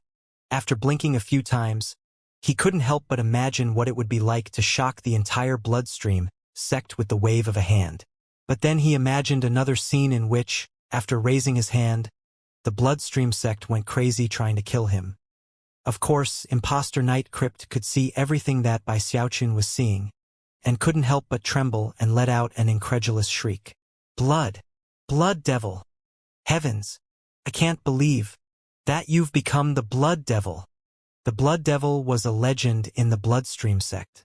Supposedly, he would either lead the bloodstream sect to glory, or completely destroy it. As soon as Imposter Knight Crypt's voice rang out in Bai Xiaochun's mind, Bai Xiaochun took a deep breath, and his expression turned very serious. Quiet down, he said, patting his bag of holding and looking around, heart pulsing with both excitement and anxiety. My original purpose was to become the Grand Elder. Then I became a blood master, a development I could handle. Who could have imagined that I would become the blood devil? Although he couldn't help but feel wonderful, he was also scowling. After all, some people in the sect would happily welcome the blood devil, whereas others wouldn't permit him to exist, and would do anything to kill him. I definitely can't let anyone in the bloodstream sect know what's happened. AI, being too outstanding is really annoying sometimes. Sighing, he stuck his chin up and waved his sleeve, looking very much like a lonely hero. With the snap of a finger, Bai Xiaochun reduced the bloodstream sect to ashes. He sighed, thinking about how he had accomplished something in the bloodstream sect that he would never have been able to accomplish in the spirit stream sect. As he thought back to everything he had done here, he sighed even more. Then he remembered that beneath Xuemei's mask was Du Lingfei's face, and a profound gleam appeared in his eyes. Xuemei, Du Lingfei. Taking a deep breath, he took a step forward and drew upon the legacy within him. Instantly, a vortex appeared in front of him, which he stepped into and vanished. When he rematerialized, he was outside of the blood ancestor's body, hovering in midair above the bloodstream sect, within the convergence of the blood qi that resembled his face. Numerous people were wrapped up in their speculations about what was happening, and as soon as they caught sight of him, cries of surprise rang out. He's come out! He stayed inside the blood ancestor's body for much longer than any of the other blood masters. Could it be that he found some other sort of good fortune? Night Crypt definitely seems a lot more powerful than he was before. Song Ke grumbled bitterly. Su Shaoshan sighed. Master God Diviner stood there trembling. Numerous gazes were all focused on Bai Xiaochun. Everyone was wrapped up in their own thoughts. However, the cultivators from Middle Peak were shaking, and the pressure that radiated out from Bai Xiaochun caused them to involuntarily bow their heads and then drop down to kowtow. The entire bloodstream sect was shaken. Bai Xiaochun hovered in midair, looking down at all the disciples and their reactions. He enjoyed being the center of attention, and on any other occasion would have assumed the pose of a member of the senior generation. But at the moment he was somewhat distracted. In fact, his attention was soon drawn to Ancestor Peak. There, he could sense Xuemei's aura. Whether it was because of becoming a Bloodmaster or the Blood Devil, Bai Xiaochun was pleased to some extent, but not as much as he might have been, and the reason for that was Du Lingfei. So, Du Lingfei is Xuemei, he murmured to himself, and Xuemei is Patriarch Limitless' only daughter, with a very high position in the Bloodstream sect. Although Bai Xiaochun could never have predicted that Xuemei would be Du Lingfei, now that he thought about it, it did make sense. After another moment of thought, his eyes flashed, and he transformed into a beam of light that shot toward Ancestor Peak. As he neared, numerous streams of divine sense appeared to examine him, but none blocked his path. Without the slightest hesitation, he stepped onto the mountain and then began to follow Xuemei's aura to her immortal's cave. It was surrounded by a grove of plum trees and was closed tight. Apparently, Xuemei didn't want to see anyone at the moment. Bai Xiaochun stood at the border of the plum tree grove, looking at the large door. He wanted to see Xuemei and ask her a question. From the moment that Du Lingfei had disappeared, all the way until sect leader Zhang Yuandong had identified her as the spy in the sect, that question had been burning in Bai Xiaochun's heart. He wanted to know whether the things that had occurred back in the Spirit Stream sect, especially the connection that had appeared between them when they were being chased by the Luochen clan, were real or not. Xuemei, come out and see me, he said loudly, his voice echoing among the plum trees. The people on Ancestor Peak who were watching him all heard what he said. Inside the Immortal's cave, Xuemei also heard. However, even after waiting for some time, Bai Xiaochun got no response. Du Xuemei, come out and see me, he said again. This time he spoke even more loudly. By this point, all of the patriarchs on Ancestor Peak were watching the scene, as were the Prime Elders and the Blood Rippers in their secluded meditation facilities. They weren't sure exactly what had occurred between Xuemei and Night Crypt, but they could well imagine what sorts of things might have happened in the struggle between her and Song Junwan. A struggle that ended with Night Crypt becoming the Bloodmaster. Time passed. Several hours later, there was still no response from within Xuemei's Immortal's cave.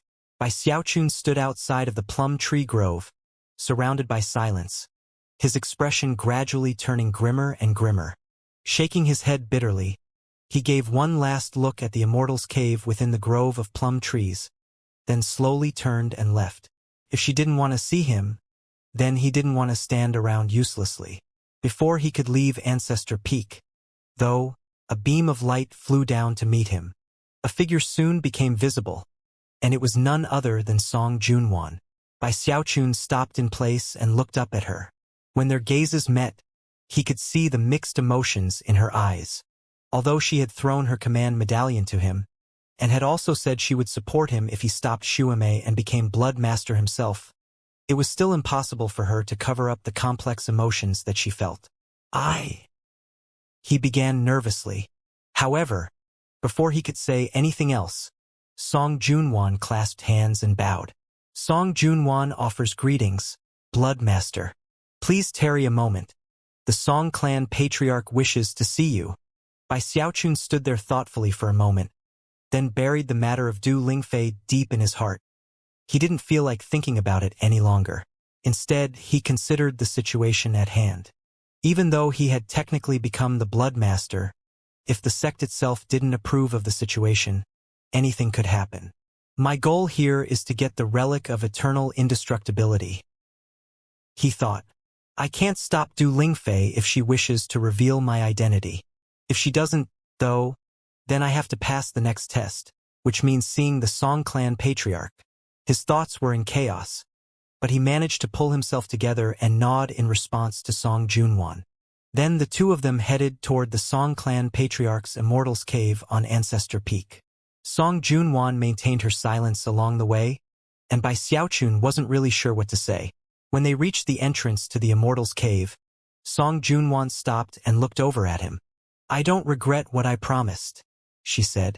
I've already explained everything to the Patriarch. In my heart, you are the Blood Master. As for how the Patriarch views the matter, I've done everything I can to convince him to agree with me. Bai Xiaochun nodded. Then, Taking a deep breath, he gritted his teeth and walked into the immortal's cave. As he passed her, Song Junwan hesitated for a moment, and then added one more thought. There have been times in the past when outsiders acquired the position of Bloodmaster. You can take a hard stance with him. With that, she turned and left. Bai Xiaochun watched her leave, then continued on into the immortal's cave. Before long, he was in the cave's main hall. The first thing he saw was the Song clan patriarch, sitting cross-legged on a stone dais. The patriarch seemed to emanate a feeling of profound age, and was surrounded by intangible fluctuations. As soon as Bai Xiaochun neared, he felt incredible pressure weighing down on him. Ru Yuyuumble. The pressure from the patriarch's cultivation base caused Bai Xiaochun to stop in his tracks, trembling. It felt as though countless mountains were crushing down onto him, and forced him to push back with all the might his cultivation base could muster. After a moment, the pressure suddenly vanished, causing Bai Xiaochun's cultivation base power to suddenly run wild inside of him. The heavenly demon appeared behind him, and his mid-foundation establishment cultivation base erupted. In that moment, the Song clan patriarch opened his eyes, and his shining gaze came to settle on Bai Xiaochun, seemingly piercing into the deepest layers of his heart. Thankfully, Bai Xiaochun had his heaven-defying mask. Despite the fact that he had lost control of his cultivation base, the mask still concealed his true level. The Song clan patriarch looked him up and down, and apparently didn't notice anything out of the ordinary. The entire process only lasted for a few breaths worth of time, but to Bai Xiaochun it seemed much longer than that.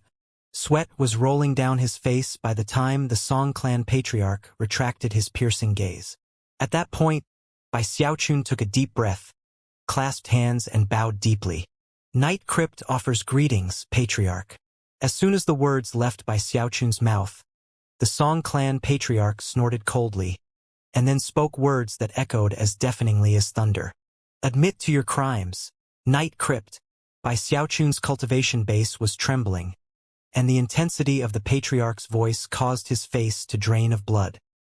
He felt like he was a tiny rowboat being tossed about by the raging sea that was the patriarch's fury, a rowboat that could capsize and sink at any moment.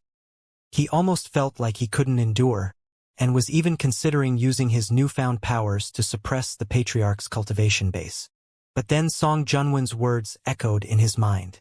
Although he couldn't be sure if what she'd said was true, after considering everything that had occurred between the two of them, he made his choice. Gritting his teeth, he pushed back against the pressure, lifted his head up and looked directly at the Song clan patriarch. What crimes did Night Crypt commit? He said coldly and slowly, his veins of steel pulsing, blood chi surging. The position of Middle Peak Bloodmaster belongs to either Song Junwan or Xu Ma. The Song clan patriarch said coolly. No matter what occurred, any person other than them who acquires the title will have no choice other than to return it. You took a position that doesn't belong to you. I will have that title back and you will submit. I, Night Crypt, am loyal and faithful to the sect. I've performed countless meritorious services. If I'm not allowed to have the trifling Bloodmaster title, then so be it. You want to take it back? Well, I can't stop you, but don't even think that I'll submit to you. Although Bai Xiaochun was nervous, he could read between the lines. If the patriarch wanted to strip him of his Bloodmaster title, there wouldn't be a need to waste so many words. The patriarch could simply kill him. However, the fact that he was spending so much time talking indicated that the Song clan patriarch didn't actually want to remove the title from him. The truth was that such a title couldn't simply be given or taken. Bai Xiaochun would have to die first, and then a certain amount of time would have to pass before another Bloodmaster could be raised up. In fact, that was why Middle Peak had been bereft of a Bloodmaster for so many years. With all these thoughts in mind, Bai Xiaochun stood there, a look of unswerving determination on his face. The Song clan patriarch looked at Bai Xiaochun and then let out a cold harumph. That girl Junwan knows me quite well, and has clearly taught you a thing or two. Am I right? Bai Xiaochun blinked, but didn't utter a word in response. The Song clan patriarch flicked his sleeve and rose to his feet on the stone dais. Night Crypt, are you willing to accept me as your adoptive father? To become my adopted son? Despite the fact that he spoke with a cool voice, the sound was so loud that the immortal's cave seemed like it might explode. Bai Xiaochun was completely shaken by the patriarch's words. Despite the vast difference in age between them, Bai Xiaochun could tell that the patriarch harbored no ill will towards him, and actually viewed him as extremely important. His heart filled with many complicated emotions as he stood there silently. After a long moment passed, he looked the patriarch in the eye, clasped hands and bowed deeply. Night Crypt offers greetings, father. The hint of a smile broke out on the Song clan patriarch's somber face, and within it could be seen his approval of Bai Xiaochun. The truth was that it didn't matter very much to him who exactly became the Blood Master, as long as that person was close to the Song clan and had strong character. The Blood Masters were the face of the Bloodstream sect, and embodied the might of the mountain peaks. In the coming war, they would be very important figures to the sect as a whole. The patriarch had long since been paying attention to Night Crypt's doings. Although he still had some suspicions about how he had accomplished everything he did, he was still very pleased. That was especially true of his shocking skill in the Tao of medicine. The only thing he wasn't very happy about was Night Crypt's cultivation base. He was only in Mortal Tao Foundation establishment, and that seeming weakness would make future growth difficult. We are on the cusp of war. If you fight well, then I'll discuss matters with the other patriarchs. Perhaps we can pull off a heaven-defying act and remold your spiritual sea. Although such a thing couldn't be done overnight, we might be able to push you from Mortal Tao into core formation. If you reach core formation, you will become a blood ripper. As for where you would end up in the end, it would all depend on your own good fortune. I can't say for sure what will happen, but considering your luck, you may be able to walk a path of your own. With that, he waved his right hand, and a fist-sized violet-colored lamp flew out to float in front of Bai Xiaochun. Voice softening a bit, the Song clan patriarch said, "Since you're my adopted son now, I'm giving you this to keep you safe. It's a magical device that I used years ago. It can release a blood flame that can burn anything and everything. It's comparable to the attack of a core formation cultivator." Bai Xiaochun looked at the violet lamp, and could immediately tell that it was something the Song clan patriarch deeply valued. When he reached out to hold it, he could sense warmth flowing into him. The lamp also emitted a soft light that made it seem anything but ordinary. At the same time, it radiated a sense of intense danger that made Bai Xiaochun feel like he was looking at a raging fire. The fact that the patriarch was giving him something like this showed that he truly did view him as a son. Although Bai Xiaochun was delighted to have been given such a gift, it filled him with even more mixed emotions than before. "Many thanks, father," he said softly, bowing his head. With that, the Song clan patriarch smiled broadly and said, "As a blood master, you may take an immortal's cave on Ancestor Peak, and may come and go as you wish. Furthermore, as my son, you may come to visit me anytime you wish. If you have any questions about your cultivation base, feel free to come to me to get an answer. Very well, take your leave. In 7 days, a grand ceremony will be held to tell everyone under heaven that Night Crypt has become the Blood Master of the Middle Peak of the Bloodstream sect." Bai Xiaochun was a bit taken aback. He had never imagined that he would pass this test so easily. In fact, from the things the Song clan patriarch had said, it was obvious how important he felt Night Crypt to be.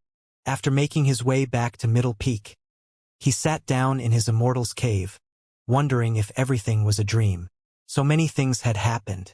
First was the revelation that Xuemei was actually Du Lingfei. Then he became the Blood Master and then the Blood Devil. And after all that, the Song clan patriarch took him as an adopted son. In the end, Bai Xiaochun couldn't help but think that the Bloodstream sect really had treated him well. He was already starting to feel very bad about all of his decisions. Even as he sat there sighing to himself, night fell. Suddenly, Bai Xiaochun's expression flickered, and he looked up. Outside of his immortal's cave, a voice could be heard, soft and respectful. "Night Crypt, my lord, may I seek an audience? It's me, Master God Diviner."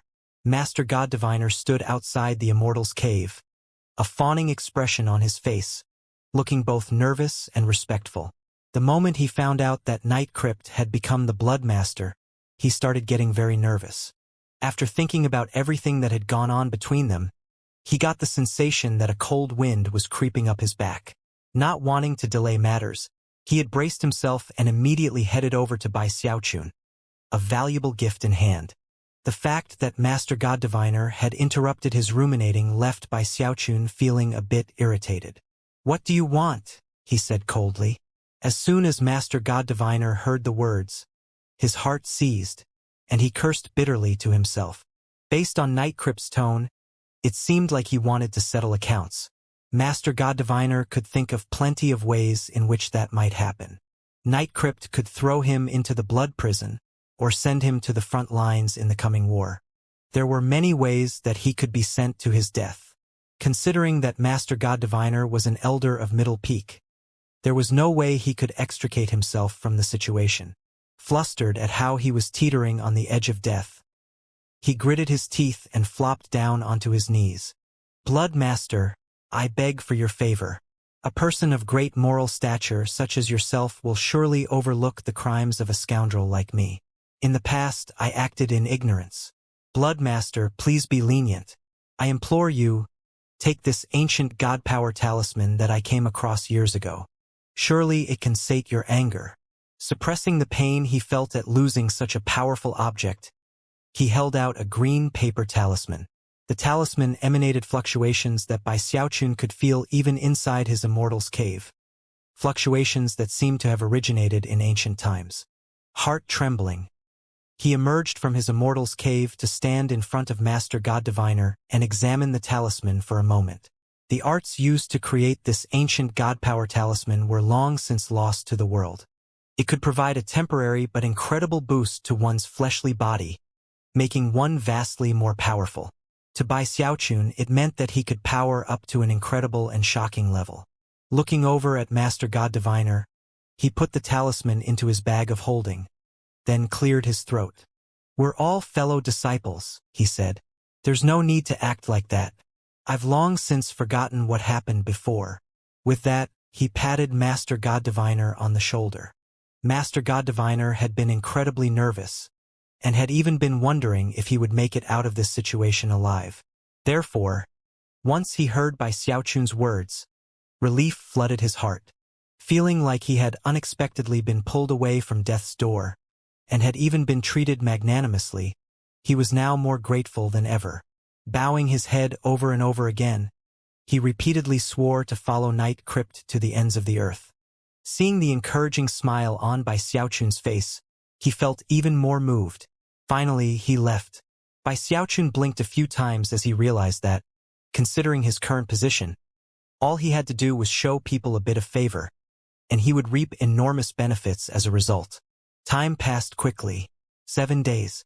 During that time, many cultivators from Middle Peak came for formal visits. Obviously, they all brought gifts with them, hoping to resolve any past differences they'd had with Night Crypt. Bai Xiaochun dealt with most of the people in the same way he dealt with Master God Diviner. As a result, not only did his reputation in the Bloodstream sect improve, but quite a few people were so thankful that they also implied that they wanted to become his followers. Bai Xiaochun was very pleased, and couldn't help but muse that he had handled everything perfectly. In fact, he decided that he would continue to use such methods in the future. Eventually, it came time for the official ceremony to install Night Crypt as the Blood Master. On that day, all cultivators of the Bloodstream sect were present. Prime Elders, Blood Rippers, and even 4 of the Patriarchs showed up to bear witness to Night Crypt taking his position. As the Grand Elder of Middle Peak, Song Junwan formally presented the Blood Master robe to Bai Xiaochun. As soon as the garments settled onto his shoulders, Night Crypt's somber features grew even more solemn.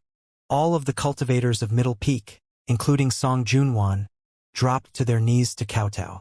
"Greetings, Blood Master." Their voices echoed out for all to hear, accompanied by a heaven-shaking, earth-shattering eruption of blood chi from the mountain peak itself, which rose up like a pillar into the sky. As of this moment, Night Crypt's name had become formally inscribed into the historical canons of the Bloodstream sect. It was official. He was Middle Peak's Blood Master. The cultivators from the other mountain peaks didn't kowtow, but they did clasp hands and bow. Although Night Crypt wasn't the blood master of those other mountain peaks, he was still a blood master, and was thus a figure deserving of respect, someone that no one in the sect could possibly dare to offend. Bai Xiaochun looked around at the kowtowing cultivators, and inside, sighed 1,000 sighs as countless thoughts raced about in his mind. It had been many years since anyone had occupied Middle Peak's Blood Master Temple, but from this day forth, it would be called Bai Xiaochun's Immortal's Cave. Without his express invitation, no one would be able to set even a foot inside. Not even Grand Elder Song Junwan could do so.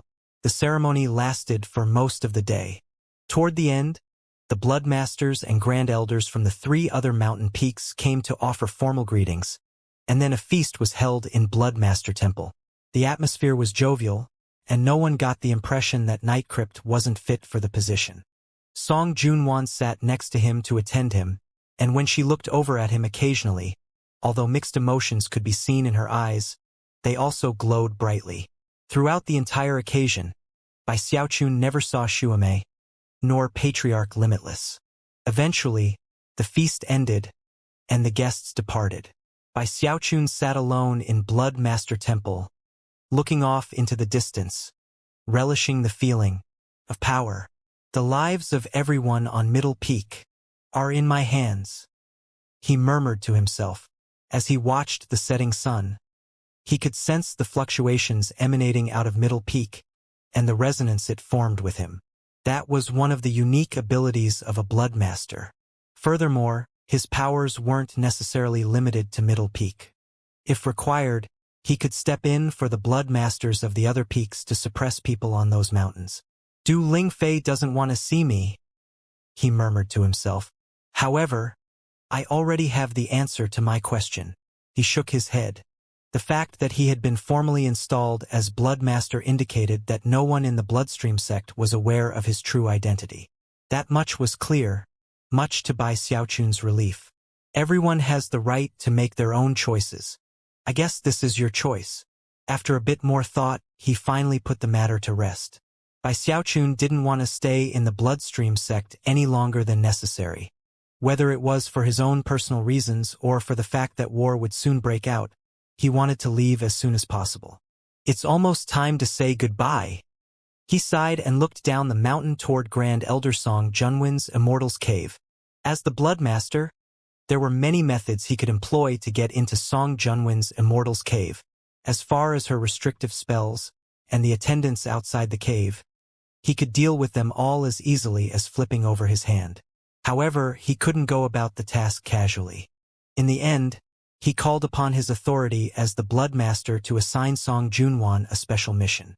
She would be sent to a legacy pocket realm within the Bloodstream sect. Normally, it was a place where the Blood Masters would go to reach core formation when they reached the Great Circle of Foundation establishment. As for Song Junwan, she was reaching the point of breaking through to core formation, so being able to enter that pocket realm would be of incredible benefit. Normally, it was a place that only Blood Masters could enter. Not even the Patriarchs could easily arrange for others to go in. Only the Blood Masters themselves could hand that right over to another person. When Song Junwan heard about the arrangement, she looked at Bai Xiaochun with shining eyes. Apparently, this act resolved even the slightest remaining reservations she had in her heart. As for Bai Xiaochun, he could hardly stand the look in her eyes, and inwardly cursed her vixen ways. After handling Song Junwan, he also arranged for the attendants who guarded her Immortal's Cave to be sent off on a task. The result was a rare occasion. Song Junwan's Immortal's Cave was left completely unguarded. It wasn't anything very noteworthy as far as the sect went.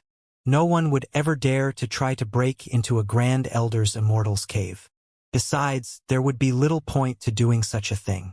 After everything was arranged and taken care of, Bai Xiaochun strolled out of Blood Master Temple and walked along the paths of the Middle Peak. The sky above was a muted orange color, and a gentle wind caressed his cheeks. No one else could be seen as Bai Xiaochun slowly approached Song Junwan's Immortal's Cave. After crossing the Lake of Blood, he found himself in front of the main door. Reaching out, he placed his hand onto the surface of the door.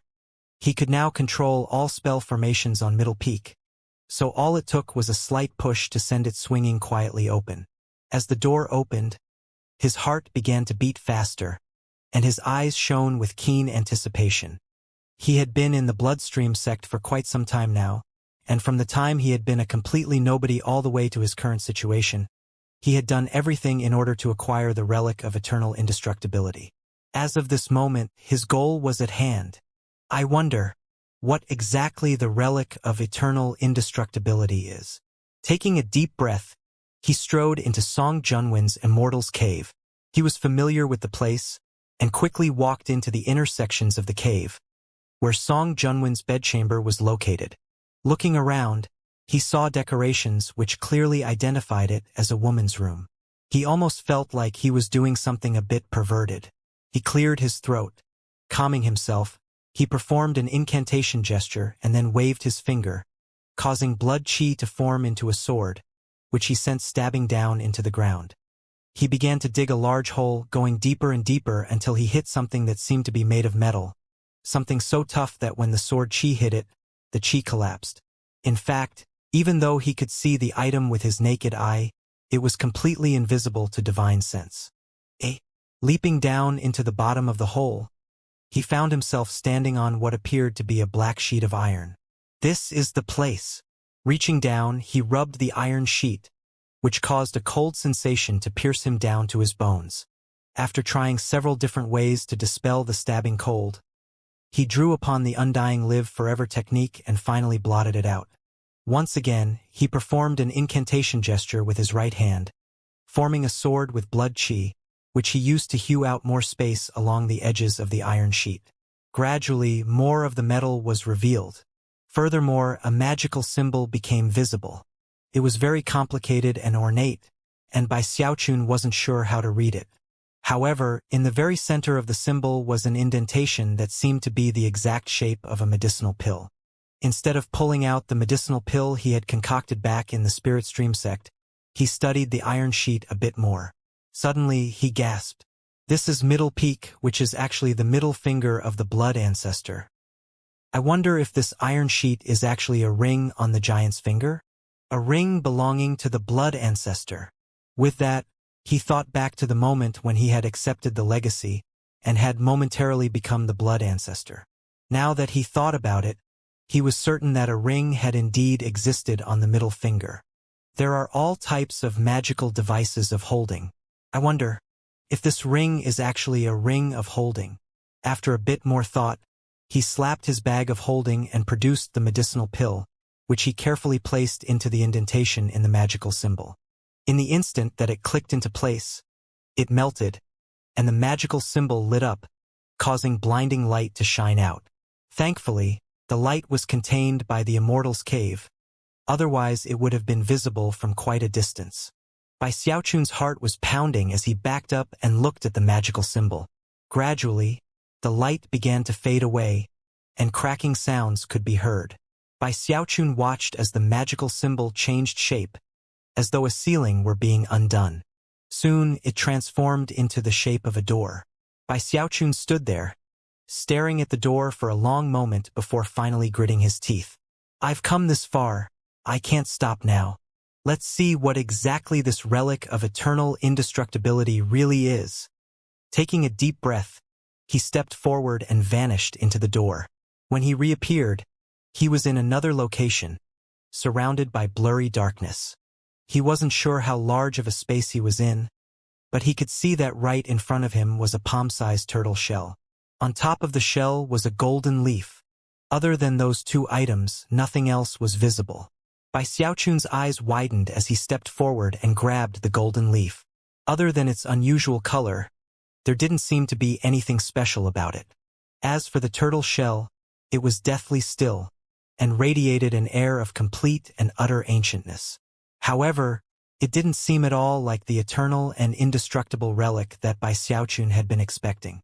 "Where's the relic of eternal indestructibility?" he exclaimed.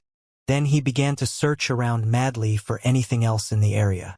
However, other than the turtle shell and the golden leaf, there was nothing present. At one point, he bit down on the golden leaf, but it was so hard his teeth almost broke. Obviously, it wasn't intended to be eaten.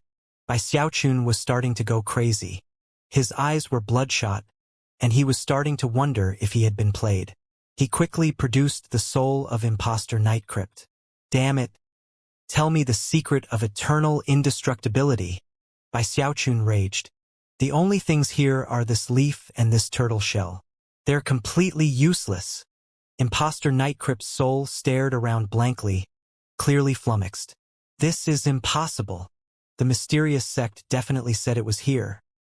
Bai Xiaochun was feeling more and more like he had been played. When he thought about all the toil and suffering he had put into this mission, even risking his own life, only to come here and find nothing, he felt more wronged than he ever had in his entire life. He searched around a bit more, but to his increasing despair, found nothing. In the end, he stared down at the turtle shell. Of course, he loved turtles, but this turtle shell was tiny, much tinier than even his turtle walk. Don't tell me the relic of eternal indestructibility is this turtle shell? But what is it supposed to do? Bai Xiaochun was about ready to cry. Sighing and scowling, he finally put the turtle shell and the golden leaf into his bag of holding, and then walked out through the glowing door. Looking down at the hole he had excavated in the floor of the Immortal's cave, he scowled, and then began to fill it in. Sometime later, after making sure everything looked exactly as it had before he arrived, he trudged away. Outside the Immortal's cave, he sighed, then looked up into the sky. To him, it felt as if the world had just played a huge trick on him. All of my toil and suffering. Things got so dangerous I almost died.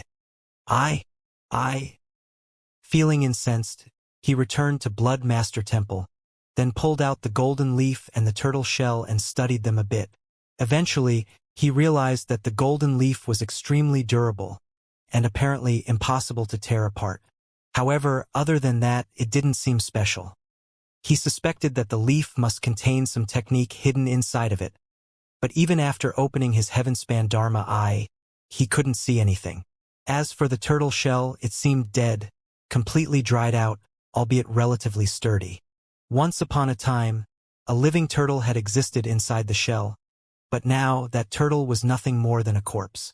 Bai Xiaochun didn't rest that night.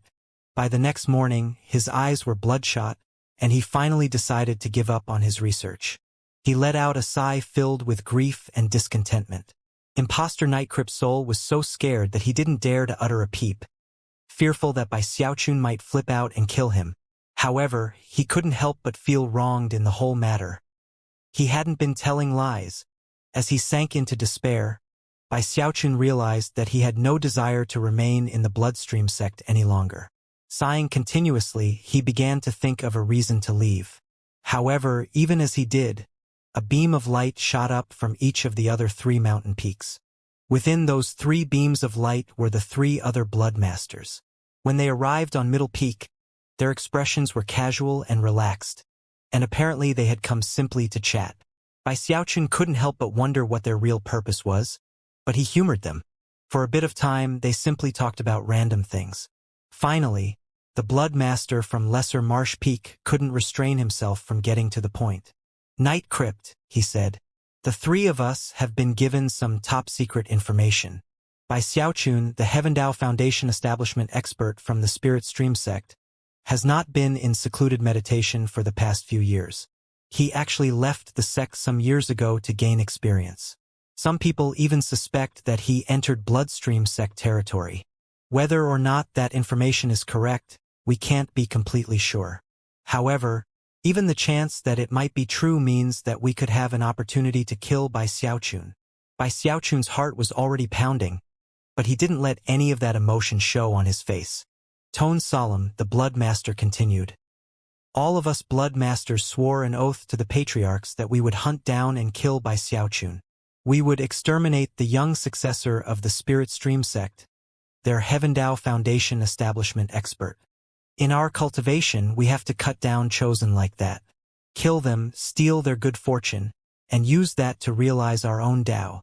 We swore a formal oath as Blood Masters, and since you're a Blood Master now too, we all need to stand as one. Since the oath has our names on it, then naturally, it should have yours as well. The Blood Masters from Corpse Peak and Nameless Peak nodded solemnly. From the way they were looking at him, it seemed they wouldn't leave until he agreed. Bai Xiaochun was already trembling in fear because of what he'd heard. Obviously, these people had sworn an oath, and yet failed to live up to it, and now they were trying to drag him into their little cabal. He thought about refusing, but could tell that they wouldn't let him off the hook easily. Even as he hesitated, the Corpse Peak Bloodmaster produced a jade slip from his bag of holding. This is the oath we swore to the patriarchs. We had to make a special request to bring it here today. All you have to do is place your mark upon it. That's all. With that, he handed the jade slip over to Bai Xiaochun. Bai Xiaochun's eyes widened when he realized how well prepared the group was. Inwardly, he cursed about how outrageous these blood masters were, forcing him to swear an oath to kill himself. The more he thought about it, the worse it sounded. That was especially true when he examined the jade slip and saw that, in addition to the substantial reward that was being offered upon Bai Xiaochun's death, there was also a punishment for failure. That punishment involved being confined to the sect's abysmal defile. Bai Xiaochun had heard of the abysmal defile before. It was a deep ravine filled with wind and fire, a place where cultivation felt like pure torture. Ordinary people couldn't even survive the place. When he saw that, he felt more nervous than ever. As Bai Xiaochun, he hadn't done anything to these three blood masters. What right did they have to make things so hard for him, to risk such incredible punishment in their attempt to kill him? Seeing the fierce looks in their eyes, he gritted his teeth and put his mark onto the jade slip. Inwardly, he was chuckling coldly. You people might as well abandon any hope of ever succeeding. Even with me in your little cabal, you'll be waiting forever. When they saw Bai Xiaochun put his name on the oath, they all smiled and relaxed a bit. The truth was that this agreement had been a huge headache for them. Back when they had first sworn the oath, they had been attempting to take the lead among the other cultivators in the sect. However, after all the years that had passed, they still hadn't accomplished their mission. Now that Middle Peak had its Bloodmaster, they all agreed that they had to get the fourth Bloodmaster into their group no matter the cost. After all, an addition person to help would be the ideal situation. I might only have been promoted to Bloodmaster recently, Bai Xiaochun said, sounding very serious. But this is a serious matter. We need to turn up some clues immediately. Since Bai Xiaochun is supposedly in Bloodstream sect territory, then how about this? I'll go search for him right away. If I turn anything up, I'll send you three a message instantly. Then we can all attack together to take Bai Xiaochun down. As soon as the other three blood masters heard his suggestion, their expressions brightened, and they exchanged meaningful glances. Then, all of them declared their own intentions of going out to search for Bai Xiaochun. As soon as anyone found new information, they would notify the others. Feeling very pleased, they all left. Bai Xiaochun chuckled coldly inside, then began to pack his things in preparation for departure. Some time later, he left the gates of the sect, and then turned to look back, his eyes filled with sighs and other mixed emotions. The truth was that even he wasn't sure exactly how he felt about the Bloodstream sect. It would be great if this war could be avoided somehow, he murmured to himself. With that, he turned to look in the direction of Xuemei's Immortal's cave on Ancestor Peak. The choice is yours, he said with a sigh. Then he turned and flew off in a beam of light. Before he had gone very far, he suddenly realized that he already missed the Bloodstream sect. He thought back to everything which had occurred there, and couldn't help but look over his shoulder one more time at the sect. I might not ever come back here again in my entire life. Even as he hovered there looking back at the sect, his eyes suddenly went wide with shock. Something was happening on Nameless Peak. A black cloud was rising up into the air, a huge mist filled with countless gargoyles. The gargoyles were exploding into action, howling at the tops of their lungs in voices that could shake heaven and earth. Down with the Bloodstream sect. We will be free. We will be our own masters. Cultivators of Nameless Peak. You have oppressed us gargoyles for too long. We refuse to submit to you. Today is the day we rebel against the Bloodstream sect. The shrill cries of the gargoyles erupted out to shake the entire bloodstream sect. That was especially true of the cultivators on Nameless Peak, who were utterly shocked. The gargoyles, which had previously been under their command, were suddenly completely ignoring their orders. Even some of the oldest gargoyles were joining in, and they seemed the most enraged of all. There was one gargoyle who appeared to be their leader, and was located in the very center of the army. That particular gargoyle suddenly launched into a speech, his voice loud and piercing. "Fellow gargoyles, the time has come to attack. Fear not, my master has already become a blood master, someone powerful enough to shake the world. Today is the day that we gargoyles rise to prominence. We will shake off the manacles placed upon us by Nameless Peak. Today, we fight for our freedom." Xiaochun gasped as he realized who the leader of the gargoyles was. It was none other than Shadow, the gargoyle he had fed medicinal dregs to when he had been concocting medicine on Nameless Peak. Back then, the gargoyle had been meek and subservient, but now it seemed completely arrogant and despotic.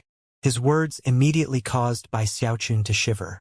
Swallowing hard, beads of sweat popping out on his forehead, Xiaochun quickly turned and made his way off into the distance, fearful that after the gargoyle insurrection was put down, the bloodstream sect would look for him to settle accounts. Damn it! I was wondering why nothing strange happened when I concocted medicine on Nameless Peak. It turns out the disaster was brewing this entire time. Looking like he might cry at any moment, he left behind the raging howls of the gargoyles and the cold snorts of the patriarchs. He fled for his life. After leaving the bloodstream sect, Xiaochun shot through the air in a beam of light. The sky stretched out in all directions, peppered with occasional clouds. Flying along as he was, Xiaochun felt as free as a bird. The jungle which filled the bloodstream sect's territory was the color of blood, and in many areas, radiated a dangerous and brutal aura. However, whatever deadly entities existed therein quickly shrank down into the shadows as soon as they sensed Xiaochun's blood qi. Virtually everything in the area was connected in some way to the bloodstream sect, and Xiaochun soon found that it could all be suppressed by his aura.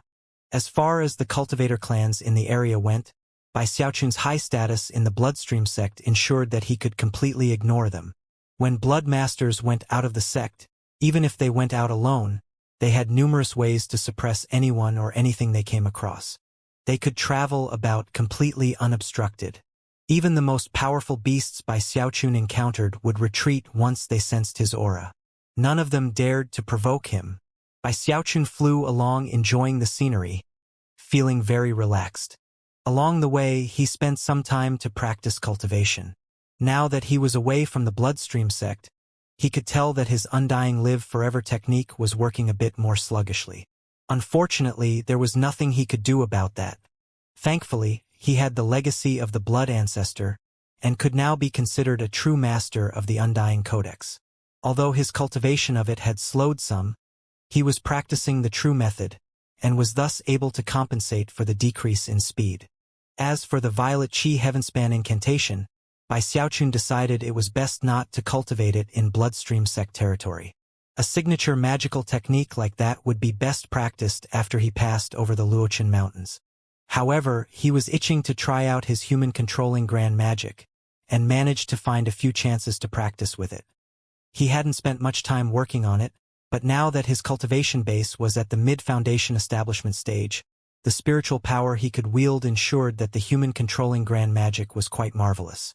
By now, he had been studying the powers of gravity and repulsion for years, and yet wasn't willing to give up on them and continued to spend time analyzing them. When he got tired because of all the traveling, he would impose on one of the local cultivator clans. Whenever he left such clans, they would always throw a big fanfare out of respect for him. As time went on, his size grew heavier. He was going to miss being a blood master. As far as he was concerned, giving up that title was worse than losing a fortune. I really am simply too righteous, too principled. I'm giving up so much for the sake of the Spirit Stream sect. The more Xiaochun thought about it, the more he felt like he was really making a huge sacrifice. And then there's Song Junwan. Whenever he thought about her, he remembered her beautiful features, and would feel his heart growing hot. He sighed. "Warner, good and evil just can't mix," he said, trying to look as righteous as possible. However, the disappointment he felt forced him to turn back and look longingly in the direction of the Bloodstream sect. The further away he got, the more he thought about everything that he had done there. Eventually, he just had to grit his teeth and fly onward. One day, an enormous mountain range rose up in front of him, stretching out along the horizon like a dragon. Although it seemed close, from what Bai Xiaochun could tell, it was at least half a day away even if he flew at top speed. "Once I get over those mountains, I'll be in Spirit Stream sect territory." Determination flickered in his eyes, and he was just about to fly onward when, all of a sudden, he caught sight of 3 beams of light flying through the air toward him. Soon, an old man became visible, along with 2 younger men. The old man had a Foundation Establishment Cultivation base, whereas the younger men were in the 7th or 8th level of Qi condensation, and were flying with the aid of magical devices. As they all flew along, the old man frowned and rebuked the younger men. "War is on the horizon. You two are the future of the Shuiwei clan. If you fly with speed like that, how do you think you'll manage to stay alive in the fighting?" To fly with magical items requires control of your cultivation base. However, skill is only one of the things that will enable you to fly. The 2 young men gritted their teeth and worked harder to control their magical devices. And yet, no matter what they did, they still wobbled unstably. One of them even managed to get so out of control that he fell off. "Imbecile," the old man spat. "The clan has spent a lot of resources on training you, and yet you're as dumb as an ox." He swished his sleeve, catching the young man before he fell. He was about to continue with his tirade when he suddenly sensed Bai Xiaochun. Irritated, the man looked over and said, "Humph! What are you, blind? Don't you know this is Shuiwei clan territory? You're not allowed to fly around here. Screw the hell off." Bai Xiaochun had originally planned to ignore the group of 3 and simply fly along. But then the old man had the nerve to curse him. "What did you just say?" Bai Xiaochun said, glaring back at the old man. The old man's eyes went wide, and then he gasped and began to tremble visibly. "That's the Blood Master of Middle Peak," he thought. "Night Crypt the Plagued Evil." The old man's face drained of blood as he thought back to what he had just said. Heart pounding, he bitterly clasped hands and bowed toward Bai Xiaochun. "The Shuiwei clan offers greetings, exalted Blood Master." Bai Xiaochun snorted coldly and then approached the group of 3. "How did you people know where to find me?" he asked icily. The sight of Bai Xiaochun looking them up and down caused the 2 young Qi condensation cultivators to bow their heads in terror. Even the old Foundation Establishment cultivator felt his scalp tingling in anxiety as he thought of all of the blood-curdling stories he'd heard about the Blood Master of Middle Peak. "We didn't know you were in the area, oh exalted Blood Master. The Shuiwei clan is based in this region, so we pay attention to all the passing cultivators. When we realized you had come, we immediately came out to offer greetings and invite you to our humble clan to rest for a bit." Bai Xiaochun nodded arrogantly. Considering he was a Blood Master, he figured it would be best to act much more brazenly than normal. "Very well," he said. "Take me to this clan of yours." The old man shivered. Plastering a smile onto his face, he immediately led Bai Xiaochun back to his clan. The Shuiwei clan was located in Bloodstream sect territory, and although it wasn't one of the larger cultivator clans, they were more powerful than the smaller clans. A middle-sized clan, they occupied 3 mountains that were covered with emerald green fruit trees, forming quite a contrast with the surrounding crimson-colored vegetation. The fruit on the trees was pitch black and emanated a strange, fragrant aroma which filled the entire Shuiwei clan, giving it a somewhat otherworldly air. As soon as Bai Xiaochun got near, he noticed the strangeness of the clan, and couldn't help but exclaim, "Exalted Blood Master, these fruits aren't a product of the Shuiwei clan. They grow here naturally. In the past, the Bloodstream sect came to harvest some of the fruits and determined that they were toxic. Because of that, they're inedible and are only good for making poison. However, the aroma of the fruit can be used to drive away certain wild beasts. It also has certain hallucinogenic properties. The old man didn't seem very surprised at all by Xiaochun's reaction. Whenever anyone visited the Shuiwei clan for the first time, they would be somewhat entranced by the fruits. However, despite many years of research, no one had ever found a use for the fruits by cultivators. When Xiaochun flew into the Shuiwei clan and stepped onto their first mountain, the clan members there were all shocked and immediately began to bow in formal greeting. Xiaochun ignored them and walked up to one of the fruit trees. After plucking one of the fruits off of the tree, he looked at it closely and quickly confirmed that the information he'd been given was true. The world of plants and vegetation is filled with all sorts of fantastic oddities. This fruit's aroma truly can cause hallucinations. As he looked around at the trees, he could tell that they were very old. After looking around for a bit, he was even able to find one tree on the third mountain that was so old he couldn't identify its age. That tree was so large that 10 people could wrap their arms around its trunk. It was somewhat withered, with more than half of the tree showing no signs of life. The aroma emitted by the fruits on that tree were particularly strong. After sniffing one of the fruits, Xiaochun felt somewhat lightheaded and was forced to rotate his cultivation base to dispel the effects. What a pity! You can dispel the effects within a breath of time with your cultivation base. If the effects lasted longer, maybe these fruits might be worth something. Shaking his head, he turned to leave. However, it was at that moment that his expression flickered, and he looked down at his bag of holding. A moment before, he had sensed a certain aura inside the bag suddenly change. After scanning the bag of holding with divine sense, a strange expression appeared on his face. Waving away the surrounding members of the Shuiwei clan, he pulled out a little palm-sized turtle shell, which was the potential relic of eternal indestructibility he'd acquired from Song Junwen's Immortal's cave. Before, the turtle shell had seemed as hard as a rock. After all, whatever was inside the shell was long since dead. However, because of the fragrant aroma of the old fruit tree, the shell had changed, and whatever was inside now seemed different, somehow soft and pliable. Suddenly, a green little tail popped out of the back of the shell. Xiaochun's eyes went wide as 4 little limbs emerged, and then an emerald green head. "It's alive!" Gasping, he looked closer. Closer examination revealed that the head and limbs were all limp and lifeless. They almost just looked like mere decorations. Something about it seemed strange, but Xiaochun wasn't sure what.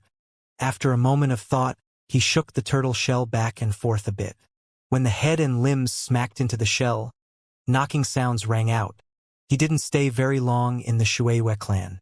As evening fell, the cautious and respectful clan members threw a big ceremony. Later, Xiaochun strutted out of the clan, then flew up into the air. A few hours later, he was getting close to the Luochen Mountains. By now, the idea of finally going home surged strong in his heart. Taking a deep breath, he sped toward the mountains, carefully sending divine sense ahead of him to scan the path. Soon, he realized that there was something different about the mountains. There was a strange aura lurking within them, something that caused Xiaochun's heart to jitter fearfully. "What's going on?" he thought. More cautious than ever, he proceeded along until it was late in the night. At that point, he was nearing a ravine that led into the mountain range, and that was when he saw something completely shocking. A faintly glowing screen of light was visible, stretching high up into the heavens, almost like a gigantic wall. That wall of light rose up from the mountains, climbing as far as the eye could see, completely separating the territory of the Spirit Stream sect and the Bloodstream sect. There was no need for Xiaochun to perform any tests to determine how powerful that wall was. He was sure that if he tried to force his way through it, he would instantly be destroyed in body and soul. Face flickering, he confirmed that the shield wall contained the fluctuations of Spirit Stream sect magic.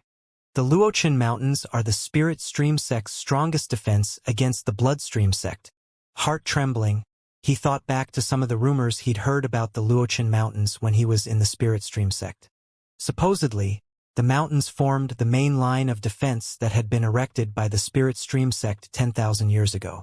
Back in the Bloodstream sect, I didn't get the sense that much was happening in the outside world. But the truth is that the war has reached the point that this shocking shield has already been put up. That's very telling. After a moment of thought, Bai Xiaochun approached the ravine, then turned back and looked in the direction of the bloodstream sect. A long moment passed. Finally, he checked the area to make sure he was alone, then took a deep breath and slowly reached up and put his hand on his face. After a pause, he removed the mask, revealing his true facial features. He put the mask away and waved his sleeve to dispel the bloody aura of the bloodstream sect. Then he pulled in all the fluctuations of his undying live forever technique. A moment later, the aura of the violet chi heavenspan incantation erupted from his spiritual seas, and he began to walk toward the light shield. When he made contact with the shield, a shocking presence gripped him, something that left him feeling icy and numb. From the feeling he got, he could be wiped out at any moment. He immediately stopped in place, unmoving, his anxiety mounting. After a few breaths worth of time passed, the icy presence slowly faded away, and he could move again. Taking a step forward, he passed through the shield. I doubt that was the divine sense of one of the patriarchs, he thought. It was probably the formation automaton of this spell formation. Fear lingered in his heart as he looked back at the shield. Taking a deep breath, he looked around at vegetation that was no longer crimson, but rather lush and emerald green. The feeling he got was completely different than the bloodstream sect. Here, he could sense the aura of the spirit stream sect. Bai Xiaochun is back, he murmured. With that, he blurred into motion, flying through the air and simultaneously unleashing the violet chi heavenspan incantation. As he did, violet light shone out around him, filling the area with the same color. His third eye opened on his forehead, and his view of the world suddenly became brighter and more colorful. Now that he didn't need to conceal his techniques, he performed an incantation gesture and pointed out, drawing on violet chi cauldron summoning. Heaven and earth shook as he waved his sleeve, causing water vapor to roil about, which was the water swamp kingdom. He threw his head back and laughed uproariously. The feeling of not having to be worried about anything filled him with joy. The pressure and mixed emotions he had felt in the bloodstream sect were now gone, and he began to think about everyone he knew in the spirit stream sect. Uncle Li, Big Fatty Zhang, Ho Xiaomei, Ho Yunfei, Su Baokai, elder brother sect leader, Bruiser. I'm back. Spirits high, he shot through the air at top speed. Eventually he stopped to rest a bit and pulled out the turtle walk. The mere sight of it left him sighing deeply. I didn't dare to use it in the bloodstream sect. But now, I can finally perform fourfold spirit enhancements. Bai Xiaochun was very excited about the prospect. He had already collected plenty of material to create four-colored flame, and therefore didn't waste any time. Without any hesitation, he took out all of his magical items and began to perform spirit enhancements. He was especially excited to enhance his signature little wooden sword. After the enhancement, it didn't look like wood anymore, but rather gold. As for the golden crow sword, it didn't change very much, but the light that shone off of it was more dazzling than before. Before long, almost all of his magical items had been enhanced. As for the lamp that the Song clan patriarch had given him, he enhanced that too. As the silver designs glittered on its surface, he held it in his hand, and his soul trembled. The fluctuations coming off of the lamp were terrifying to the extreme. I'm so powerful I even frighten myself, he thought, eyebrows dancing up and down. After carefully putting the lamp away, he savored the experience of proceeding along back to the spirit stream sect. At one point, he suddenly recalled the little turtle, which he pulled out of his bag of holding, then shook back and forth a bit to produce the usual knocking sounds. After playing around with it for a bit, he found to his surprise that he could actually grab the tail and stretch it out. When he let go, it would snap back into place with a twang. Wow, you can do that? He said, shocked. He tried the same thing with the turtle's limbs and even the head, and they all did the same thing. He even tried throwing it down, and found that the little turtle could actually be used like a weapon. After finding some boulders, he threw the turtle at them, and they shattered. The little turtle, however, wasn't even scratched in the process. Bai Xiaochun was starting to get the feeling that this was no simple turtle. As he made his way back to the spirit stream sect, he would often shake it, stretch it, and throw it around. A few days later, he suddenly realized that a faint aroma was emanating out from the turtle. It was hard to detect, but after inhaling it, Bai Xiaochun found that his cultivation base suddenly stirred. Then he rotated it, and large amounts of spiritual energy from the area rushed toward him, causing his spiritual seas to emanate shocking fluctuations. "Whoa!" he exclaimed. He tried to reproduce the effect, but failed. However, after examination, he realized that brief rotation of his cultivation base had resulted in the same progress it would normally take him a month of meditation to produce. Gasping, he looked closer at the little turtle. "Don't tell me this really is the relic of eternal indestructibility?" he thought, heart thumping in his chest. After thinking about all the marvelous aspects of the little turtle, he once again gently shook it back and forth in his hand. However, no matter which way he shook it, he couldn't reproduce that fragrant aroma. Not wanting to give up, he kept shaking it in his hand as he went along. Finally, 3 days later, the turtle once again emitted a fragrant aroma. Bai Xiaochun immediately sucked it in, causing his cultivation base to surge, and the surrounding energy of heaven and earth to rush toward him. He was almost like a vortex, sucking in all the local spiritual power. There were some cultivator clans in the area, and when people saw what was happening, their eyes went wide, and their hearts trembled. Elated, Bai Xiaochun threw his head back and laughed uproariously. "Ha ha ha!" Yet again, Bai Xiaochun's wits come out on top. "This little turtle is great. I don't have to expend any effort at all, and can increase the speed of my cultivation." At that point, he decided that he would spend time every day shaking the little turtle. A few more days went by, and he finally caught sight of the spirit stream sect. The 3 mountain peaks of the south bank rose high into the air, as did the 4 mountain peaks of the north bank, and Mount Daoseed, which hung high over the Heavenspan River. Scintillating light rose up from all of the mountain peaks, as if they were building up energy. Powerful pressure and fluctuations rolled out in all directions, with the spirit stream sect being in the middle of it all. Excited, Bai Xiaochun shook the little turtle back and forth a few times. "I'm finally back. I can still remember how everyone could hardly stand to part with me. Considering I've been gone so long, everyone definitely misses me. I wonder if Uncle Li has come out of secluded meditation yet?" The more he thought about it, the more he was nervous for Li Qingho. Giving the turtle a few good shakes, he picked up speed and shot toward the entrance of the sect. When he got close, beams of light shot out from the sect, accompanied by a hoarse shout. "Halt! Who goes there?" 4 cultivators appeared, one of them in the great circle of qi condensation, and the other 3 in the 5th or 6th level. Even as the words rang out, the glow of magical techniques sprang out of their hands. However, when they caught sight of Bai Xiaochun, their eyes widened. That was especially true of the cultivator in the great circle, who immediately began to tremble. It was none other than Chun Fei. "Bai Xiao, sect Uncle Bai." Thankfully, he was quick to change his wording. Without any hesitation, he clasped hands and bowed. The other 3 disciples' jaws dropped, and then they also clasped hands in greeting. Felt wonderful to finally be home. Striking the pose of someone of the senior generation, Bai Xiaochun nodded magnanimously and said, "Excellent, all of you. Remember to always work hard at cultivation."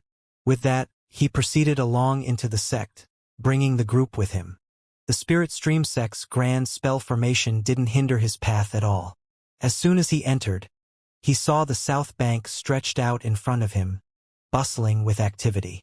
There was Green Crest Peak, Violet Cauldron Peak, and Fragrant Cloud Peak, as well as the servants' district at the bottoms of the mountains. A few phoenixes were flying in the air, along with numerous cultivators. To Bai Xiaochun, nothing could have been more familiar. He suddenly felt the urge to make sure that everyone who missed him knew that he was back. Hovering there in midair, he threw his head back and roared, "Ladies and gentlemen of the sect, I, Bai Xiaochun, am back." His voice echoed about like thunder. Chun Fei stood off to the side, feeling bad for the south bank. Brothers and sisters of the spirit stream sect, Bai Xiaochun is back. Bai Xiaochun's voice echoed like thunder throughout the south bank of the Spirit Stream sect, and could even be heard on the north bank. Moments before, the sect had been buzzing with activity, filled with a din of voices. But a moment later, everything went completely quiet. Even the phoenixes flying in the air above the sect shivered and forgot to keep flying. Because Li Qingho had gone into extended secluded meditation, Elder Zhou had taken over as the Peak Lord of Fragrant Cloud Peak. When the thunderous voice interrupted his own meditation, his eyes opened and his jaw dropped. Zhou Xinqi had been practicing cultivation on Mount Dao Seed, and had just finished a session of meditation and was preparing to leave. When she heard the voice echoing back and forth like thunder, her face fell. Su Baokai had just been preparing to go visit some friends on Green Crest Peak, to flaunt some new exclusive information he'd come across, when he was suddenly interrupted by the booming voice, and his eyes went wide. Big Fatty Zhang was standing miserably in front of Su Meixiang as she berated him. Then they heard his voice, and they both looked up. All of the cultivators and disciples on the south bank, who had been dragged into by Xiaochun's antics, were struck mute by the words they had just heard. On Fragrant Cloud Peak, one elder had been in the middle of giving a lecture about cultivation to a group of disciples who seemed to be hanging on to his every last word. When he was interrupted by Xiaochun's booming voice, his face fell. As for the disciples, they didn't seem as shocked, but were clearly moved. On Mount Dao Seed, Zhang Yuandong stood there reading a jade slip, his expression grim. The news in the jade slip was anything but good, and he was just about to go to the mission's office to announce an important mission, when suddenly, a booming voice interrupted his train of thought. Immediately, he stopped in his tracks, his expression flickering. Also on Mount Dao Seed were two prime elders whose faces fell. They had been among the group whose clothes were ripped to shreds by Xiaochun's gravitational repulsion pearl years ago. Bai Xiaochun looked around at the south bank, at how quiet it was, at how the birds couldn't even fly, and how even the cultivators who had been speeding through the air had suddenly stopped in place. He was visibly moved. Does everyone still remember me? You guys definitely miss me. Without me around, your cultivation must have been very, very boring. Sighing, he looked over at Chen Fei and the other three cultivators. Don't you agree, Chen Fei? At first, Chen Fei wasn't sure what to say. Bracing himself, he chose to offer some praise. Sect Uncle Bai, you have unrivaled magical powers. You're completely and utterly famous. Upon returning, your solitary shout raised the spirits of everyone inside and outside of the Spirit Stream sect. Chen Fei's three companions were shocked to hear him say such things. They had already been surprised to see the reaction caused by Xiaochun's words from moments ago. But then they heard their elder brother Chen Fei, who they always took to be cold and distant, suddenly speaking in such a flattering tone. They couldn't help but gasp. These three hadn't been around in the days in which Bai Xiaochun came to be well known. They had joined the sect in the later days, and had only heard stories about the things he had done. As of this moment, they were exchanging awkward glances. Bai Xiaochun gave a long chuckle. Ha ha ha. You're right, of course. Everyone misses me to death. Look, a single shout on my part and everyone is at a loss for words. Don't worry, everyone. I'm back, and I won't ever be leaving again. Sighing, Bai Xiaochun was just about to shout out again at the top of his lungs, when suddenly countless, heaven-shaking, earth-shattering screams rose up from the three mountain peaks of the south bank. The heavens don't have eyes. Bai Xiaochun is back. Damn it. Didn't he go out to get experience? It's only been a few years. How come he's back so soon? Not good. The spirit-tailed chicken population is just getting back to normal. The apothecary fiend is back. As the screams echoed out, the phoenixes up in the air let out miserable shrieks and quickly flew away. The cultivators who had stopped flying gasped. Obviously, most of the cultivators who were capable of flying were in the Foundation establishment stage. When they thought about the terrifying scene in the square when Bai Xiaochun ripped everyone's clothing to shreds, leaving them stark naked, their scalps went numb with fear, and they fled. As for the ordinary disciples from the three mountain peaks, when they thought of the miserable scenes from the past, their hearts were filled with grief and indignation. Zhou Xinqi gritted her teeth, her heart smoldering with hatred because of the words he had just spoken. With a cold snort, she decided to simply continue her session of secluded meditation. Su Baokai was scowling on the verge of tears and had lost any mood to go out. However, as soon as he thought about Bai Xiaochun's status in the sect, he flew out to go meet him. Bai Xiaochun blinked a few times in response to all the screams. Coughing dryly, he rubbed his nose, and then looked over at Chen Fei and his companions. Ha ha ha! What a passionate group, eh? Sweat dripped down Chen Fei's forehead, but even after racking his brains, he couldn't think of what to say next. His three companions looked over at Bai Xiaochun as reverently as if he were a god.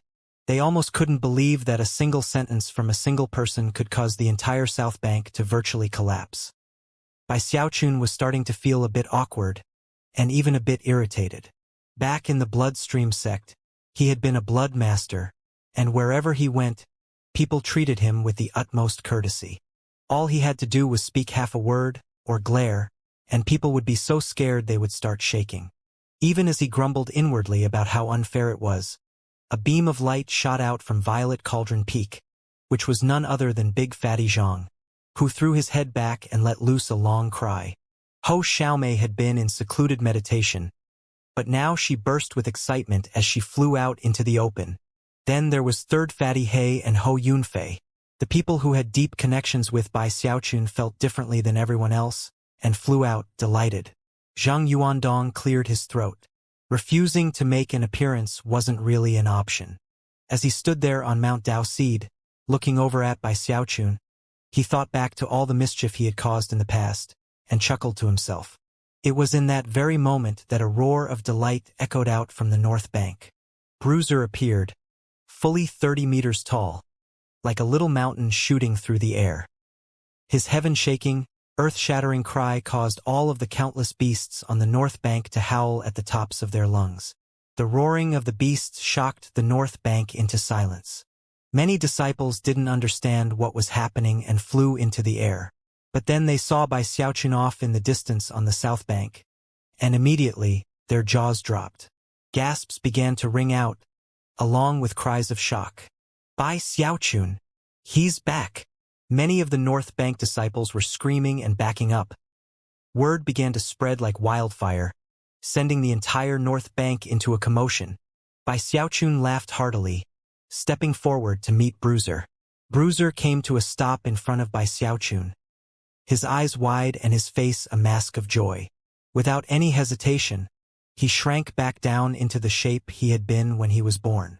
Then he latched his teeth onto Bai Xiaochun's pant legs and refused to let go, apparently worried that Bai Xiaochun might leave him again to go on adventures alone.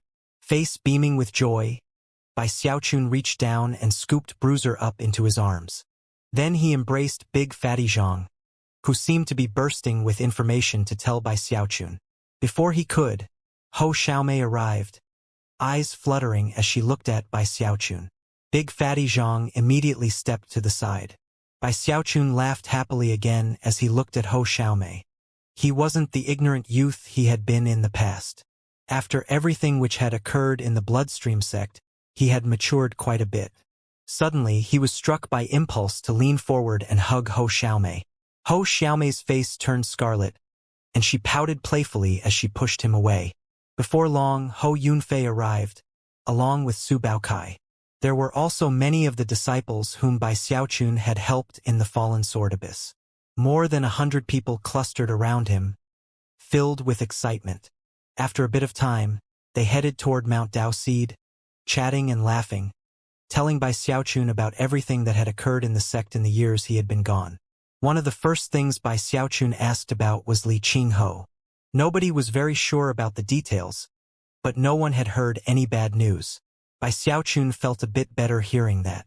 Many people were surprised to see such a large group emerge to receive Bai Xiaochun. That was especially true of the people who had suffered at his hands, who were completely incredulous at what they were seeing.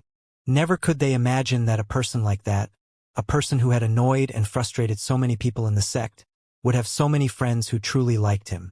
Chun Fei's three companions began to murmur among themselves. I've heard a lot of stories about sect Uncle Bai. Just what kind of person is he anyway? For some reason, now that sect Uncle Bai is back, the Spirit Stream sect seems different than before. Things are usually busy, and the fact that war could break out at any time is a pressure that constantly weighs down over our heads. But now, how come that pressure seems to have lifted a bit? Chun Fei didn't follow by Xiaochun and the others. He watched them leave, feeling a bit conflicted inside. After hearing the comments of his companions, he fell silent for a moment, then softly said, "He's by Xiaochun, Legacy Echelon Designate, Heavendao Foundation Establishment Expert. Nobody can compare to him. The light which shines from him can cast everyone else into shadow. Most people have a love-hate relationship with him, and yet, everyone believes in him. That's by Xiaochun." The three companions said nothing further, but their eyes seemed to flicker with understanding. As Bai Xiaochun made his way off into the distance, their expressions filled with even more reverence than before. As the entire Spirit Stream sect was shaken by Xiaochun's return, a certain person emerged from an immortal's cave on Iris Petal Peak. It was a young woman, and as she looked over at the south bank, the wind lifted her hair, revealing fair, delicate skin. Her eyes glistened like pools of deep water, and although she wore conservative clothing, it was impossible to conceal her attractive, curvaceous figure. The alluring look in her eyes, though, made it such that any person who got close to her would feel the fires of desire rising up in their hearts. Covering a smile with her hand, she said in a melodious voice, "So, you're finally back, sweetie." On the south bank of the Spirit Stream sect, numerous eyes followed by Xiaochun as he flew like the wind toward Mount Dao Seed, surrounded by more than 100 friends. Occasionally, his laughter could be heard, along with various boasting words. "Listen, guys, I really experienced some heaven-shaking, earth-shattering things in the past few years. A bunch of people fought me for a Foundation establishment pill, and I almost destroyed an entire mountain. One of my flying swords cut down a whole group of Foundation establishment cultivators. It was completely shocking. My scheming was godlike, and my magic unmatchable. Numerous powerful experts stood before me, trembling, their heads bowed. In fact, countless chi condensation disciples would look at me with wide eyes, their faces draining of blood as they begged for mercy." His voice echoed out in all directions, loud and proud. His friends didn't believe a word of what he was saying. They laughed and even poked fun at him because of his boasting. However, their faces were all covered with smiles of affection, wistfulness, and anticipation. To these people, Bai Xiaochun was both a fellow disciple and a friend who they would trust with their lives. He was naughty and mischievous, but in critical moments he could reverse fate. Although he often caused trouble, when lives were on the line, they would unhesitatingly put all trust in him. He was a Heavendao Foundation establishment expert, the Legacy Echelon Designate, and to them, he didn't seem wildly arrogant. Although he annoyed people in countless ways, that simply made him less lofty and distant to those close to him. In their hearts, he was always and forever their friend. That was especially true of Hou Yunfei. Such feelings of friendship were especially strong in him. He looked at Bai Xiaochun, then looked over at Hou Xiaomei, and he smiled broadly, wishing them well in his heart. Hou Xiaomei's face was bright red, and her heart was pounding. All she could think about was how Bai Xiaochun had hugged her, and as she looked over at him, her eyes glittered brightly. In fact, they glittered in much the same way Song Junwen's had. Bai Xiaochun was extremely moved to be surrounded by so many familiar faces. One by one, various memories about the Spirit Stream sect began to flood into his mind. He truly felt as if he had come home, and had already forgotten about the screams which he had heard moments ago. Slapping his chest proudly, he said, "You guys don't believe me? You listen to me. I, Bai Xiaochun, am totally awesome. One time, a nascent soul eccentric even praised me, and then guess what happened? He even took me as his adopted son." "Oh, we believe you," Hou Yunfei said, chuckling. Strange expressions could be seen on the faces of Big Fatty Zhang and the others, but they also looked over and assured Bai Xiaochun that they believed him. Bai Xiaochun was a bit depressed to see them chuckling in such a way. He very much wanted to tell them the truth. He had concocted medicine in the bloodstream sect. He had fought to the pinnacle inside the body of the blood ancestor. He was the illustrious and infamous blood master of Middle Peak. But he couldn't do that. It was very frustrating to not be able to bask in his own glory. I'm telling the truth, guys. When I went out to get experience, I got a super impressive title. There was also this super beautiful vixen. Even as he spoke the words, he looked over and saw Ho Xiaomei's eyes narrow into slits. But I didn't marry her. Which beautiful vixen was that? Please, tell me the details, Big Bro Xiaochun. Bai Xiaochun instantly went on guard. He was almost sure he could sense killing intent rising up in Ho Xiaomei. After all, he had become very sensitive to killing intent due to his experiences in the bloodstream sect. He was just trying to figure out how to change the topic when, all of a sudden, a huge beam of light shot up into the air from Mount Dao Seed, fully 30 meters wide. Lands shook, mountains were rocked, and even the sky vibrated. The countless layers of clouds overhead began to spin into the form of a huge vortex. Rumbling sounds echoed out as something like a white sun appeared. As the sun became visible within the vortex, something else took form within it. A huge black raven. The raven's eyes were closed, and yet, it radiated an energy that could shake heaven and earth. As that energy spread out in all directions, it became a powerful pressure which weighed down on everyone present. Both the south and north banks of the spirit stream sect went completely quiet. Even Bai Xiaochun's face flickered. Apparently, he had his own ideas about what was happening, and his expression became very serious as he looked at the pillar of light. His heart began to pound as he peered at the white sun and the raven, wondering what exactly would happen. I know I have a high position in the sect, he muttered hesitantly, but there was really no need to go to such lengths to welcome me back. Su Baokai swallowed hard, looking very nervous. Then he heard Bai Xiaochun's words and couldn't help but quietly say, I heard the first wave was supposed to leave in a few days. From the look of things, they're leaving now. Bai Xiaochun still didn't understand what was happening. So he grabbed Su Baocai's arm and asked, What's going on? What first wave? Where are they going? To the Luochun Mountains.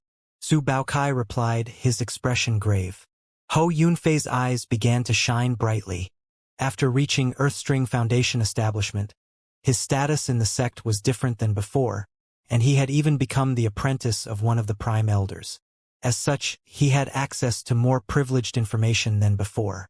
Xiaochun, you've been gone for a while, but surely you've heard about the war between the Bloodstream sect and the Spirit Stream sect. It's on the verge of erupting at any moment. However, we can't let the war be fought within the immediate vicinity of the Spirit Stream sect. So, the sect has long since made arrangements for a huge spell formation to be erected in the Luochun Mountains, all for the purpose of fighting the Bloodstream sect. Bai Xiaochun was shaken. For some reason, he had felt as if the war were even further away than before. After all the initial preparations are complete, they'll teleport the first wave of cultivators over to the Luochun Mountains. At almost the same moment that Ho Yunfei finished speaking, a profound and archaic voice echoed out from Mount Dao Seed to fill the entire Spirit Stream sect. First wave disciples, step forward immediately. Even as the voice rumbled out like thunder, Bai Xiaochun looked around and saw beams of light flying from both the south and north banks toward Mount Dao Seed. Some of them were Foundation Establishment cultivators, others were in the Great Circle of Qi Condensation. Some of the disciples weren't capable of flight and sped along on the ground. Among the beams of light, Bai Xiaochun spotted Ghostfang and Beihan Lai. Their energy clearly surpassed that of ordinary cultivators, and they flew along like shooting stars toward Mount Dao Seed. Among the more than 2,000 cultivators who made up the first wave, a few were prime elders, whose auras erupted out with particular intensity. Last was a blurry figure who emerged from the vortex up above. He materialized into a middle-aged man, whose cultivation base fluctuations vastly exceeded those of the prime elders, and caused all light to dim. Bai Xiaochun almost immediately recognized the man. He was the same patriarch who had emerged to help Bruiser, and was also the same person who received the Song Clan patriarch. He was one of the 5 great patriarchs of the Spirit Stream sect, Li Zimo. People around Bai Xiaochun immediately began to cry out in surprise. The 3rd generation patriarch. It didn't take long for the cultivators of the first wave to gather behind the peak of Mount Daoseed. Li Zimo waved his right hand, and the pillar of light erupted, causing a blinding glow to spread out and cover the gathered cultivators. Next, the light flickered, and more than 2,000 cultivators vanished. Moments later, everything went back to normal. However, the pillar of light connecting Mount Daoseed to the heavens remained in place, causing faint rumbling sounds to echo out continuously. As for the other mountain peaks, although no light shot up from them, Bai Xiaochun got the sense that they were pulsing with intense energy that could spill out in the form of light at any moment. Everyone else in the Spirit Stream sect was shaken. It was at that point that Bai Xiaochun heard Hou Yunfei's voice again. That's the first wave. It will only be a few days now until the second wave is teleported out. There are a lot more people assigned to the second wave. I'm among them, actually. Bai Xiaochun's heart was already pounding. Looking over at Hou Yunfei, he saw him smiling warmly. At the same time, many of Bai Xiaochun's other surrounding friends began to chime in to explain which wave they had been assigned to. Bai Xiaochun quickly realized that every single person present, even the qi condensation cultivators, and even Hou Xiaomei were all going to be fighting in the war. It was obvious that this war was going to be the last stand for the Spirit Stream sect. Big Fatty Zhang could sense the atmosphere turning serious, and quickly said, I heard my master say that the Spirit Stream sect has been building a spell formation in the Luochen Mountains for years now, all for the purpose of defending against a Bloodstream sect invasion. The power of that spell formation has been built up over generations, and is beyond extraordinary. The Bloodstream sect might be strong, but it's impossible to say how the fighting will turn out. Others began to chime in. That's right. The Bloodstream sect has pushed things too far. If we had agreed to their demands, we would have been forced to live a life of servitude, just waiting around for them to come back and kill us later. The Spirit Stream sect has been my home from the moment I joined it. Live for the Spirit Stream sect.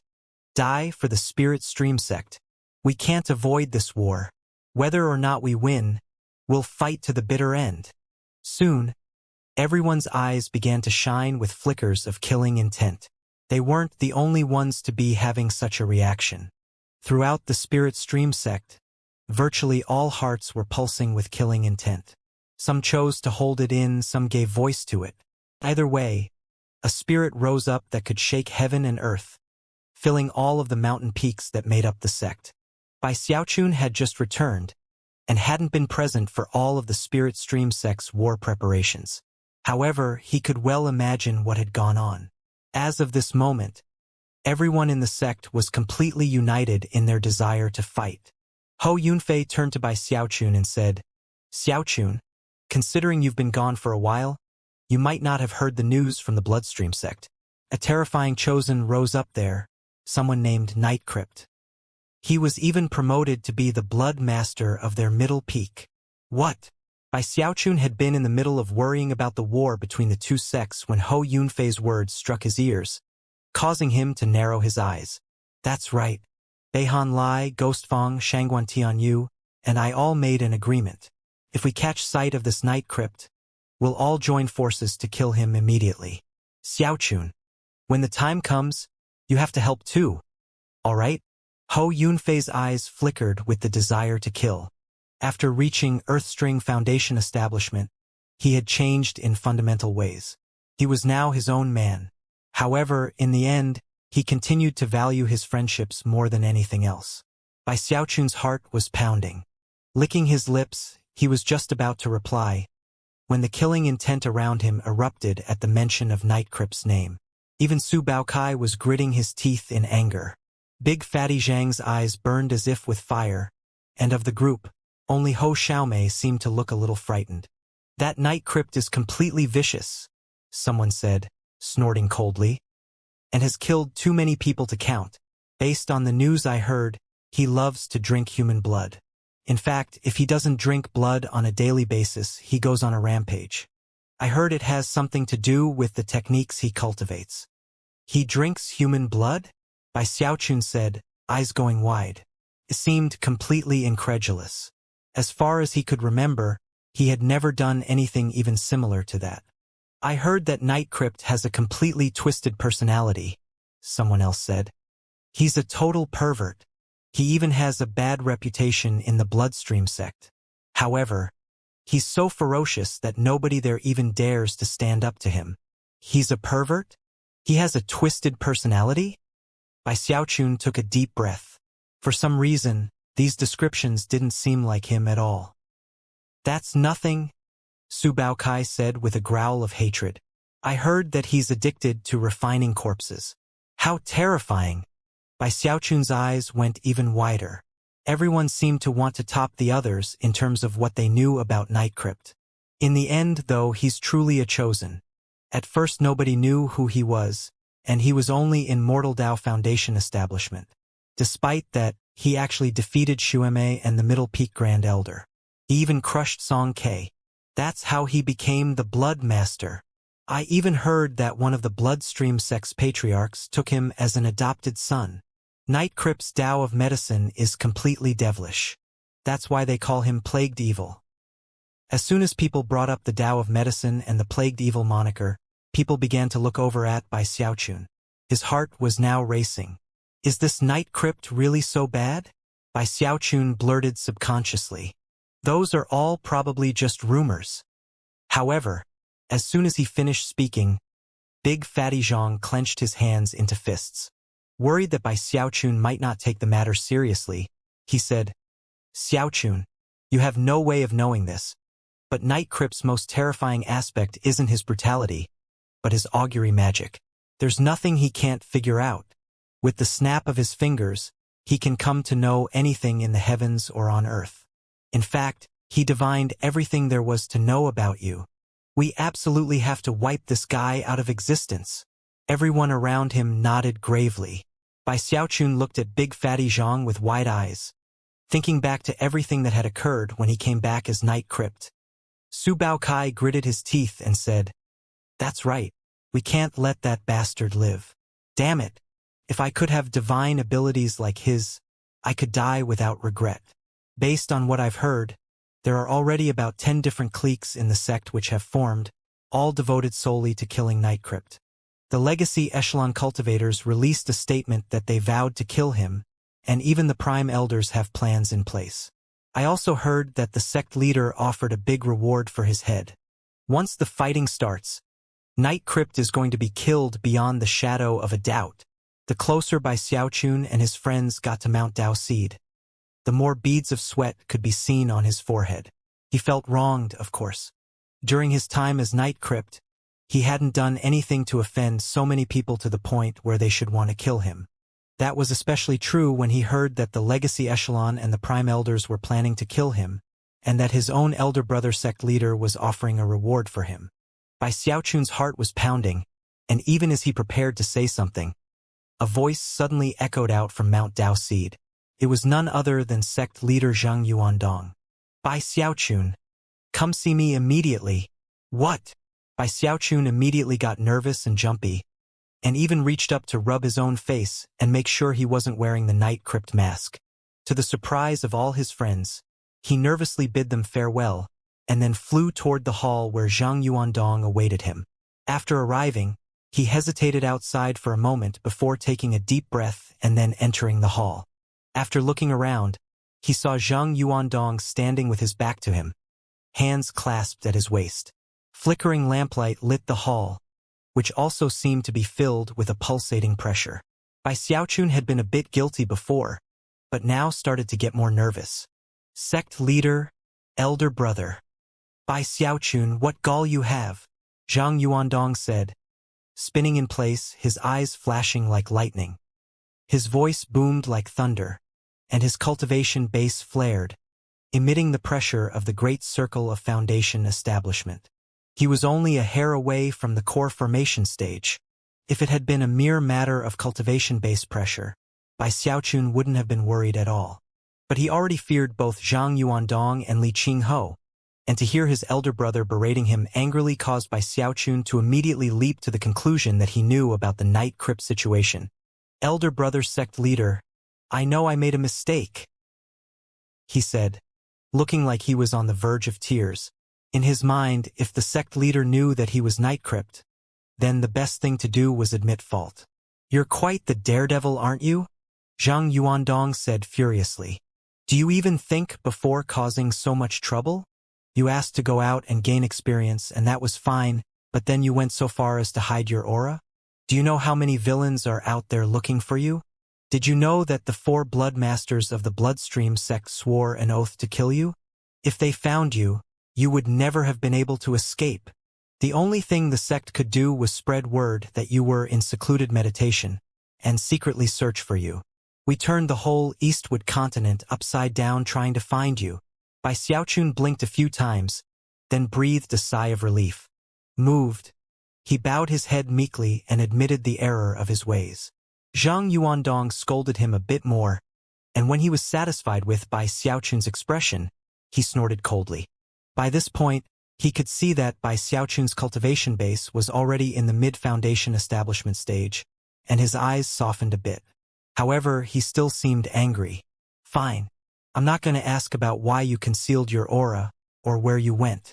You're not a kid anymore, and you know how to behave yourself. The real reason I called you here was to assign you a mission. Bai Xiaochun could tell from the sect leader's body language that he'd gone a bit too far by leaving and concealing his aura. Trying to look stalwart, he slapped his chest and growled, Elder brother, just say the word.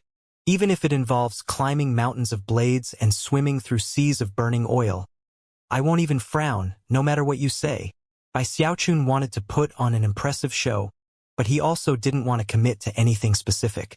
Although his words were impressive sounding, he hadn't actually said that he would accept the mission. Zhang Yuandong swished his sleeve dramatically and said, The Spirit Stream sect is about to go to war with the Bloodstream sect. Your mission is, should you encounter the chance on the battlefield, you are to cut down the weakest of the Bloodstream sect's 4 bloodmasters. Night Crypt. Ha! Bai Xiaochun thought. He felt like he was about to go crazy. The Bloodstream sect wanted him to kill Bai Xiaochun, and the Spirit Stream sect wanted him to kill Night Crypt. The idea of trying to figure out a way to kill himself was so puzzling that Bai Xiaochun couldn't help but frown. Zhang Yuandong could see the odd expression on his face, and looked at him suspiciously. What's wrong? All of the Bloodstream sect bloodmasters deserve to die. More nervous than ever, Bai Xiaochun thumped himself on the again and said, Elder brother sect leader, don't worry. This Night Crypt has a twisted personality, and loves to drink human blood. He is vile beyond description, completely deranged, and deserving of punishment by all living beings. I heard that he seduced the Grand Elder of Middle Peak, and somehow won the favor of most of the patriarchs of the Bloodstream sect. A person like that is someone I definitely must exterminate. Although he looked like the picture of righteous fury, inside he was more anxious than ever. So, it turns out you know quite a bit about this Night Crypt.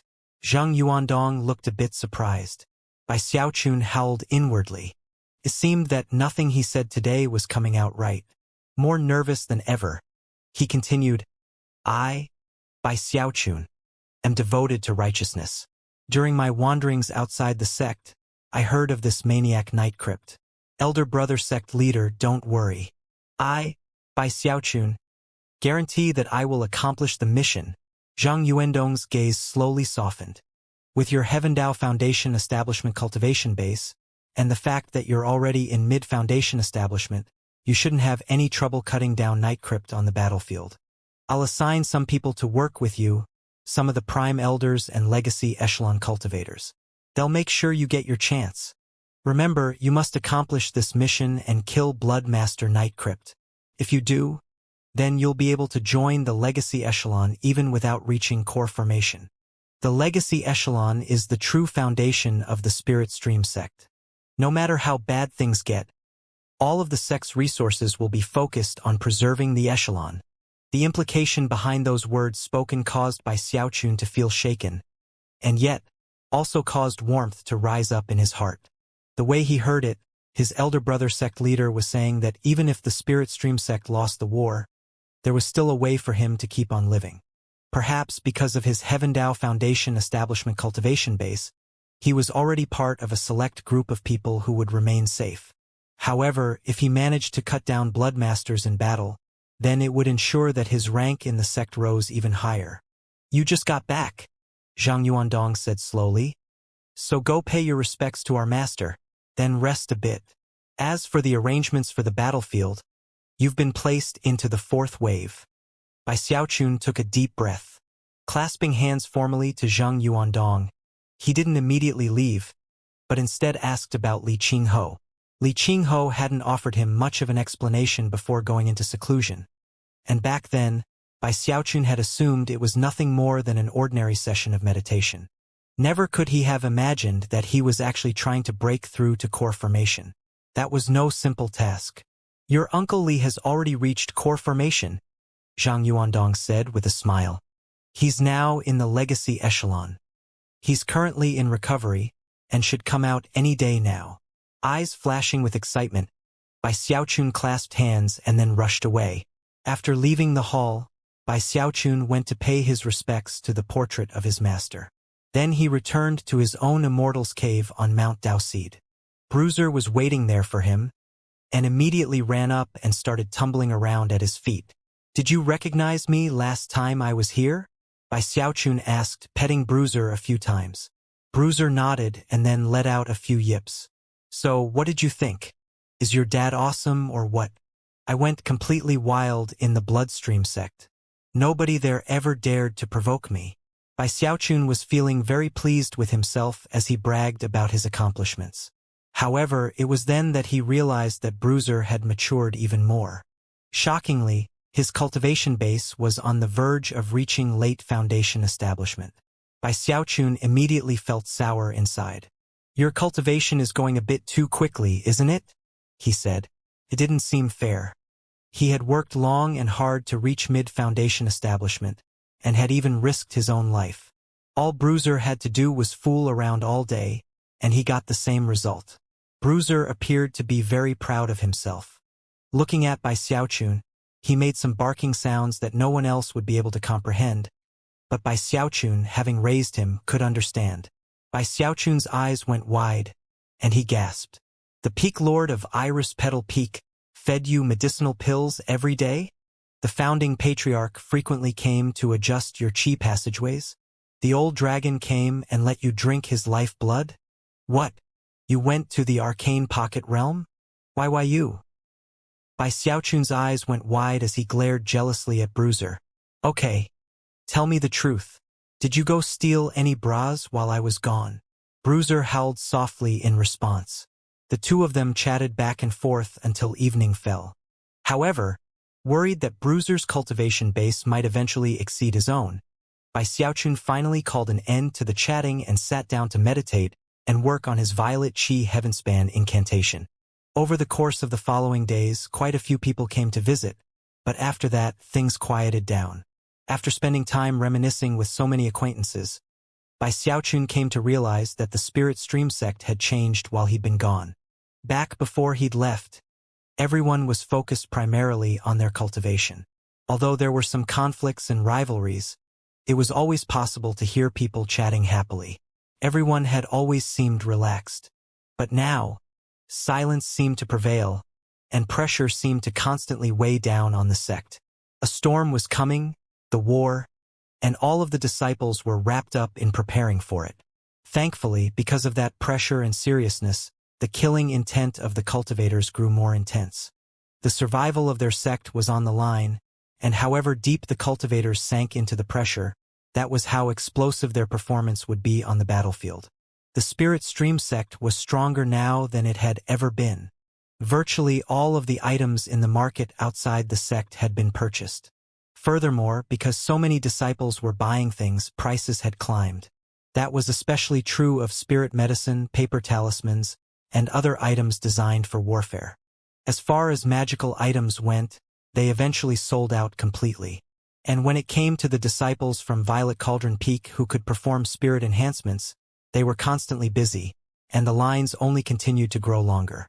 Quite a few people started coming to Bai Xiaochun to ask for medicine concocting services. Even though they knew that terrifying things could result, they still wanted his help. The more Bai Xiaochun came to understand the situation in the spirit stream sect, the more his mood sank, and the more often he frowned. Currently, he was sitting on a boulder near his immortal's cave, a vantage point that allowed him to see the entire sect. He could see all of the familiar mountains, the rushing heavenspan river, and couldn't stop wondering what the result of all the fighting would be. The middle reaches and the Sky River Court, he murmured. The chance to take over the position occupied by the Sky River Court was something that could arouse an indescribable thirst among sects of the lower reaches. Is it really worth it? He said, sighing. From the bottom of his heart, he truly hoped that the two sects wouldn't actually go to war. Perhaps other people thought of the Bloodstream sect as a vicious, brutal, and devilish sect. But as far as Bai Xiaochun was concerned, they had treated him well. Even as Bai Xiaochun sighed, a soft voice spoke out behind him. Maybe the Sky River Court isn't worth it in and of itself. But the Patriarch's hope of breaking through to the next level is involved.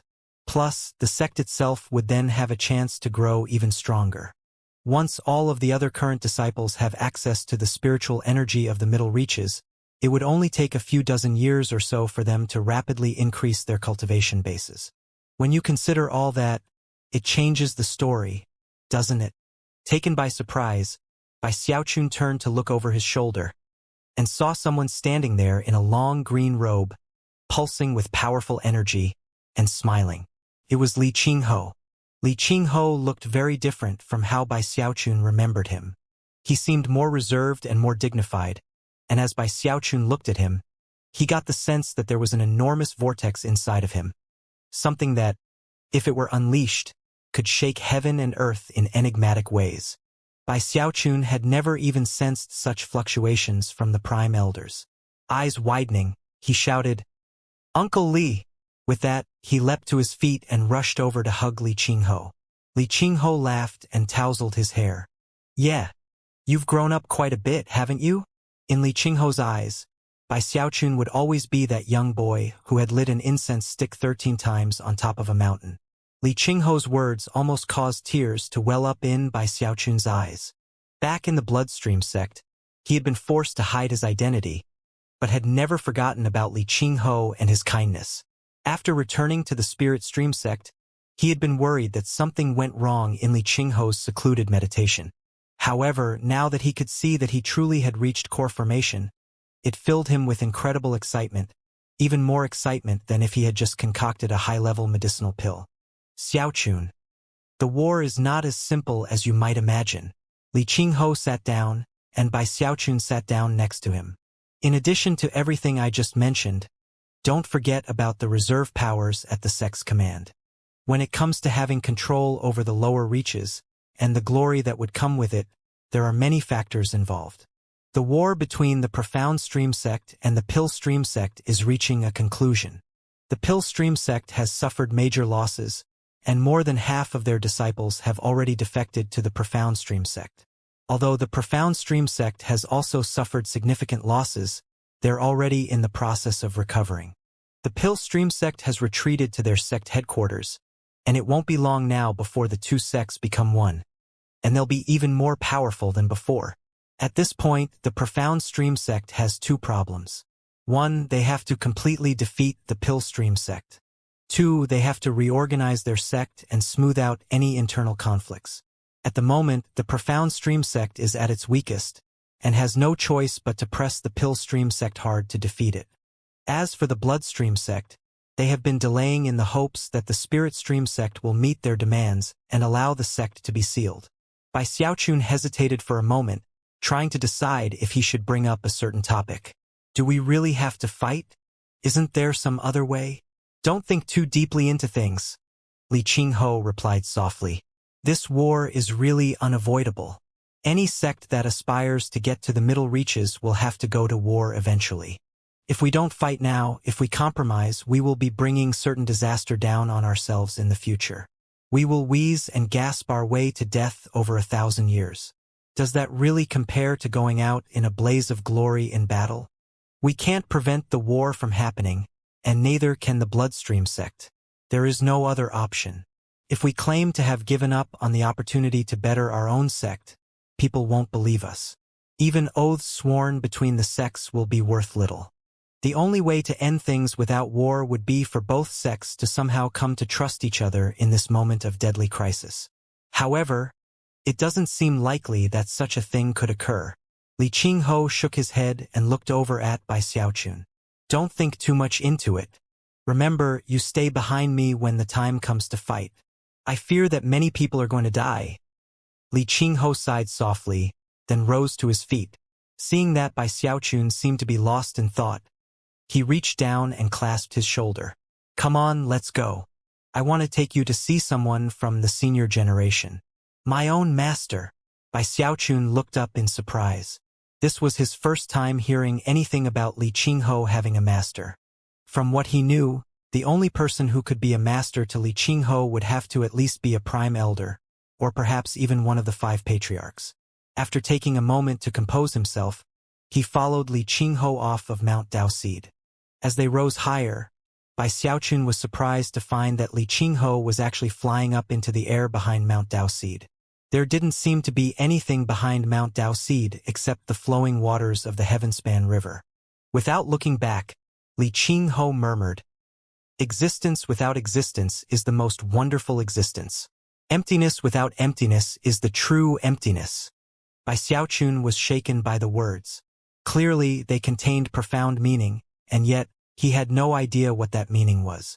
However, Li Qingho only seemed more impressive because of it. Before long, they were in the air behind Mount Daoseed. Even as they neared their apparent destination, Bai Xiaochun still didn't see anything out of the ordinary.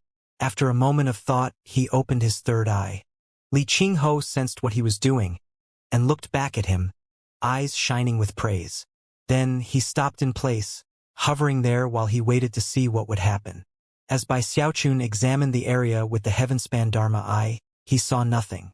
Therefore, he decided he might as well unleash some of the power of his 3 spiritual seas. Pouring their power into his Heavenspan Dharma eye, and adding in some of his Heavendao aura, he once again looked around. Pain stabbed into his third eye, but at the same time, his view of the world changed. Just barely. He could now see the vague image of a majestic mountain floating in the air behind Mount Daoseed. A mountain! He blurted in shock. Unable to sustain the use of his Heavenspan Dharma eye any longer, he closed it. Panting, he looked over at Li Qingho, an expression of complete incredulity on his face. Suddenly, an ancient voice spoke out of nowhere. What you just saw is something that only the sect leader, the legacy echelon, and the prime elders know about. The Spirit Stream sect's 9th mountain peak. Along with the voice, an old man emerged out of thin air. He had long white hair and wore a flowing blue robe. His face was ruddy, and on his forehead was a red, fingernail-sized birthmark. Despite his white hair, his face wasn't very wrinkled, and his eyes shone with a piercing light. Clutched in his right hand was a 4-colored jade pendant that glowed with dazzling light. The air around him immediately began to ripple and distort, and the clouds in the sky began to churn. Shocking fluctuations flowed out from him, fluctuations which seemed to Bai Xiaochun to be like pressure from heaven. Even more shocking was the murderous aura which surrounded him, making him seem less like an old man and more like an ancient wild beast. "Greetings, master," Li Qingho said softly, clasping hands in formal greeting. Despite having never seen the old man before, from his energy and murderous aura, Bai Xiaochun instantly guessed who he was. Taking a deep breath, he clasped hands and bowed. "Bai Xiaochun offers greetings, Patriarch." The old man looked Bai Xiaochun up and down, a smile on his face that, because of his murderous aura, seemed particularly ferocious. "You're not in the legacy echelon, and thus have seen things you have no right to see. Admit to your crimes immediately, child." The man's murderous aura almost immediately seemed to wrap around Bai Xiaochun. Bai Xiaochun shivered, and his face drained of blood. To him, it felt as if he were surrounded by death and destruction, leaving him scared witless. "Master, you've frightened Xiaochun," Li Qingho said, sounding a bit embarrassed. Bai Xiaochun really was frightened. The combination of the old man's smile and his murderous aura caused all of the hair on Bai Xiaochun's body to stand on end. He felt like he was in the grip of death, and it even felt as if his blood qi wanted to explode out of him to compare itself to the old man's murderous aura. The old man chuckled darkly, waving his hand so that a field of mist sprang up, surrounding him and ensuring that only a vague outline of his form was visible. "Very well," he said from within the mist. "But I'm going to remember this, child. If you make any mistakes in the future, punishment will be waiting for you." Bai Xiaochun blinked a few times, then stuck his chin up and tried to look as obedient as possible. Inwardly, though, he couldn't help but feel a bit of disdain. From what he could tell, the old man was just trying to scare him and teach him a lesson. Bai Xiaochun himself had used such methods back when he was acting as Bloodmaster in the Bloodstream sect. "Sir, since you're my uncle's master, then that makes you my sect grandfather." "Sect grandfather. Please accept the formal greetings of the younger generation." Bai Xiaochun wasn't very impressed, but still bowed deeply. Looking up, he patted his bag of holding to produce a medicinal pill bottle, which he held up above his head with both hands. "Sect grandfather, since this is our first meeting, sir, I would like to present you with the most precious spirit medicine I possess. Everyone who has consumed it has praised it to no end. The wonderful uses for this spirit medicine are virtually endless. Sect grandfather, this gift is the sincerest expression of my familial piety, and I sincerely hope that you will accept it." As he spoke, he kept his eyes fixed on the old man in the mist, and especially the four-colored jade pendant he held, which was obviously some sort of precious item. Li Qingho already felt a headache coming on. For any other person to offer a gift to someone of the older generation would be something relatively commonplace. However, when it came to Bai Xiaochun, Li Qingho could already tell that something different was going on. Then he realized what Bai Xiaochun was looking at, and smiled wryly. This was clearly not a situation of offering a gift to the older generation. It was obviously him asking for a gift to be given to him. As Li Qingho smiled wryly, the old man's jaw dropped. After looking at Bai Xiaochun for another long moment, he was fairly certain he understood what Bai Xiaochun was thinking, and suddenly laughed. "Ah, so you want a gift from me? Very well. I accept the medicinal pills, and will give you this jade pendant." With that, the four-colored jade pendant flew out from the mist to hover in front of Bai Xiaochun. At the same time, the spirit medicine flew from Bai Xiaochun's hand into the mist. Bai Xiaochun was actually surprised. This wasn't at all what he had intended. In fact, the unexpected gift of the jade pendant left him feeling a bit embarrassed. However, he didn't hesitate at all to reach out and grab it, his heart swelling with excitement. After examining it closely, he realized that it was anything but ordinary. Furthermore, the power inside of it reminded him very much of the lamp that the Song clan patriarch had given him. "That's a spirit treasure that can be used by a core formation cultivator," the old man said, smiling. "Your cultivation base is a bit low, but if you catalyze the treasure with your Heavendao Foundation establishment aura, you should be able to use it." With one more look at Bai Xiaochun, the old man turned to leave. "Qingho, this kid isn't bad at all. Why don't you go ahead and pass on the magic plant arsenal incantation to him?" "Many thanks, master." Li Qingho clasped hands and bowed. His entire purpose in coming here had been to gain his master's approval to pass on the magic plant arsenal to Bai Xiaochun.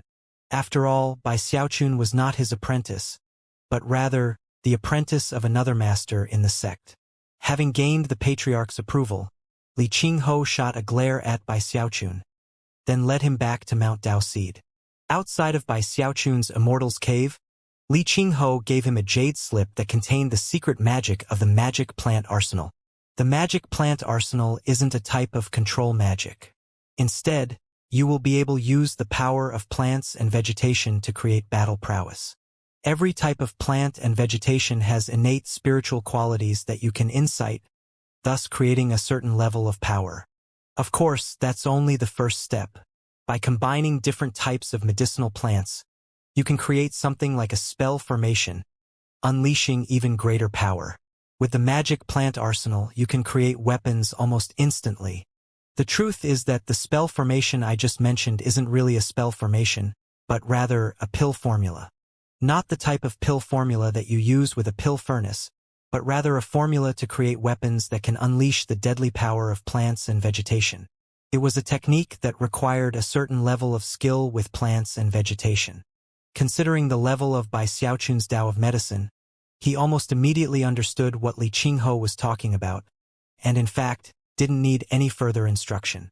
With the jade slip Li Qinghe had just given him, he only needed the most important parts explained, and could cultivate the rest of it on his own. Most important of all was that the jade slip contained the weapon formula, which had been pieced together over successive experiments performed by 18 past cultivators of the Spirit Stream sect. Around the time evening fell, Li Qinghe prepared to leave. Before he did, he thought back to the medicinal pill Bai Xiaochun had given to his master, and asked, "What kind of spirit medicine did you give to Patriarch Ironwood?" Bai Xiaochun blinked guiltily, but having no other option than to tell the truth, he stuck his chin up and proudly said, "Patriarch Ironwood? Oh, I gave him the most precious type of medicinal pill I have in my bag of holding. It's the most famous pill in the Spirit Stream sect, which I myself created." As soon as Li Qinghe heard this, his expression flickered with disbelief. A moment passed, and then he hesitantly asked, "Aphrodisiac pills?"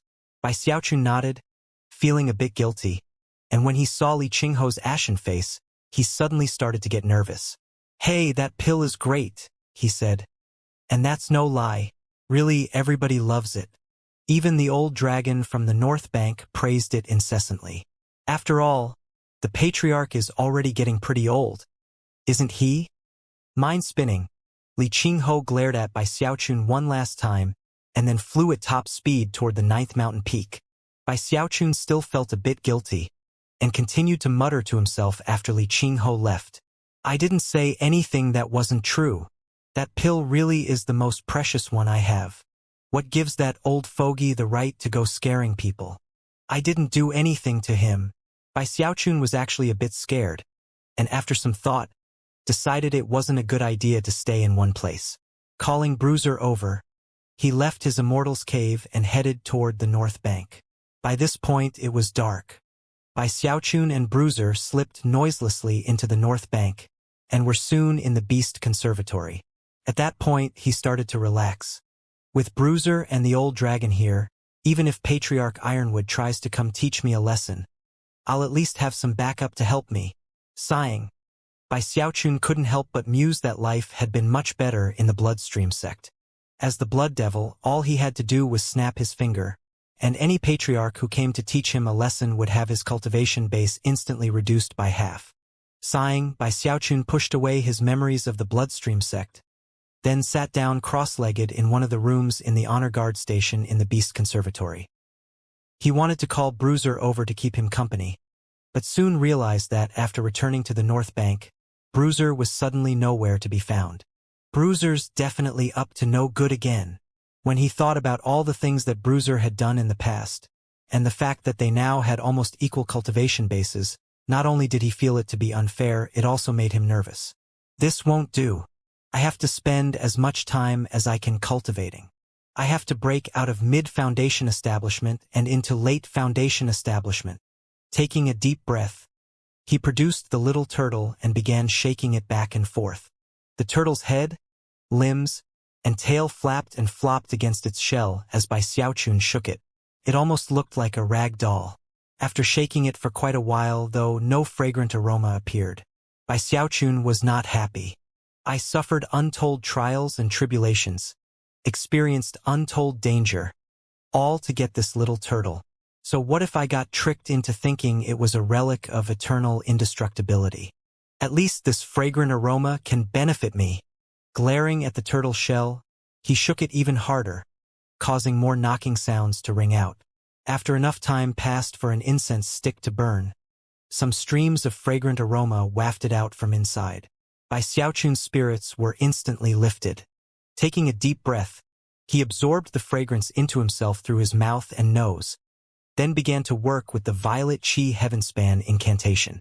Almost immediately, the energy of heaven and earth in the area began to rush toward him, creating an invisible vortex. At the same time, a sound like a roaring wave could be heard, as something very similar to a tide flow began. Because of the explosive influx of energy, the fourth of his 9 spiritual seas began to show signs of crystallization. Simultaneously, the cup of heavenspan river water that he'd absorbed continued to melt and fuse into his 4th spiritual sea. Bai Xiaochun was more excited than ever. It's working! Ha ha ha! This little turtle isn't completely useless after all. Bai Xiaochun settled his qi and cleared his mind, then immersed himself in the process of crystallizing his 4th spiritual sea. As time progressed, it grew more and more stable. After an entire night passed, it was only about 20% complete, and he was starting to get a bit anxious. However, there was nothing else he could do. Patience was required when it came to provoking changes in the 4th spiritual sea. 3 days passed by in a flash. Bruiser had returned, mouth overflowing with a pile of multicolored bras. He'd been about to jump on Bai Xiaochun to wrestle with him, but when he realized that he was in the middle of cultivation, a serious expression gleamed in his eyes, and he placed himself outside the door to stand guard. To Bruiser, none of the people or beasts in the spirit stream sect, nothing in heaven and earth, was more important than Bai Xiaochun. Bai Xiaochun was his own heaven. If anyone attempted to interrupt Bai Xiaochun's cultivation, or do anything else harmful to him, Bruiser would protect him with his life. All of the battle beasts on the North Bank could sense how serious Bruiser had gotten, and as a result, the North Bank became very quiet.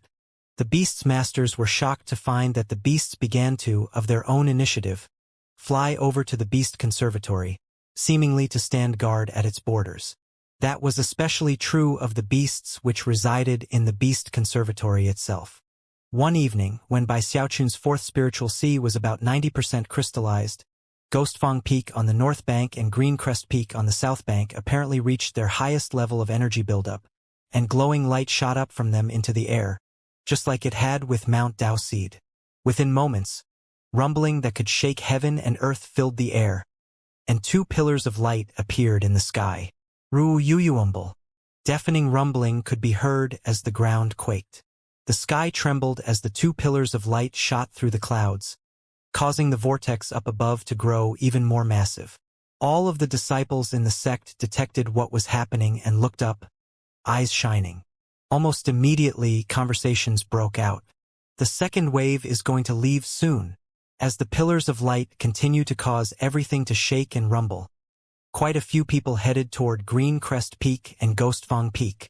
Numerous beams of light could be seen racing through the air as the Spirit Stream Sect's second wave of teleportations began. The first wave, which had left only a few days before, had been led by Patriarch Li Zimo, and had been made up of around 2,000 people. That group was already stationed in the Luochen Mountains. As for the second wave, it contained far more people than the first wave, nearly 5,000.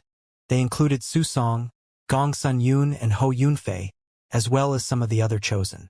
There were also quite a number of inner sect disciples, and even outer sect disciples. All of them had very serious expressions on their faces, and were clearly ready to fight for the Spirit Stream sect. As the light on the 2 mountains grew brighter, Foundation establishment cultivators appeared, along with some of the Prime Elders. After the Prime Elders, a few figures appeared who shone with golden light. Although it was impossible to make out their features clearly, they emanated fluctuations which far surpassed the Prime Elders. They couldn't quite match up to the Patriarchs, but the boundless sensation they gave off caused the cultivators of the Spirit Stream sect to feel completely shaken. Those golden figures, could they be legacy echelon cultivators? It only took a few moments for the golden figures to become the focus of all attention. Soon, people realized that the golden figures seemed to stir the chi flow of the entire Spirit Stream sect. Their every move and action caused the cultivators to tremble, and filled their hearts with boundless veneration and passion. They were none other than legacy echelon cultivators, not the entire contingent, only a few of the whole force. Each of them was a chosen among chosen in their generation, the focus of all attention. Along with the legacy echelon cultivators, one of the 5 patriarchs also appeared. He looked like a young man, but his eyes radiated something profoundly ancient. From the feeling he gave off, he had existed for innumerable years. "I am Patriarch Red Moon," he said, his expression hard and cold. "For the Spirit Stream sect, we will all—" Before he could finish speaking, the voices of countless Spirit Stream sect disciples joined together to complete the sentence. "Fight!" Seeing the fighting spirit of the disciples caused Patriarch Red Moon to throw his head back and laugh. Flicking his sleeve, he caused the light shining up from the 2 mountain peaks to explode, and the power of teleportation to erupt out. It only took a moment for all of the 5,000 cultivators to vanish. As for the cultivators who remained behind, it wasn't possible for them to give vent to their desire to fight. Instead, they looked around at the remaining 5 mountain peaks, which were glowing brighter and brighter. They all knew that the next time one of the mountain peaks erupted with light, it would mean that the 3rd wave was leaving. As the teleportation of the 2nd wave concluded, Bai Xiaochun was in secluded meditation in the Beast Conservatory, his 4th spiritual sea already 97% crystallized. 2 hours later, his eyes snapped open, and they flickered with dazzling light. Rumbling sounds filled him as his 4th spiritual sea became completely crystallized. Bruiser immediately detected that Bai Xiaochun had opened his eyes and burst into the room. When he laid eyes on Bai Xiaochun, he threw his head back and let out a joyful howl. A broad smile could be seen on Bai Xiaochun's face, and he was just about to say something when all of the beasts in the Beast Conservatory responded to Bruiser's howl and joined in. That wasn't the end of it. All of the beasts who had arrayed themselves outside of the Beast Conservatory also joined the howl. Apparently, Bruiser's actions had a powerful inciting effect on the emotions of all the other beasts. The sound of countless howls filled the entire North Bank, as if all the beasts were congratulating him. The cultivators there were completely shaken. However, the howls didn't last for long before they faded away. Even still, Bai Xiaochun was deeply moved. Eyebrows raised, he looked at Bruiser and murmured, I just made a little breakthrough. There's no need to make such a ruckus." Bruiser dipped his head in embarrassment, heart beginning to pound. Bai Xiaochun asked, "Bruiser, can you really control all of those battle beasts?" When he saw Bruiser nod in response, his mind began to spin, and his eyes went wide. Even back when he had visited the Spirit Stream sect as Night Crypt, he'd gotten the feeling that the battle beasts took orders from Bruiser. However, he'd been unable to look into the matter more closely at the time.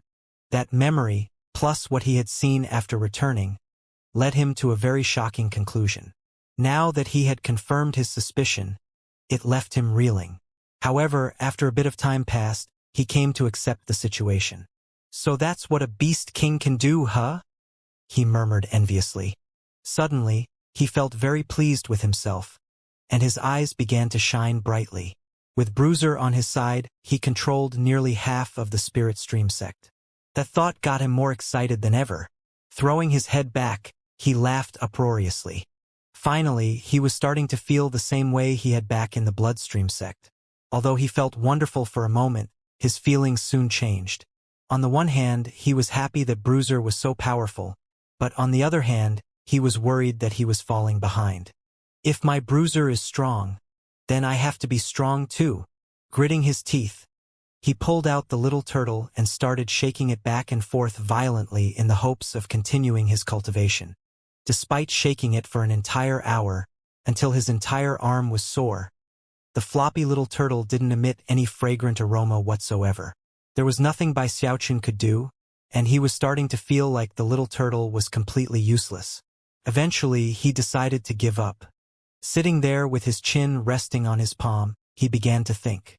Despite how intelligent Bruiser was, he couldn't figure out why Bai Xiaochun seemed to be in such conflict. However, seeing that he was being ignored, he decided to go out and play for a bit. Having been so busy guarding Bai Xiaochun over the past few days, he'd lost many opportunities to go run around. So now that he had a chance, he flew out of the door, howling. Bai Xiaochun watched Bruiser speed away and sighed. Frowning, he continued to think. I have to come up with a way to increase my cultivation base. I have to get some inspiration regarding spirit medicine. Just what spirit medicine could help me do what I want? After reviewing all of the medicine formulas he'd mastered, he still couldn't think of anything suitable to increase his cultivation base. Just when he was about to admit defeat, his head shot up, and he smacked his thigh.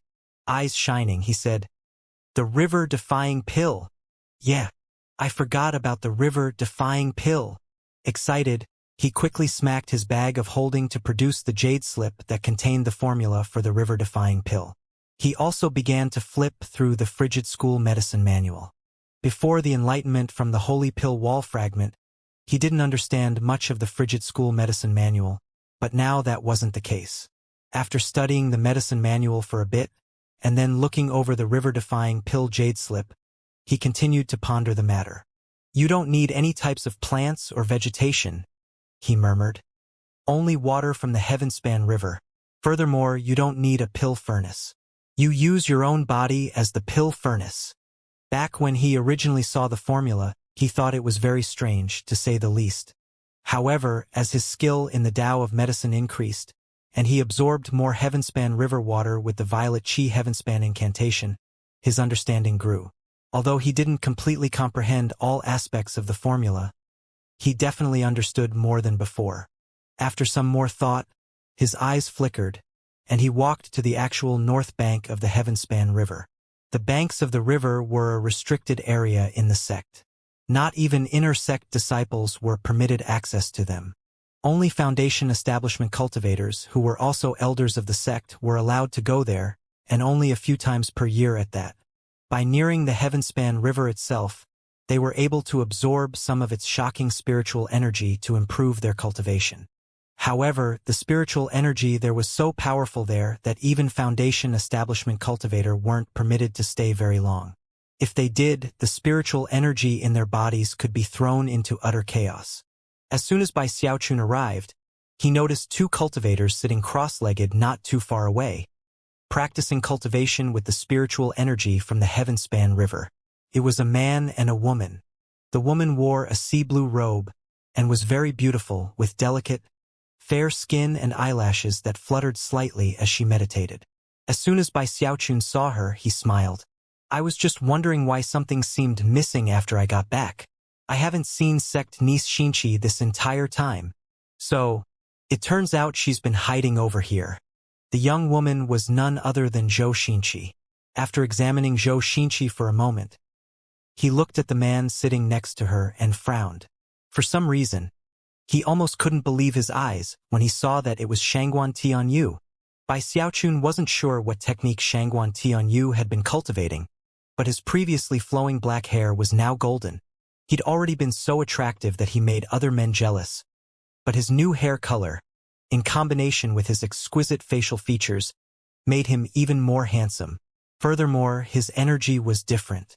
In fact, he was so eye-catching that most people would likely forget all about Bai Xiaochun in his presence, and take Shangguan Tianyu to be the ultimate chosen. Even more annoying to Bai Xiaochun was that Shangguan Tianyu had a mark on his forehead that looked very similar to Bai Xiaochun's Heavenspan Dharma eye. However, instead of forming the shape of an eye, it looked like a sword. Sword chi emanated from the mark, causing Shangguan Tianyu to look very much like a sharp, unsheathed sword. I remember hearing that Shangguan Tianyu always benefited from good fortune. Not only does he have shocking latent talent, people always said that he's the reincarnation of some sword immortal. It seems those weren't just rumors after all. Even as he pondered the matter, it struck him that, considering how close Shangguan Tianyu and Zhou Xianxia were sitting to each other, it seemed that feelings must have developed between them while he was away. That thought left Bai Xiaochun even more annoyed than before. Sticking his chin up, he gave a cold harumph, and decided that in the future, he would have to find an opportunity to show Zhou Xianxia exactly what kind of person Shangguan Tianyu really was. Looking away from the two, he ignored them and picked a different area of the riverbank to collect some Heavenspan River water. Before cultivating the Violet Chi Heavenspan incantation, the only way Bai Xiaochun would have been able to take away some of the golden water would have been to use some sort of magical device. But now that he had the Violet Chi Heavenspan incantation, He simply calmed himself, and then prepared to use some of the water to try to refine a river-defying pill. Off in the distance, Shangguan Tianyou's eyes slowly opened, and as he looked over at Bai Xiaochun, they flickered with venomous animosity. Bai Xiaochun had always been a thorn in his side. Whether it was in the chosen battles before they all reached Foundation establishment, or in the Fallen Sword Abyss, or in the robe-shredding incident, it all caused Shangguan Tianyou to feel deep hatred for Bai Xiaochun. Next to him sat Zhou Xinqi. Although it looked like she was in the middle of meditating, she hadn't completely retracted her divine sense, and had become aware of Bai Xiaochun the moment he showed up. Frowning, she also opened her eyes and looked in his direction. Her feelings regarding Bai Xiaochun had changed over time. Originally, she had viewed him as a zealous and enthusiastic disciple. However, his terrifying talents in medicine concocting, plus the truth about the chicken-thieving fiend, made it so that she wasn't really sure exactly how she felt about him. Of even greater significance was that, after all the years that had passed, she had long since come to the realization that Fragrant Cloud Peak's mysterious little turtle was none other than Bai Xiaochun. There was no other explanation for how Bai Xiaochun had made his rise in the Tao of medicine. That answer made her heart felt like it was being twisted in two directions, and the collision between her perceptions and reality was a heavy blow to her. Then there was how Bai Xiaochun loved to get people to call him sect uncle, which was even more annoying to Zhou Xinqi. Seeing that he had simply come to the Heavenspan River to collect some river water, she decided to just ignore him. However, even as her eyes were closing, they suddenly went wide.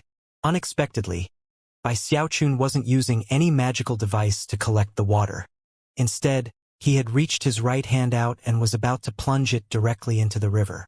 Regardless of how she felt about him, they were fellow members of the same sect, and she didn't want to see him hurt. Bai Xiaochun, what are you doing? She cried. You can't touch the Heavenspan River water. If that water touches Foundation establishment cultivators like us, don't you know what will happen? You'll? Shangguan Tianyou looked on, chuckling coldly in his heart, his eyes flashing with derision. He was actually looking forward to seeing Bai Xiaochun's arm dissolved by the river water, and wasn't very pleased that Zhou Xinqi was interfering. However, even as his displeasure rose, and Zhou Xinqi called out, Bai Xiaochun's hand entered the river water, and then emerged with about a cup's worth of golden water in his hand. He looked over at Zhou Xinqi. Looking at her expectantly, he said, I'll what? It felt wonderful to be able to make such a scene right in front of Shangguan Tianyou. Zhou Xinqi's jaw dropped as she looked at the Heavenspan River water cupped in by Xiaochun's right hand. Some of it was even dripping back down into the river itself. Shangguan Tianyou's eyes were as wide as saucers, and his mind was reeling. He was very well aware of how terrifying the water of the Heavenspan River was, and yet Bai Xiaochun had just reached his hand in and scooped some out. You? Zhou Xinqi said incredulously. Bai Xiaochun examined the expressions on their faces, and his heart swelled with joy, especially when he looked at Shangguan Tianyou. With that, he lifted his hand up to his mouth and sipped some of the water. Then he stuck his chin up into the air and coolly said, Existence without existence is the most wonderful existence. Emptiness without emptiness is the true emptiness. It was the same expression he had heard from Li Qingho a few days before. Back then, it had sounded completely and utterly profound, and the truth was he still didn't know what it meant. However, considering how shaken he had been when he'd heard it, he had decided that he should use it on someone else. Now that he finally had the chance, he suddenly felt completely abstruse and philosophical. A tremor ran through Zhou Xinqi. At first, she thought she understood what he meant, but the more she thought about it, the more confused she was. Either way, Bai Xiaochun suddenly seemed even more marvelous to her than he had before. Shangguan Tianyou's eyes flashed brightly as he glared in disbelief at Bai Xiaochun. Even though he didn't understand what Bai Xiaochun had just said, he was sure that the words contained deep and profound meaning. However, he simply couldn't believe that such a profound statement about the Tao could possibly come out of the mouth of someone like Bai Xiaochun, and so naturally at that. Bai Xiaochun swished his sleeve. Zhou Xinqi, you have a good heart. It was destiny that you should offer me such a heartfelt warning. Likewise, The words I have spoken to you this day are another destiny, if you can understand them. Giving her an aloof smile, he strolled away, his voice seemingly resonating with ancient profundity as he said, "Existence without existence is the most wonderful existence. Emptiness without emptiness is the true emptiness. Therefore, emptiness is the most wonderful existence." As Zhou Xinqi watched by Xiaochun walking away, her inner vision of him suddenly changed completely. Although none of the three of them noticed, there was a monkey standing next to the riverbank some distance away, accompanied by an old man, who was none other than the founding patriarch of the Spirit Stream sect. "The little punk doesn't even know what that sentence means," the founding patriarch said with a chuckle. "And yet he throws it around anyway." The look in the monkey's eyes was different from the look in the founding patriarch's eyes. Somewhere deep within them was hidden a profound, mysterious gleam. After leaving the bank of the Heavenspan River, Bai Xiaochun was in very high spirits. He decided that he needed to remember that saying. It was definitely very useful. HMMMPH. In the future, whenever I see things I don't like, I can use that phrase to scare people. It will definitely put people in their place.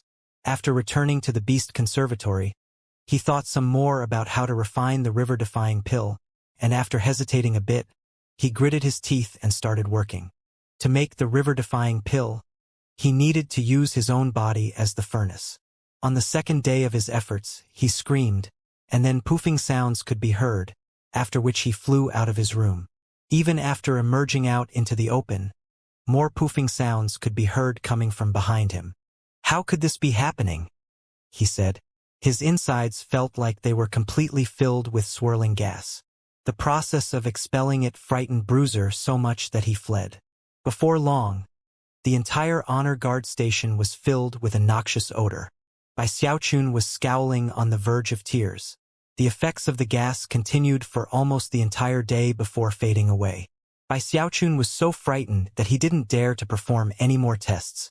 That thing is definitely not meant to be concocted by people. Terrifying. I always blow up furnaces when I concoct medicine. But if I use myself as the furnace to concoct a river-defying pill, then what happens if there's an explosion? Having reached this point in his train of thought, Bai Xiaochun felt more terrified than before. Worried that he might lose his poor little life, he decided to give up.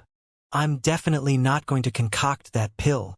When he thought about the day of misery he had just endured, he suddenly had an inkling of what it must feel like to be a bystander to his own pill concocting. Even as he stood there sighing, several beams of light appeared outside of the Beast Conservatory. It was Big Fatty Zhang, Third Fatty He, and Su Baokai. Almost immediately, they detected the noxious odor filling the honor guard station. "What's that smell?" Big Fatty Zhang said, eyes wide. "Is that?" Su Baokai looked shocked. Then he seemed to think of something so outrageous that he immediately dismissed the notion. Third Fatty He was actually a slender young woman. Her skin wasn't very fair, but she was tall and heroic-looking. At the moment, even she was frowning. Bai Xiaochun started to blush, and then cleared his throat. "Oh, that's Bruiser. He ate some bad meat the other day." Bruiser was currently standing off in the distance, and when he heard what Bai Xiaochun was saying, he was about to howl. However, a glare from Bai Xiaochun caused him to sit down dejectedly and stare at the group. Seeing that Big Fatty Zhang and the others were still suspicious, Bai Xiaochun quickly changed the subject. "So anyway, what are you guys doing here?" Declining to press Bai Xiaochun about the noxious odor, Big Fatty Zhang looked over and said, "We came to bid you farewell. Tomorrow, the third wave will teleport away, and we three are part of it." When Bai Xiaochun heard that, his heart trembled. Big Fatty Zhang, Third Fatty He, and Su Baokai had all experienced significant advances in their cultivation base while he was in the Bloodstream sect. As of this point, all of them were inner sect disciples. None of them had reached foundation establishment yet, only the great circle of chi condensation. People like that wouldn't be of much use on the battlefield. However, a large group of them together would be able to power a spell formation, something that could unleash terrifying energy. Unsure of what to say, Bai Xiaochun maintained his silence. The entire group felt as if a great weight were settling onto their shoulders. We might not necessarily lose this war, Third Fatty Hay said. Since we have to fight, then we might as well work together to cut down the enemy. Her words seemed to lift the spirits of Big Fatty Zhang and Su Baokai. Bai Xiaochun looked around at his friends, and then thought about the comrades who had died in the fallen sword abyss. He simply couldn't imagine what it would be like to see Big Fatty Zhang and his other close friends falling in battle. He didn't want to see anybody die in the fighting. He didn't want any war. He just wanted everyone to keep living together happily. Don't look like that, Xiaochun, Big Fatty Zhang said. We're not necessarily going to die. Come, come.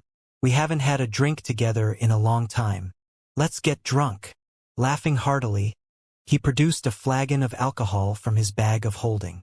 Everyone sat down and began to drink. Time passed, and as they chatted, the heavy mood from before lifted. Laughing the whole time, Big Fatty Zhang talked about all of Bai Xiaochun's misadventures when he had joined the sect. Eventually, he reached the subject of the spirit-tail chickens. Now hold on, Bai Xiaochun said. Those spirit-tail chickens are just delicious. Man, I miss them. I blame you two for dragging me into that, Third Fatty Hay said, her face flushing. She had also participated in the chicken-thieving fiend scandal, and had been severely berated by her master because of it. Su Baokai beat his chest in lamentation regarding the matter of the blood notice he'd given to Bai Xiaochun.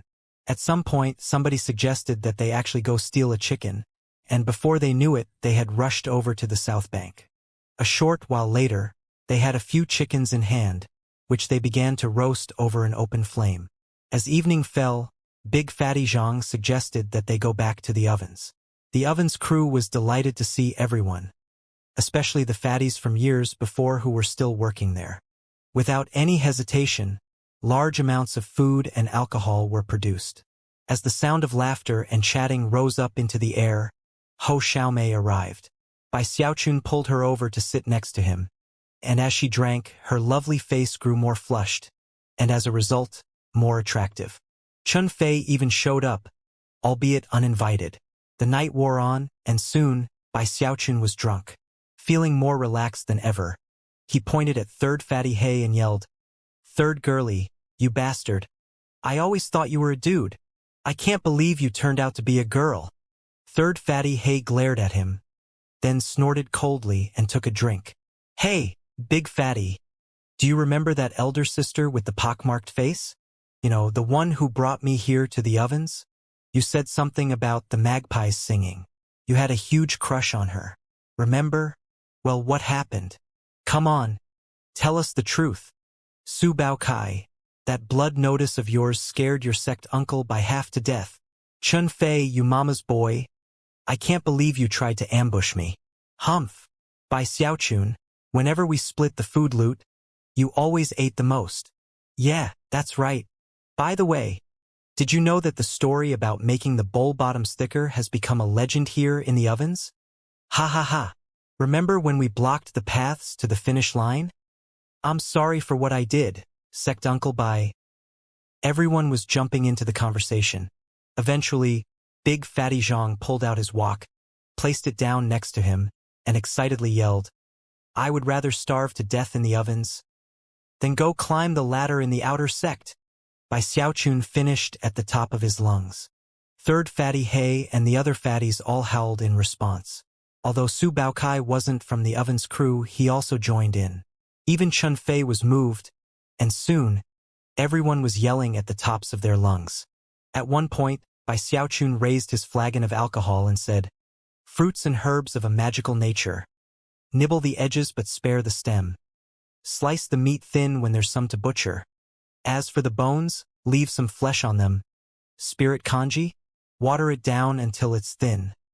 Fine wine? Half a cup will do you in." "Wait. Hold on, Big Fatty Zhang said. "We can't just have 6 lines of truth. We need to add 2 more lines. Let's see. Make the bowl bottoms thicker by a thumb. Give all the chickens to Bai Xiaochun." Big Fatty Zhang roared with laughter and slapped Bai Xiaochun's shoulder. Then he staggered off to the side and slumped down to the ground, completely drunk. It was rare to have a situation where everyone completely enjoyed themselves. However, A war was coming, and nobody was sure whether or not they would live to see the end of it. Therefore, they spent the night forgetting about their worries, drinking and yelling and laughing. The sound of the commotion drew more attention, and people rushed over to see what was happening. Before long, a raucous party was underway in the ovens. Ho Xiaomei remained glued to Bai Xiaochun's side. Of course, the effects of the spirit alcohol were something that even cultivators couldn't ignore, and slowly, she was getting drunk too. By the time the third watch came, the ovens was getting quiet, but Bai Xiaochun forced his eyes to remain open. Looking around at the quiet scene around him, his eyes began to shine. Picking up a flagon of alcohol, he guzzled down a mouthful, then slowly looked at all the unconscious figures around him. It was almost as if he were trying to commit their faces to memory. His grip on the alcohol flagon grew tighter, as if he were trying to forever brand this one moment of time into his heart. Or perhaps it was because there was a burgeoning determination inside of him to change the world around him into something else. Eventually, his legs wobbled, and he slumped down into sleep. However, he continued to grip the flagon so hard that veins bulged out on the back of his hand. At dawn, brilliant pillars of light climbed up from Iris Petal Peak and Violet Cauldron Peak. Rumbling filled the air as numerous figures flew toward the mountain peaks. Big Fatty Zhang, Third Fatty He, Su Baokai, and Chun Fei were among them. There were also legacy echelon cultivators and patriarchs. The third wave of nearly 30,000 cultivators was soon gone, teleported away. Bai Xiaochun lay there in the ovens, watching as Big Fatty Zhang and his other friends left. An intense determination burned deep in his eyes. Ho Xiaomei was still by his side. "Big Bro Xiaochun," she said softly. "I'm in the fourth wave." Bai Xiaochun clasped her hand in his. Voice soft but determined, he said, "I'll always be here for you." Now that the third wave had left, the Spirit Stream sect was almost half empty.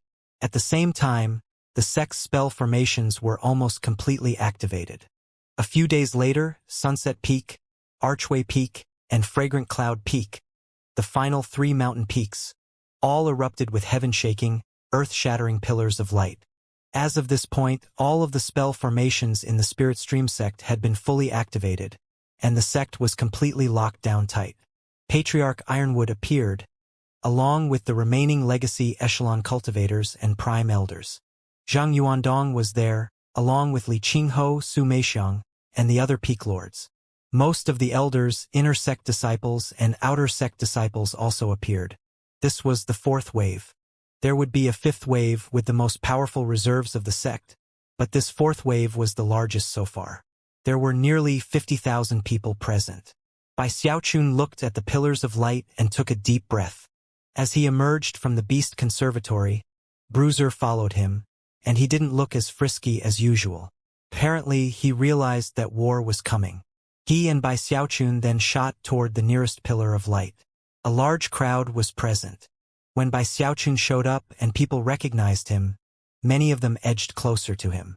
Although he was naughty and mischievous, the stories about what he had done in the Fallen Sword Abyss proved that when danger came, he was the person to trust. The Spirit Stream sect had chosen the Luochen Mountains as the battlefield, where they could rely on their spell formation. In the region between the sect and the mountains, 8 lines of defense had been set up to fall back on in case the Luochen Mountains were lost. This war would not be one of schemes and plots. It was a battle in which veins of steel were a necessity. People would be fighting to the death, and they would make it hard for the Bloodstream sect to push them into retreat. They would show that picking on the Spirit Stream sect was something that could not be done lightly. Soon, everyone was present, and the teleportation began. Brilliant light shot up into the air. It was as if a huge hand had grabbed everyone from the 3 mountain peaks and then carried them to the border with the Bloodstream sect. The destination was the Luochen Mountains. The Luochen Mountains marked the boundary between the Spirit Stream sect and the Bloodstream sect, and they stretched so far that it was impossible to see either end of the mountain range. When the spell formation built into the mountains was first activated, it wasn't possible to see the actual shield with the naked eye. But now, it was completely eye-catching, rising all the way up to connect with the heavens. an imposing sight that would shake anyone who looked at it. Occasional ripples of power would spread out across the shield, as well as loud cracking sounds.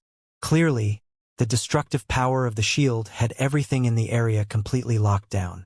This was the Luochen Grand spell formation that the Spirit Stream sect had set in place thousands of years in the past. Numerous figures could be seen hovering in the air above the mountains, radiating cultivation-based power that exceeded Foundation establishment. All of them had their divine sense spread out to stand watch over the direction leading to the Bloodstream sect. The 3 initial waves of disciples had set up camp on the ground, a camp which spread out far and wide. The outer sect disciples were the most numerous of the bunch, and had been assigned to run drills with various spell formation arrangements. Occasionally, the rumbling caused by their activities would send powerful ripples out in all directions. At a glance, it was possible to see dozens of spell formations run by outer sect disciples. The first 3 waves had brought quite a number of people to the mountains, but that only made it easier to imagine how many more formations would spring up after the 4th wave arrived. The inner sect disciples were arranged according to the mountain peaks from whence they originated. They were also powering spell formations which were vastly more powerful than those of the outer sect disciples. Such inner sect spell formations emanated powerful ripples which distorted everything in the area. In addition to all of that, there were ranks upon ranks of war chariots. The chariots were crafted from the hardest metals, and each one featured a huge spike jutting out the front, 30 meters long and a meter wide at the base. The chariots were also inlaid with countless spirit stones. Not the low-grade type, but rather high-grade spirit stones. The chariots were so large and powerful that they required several cultivators just to operate. The sight of hundreds of such war chariots was fear-inspiring, to say the least. In another location, numerous enormous boulders were being magically formed together to create gigantic puppets fully 300 meters tall. There were already over 100 such puppets fully formed, and every step they took caused the Luochen Mountains to tremble. Also present were countless enormous battle beasts from the north bank, many of whom soared about in the air, emitting occasional roars. The secret forces which had long since been sent out into Bloodstream sect territory were active, looking for new information to send back to the Spirit Stream sect. Even the spies in the Bloodstream sect itself had been mobilized. Although such spies couldn't accomplish very much, they were successful in some of their efforts. There were also enormous stone tower shields rising up from various boulders throughout the mountains. Although the layout of the tower shields seemed random, it was possible to imagine how, once they were all connected, they could defend against an incredibly powerful attack. Everyone was very busy with all of their preparations.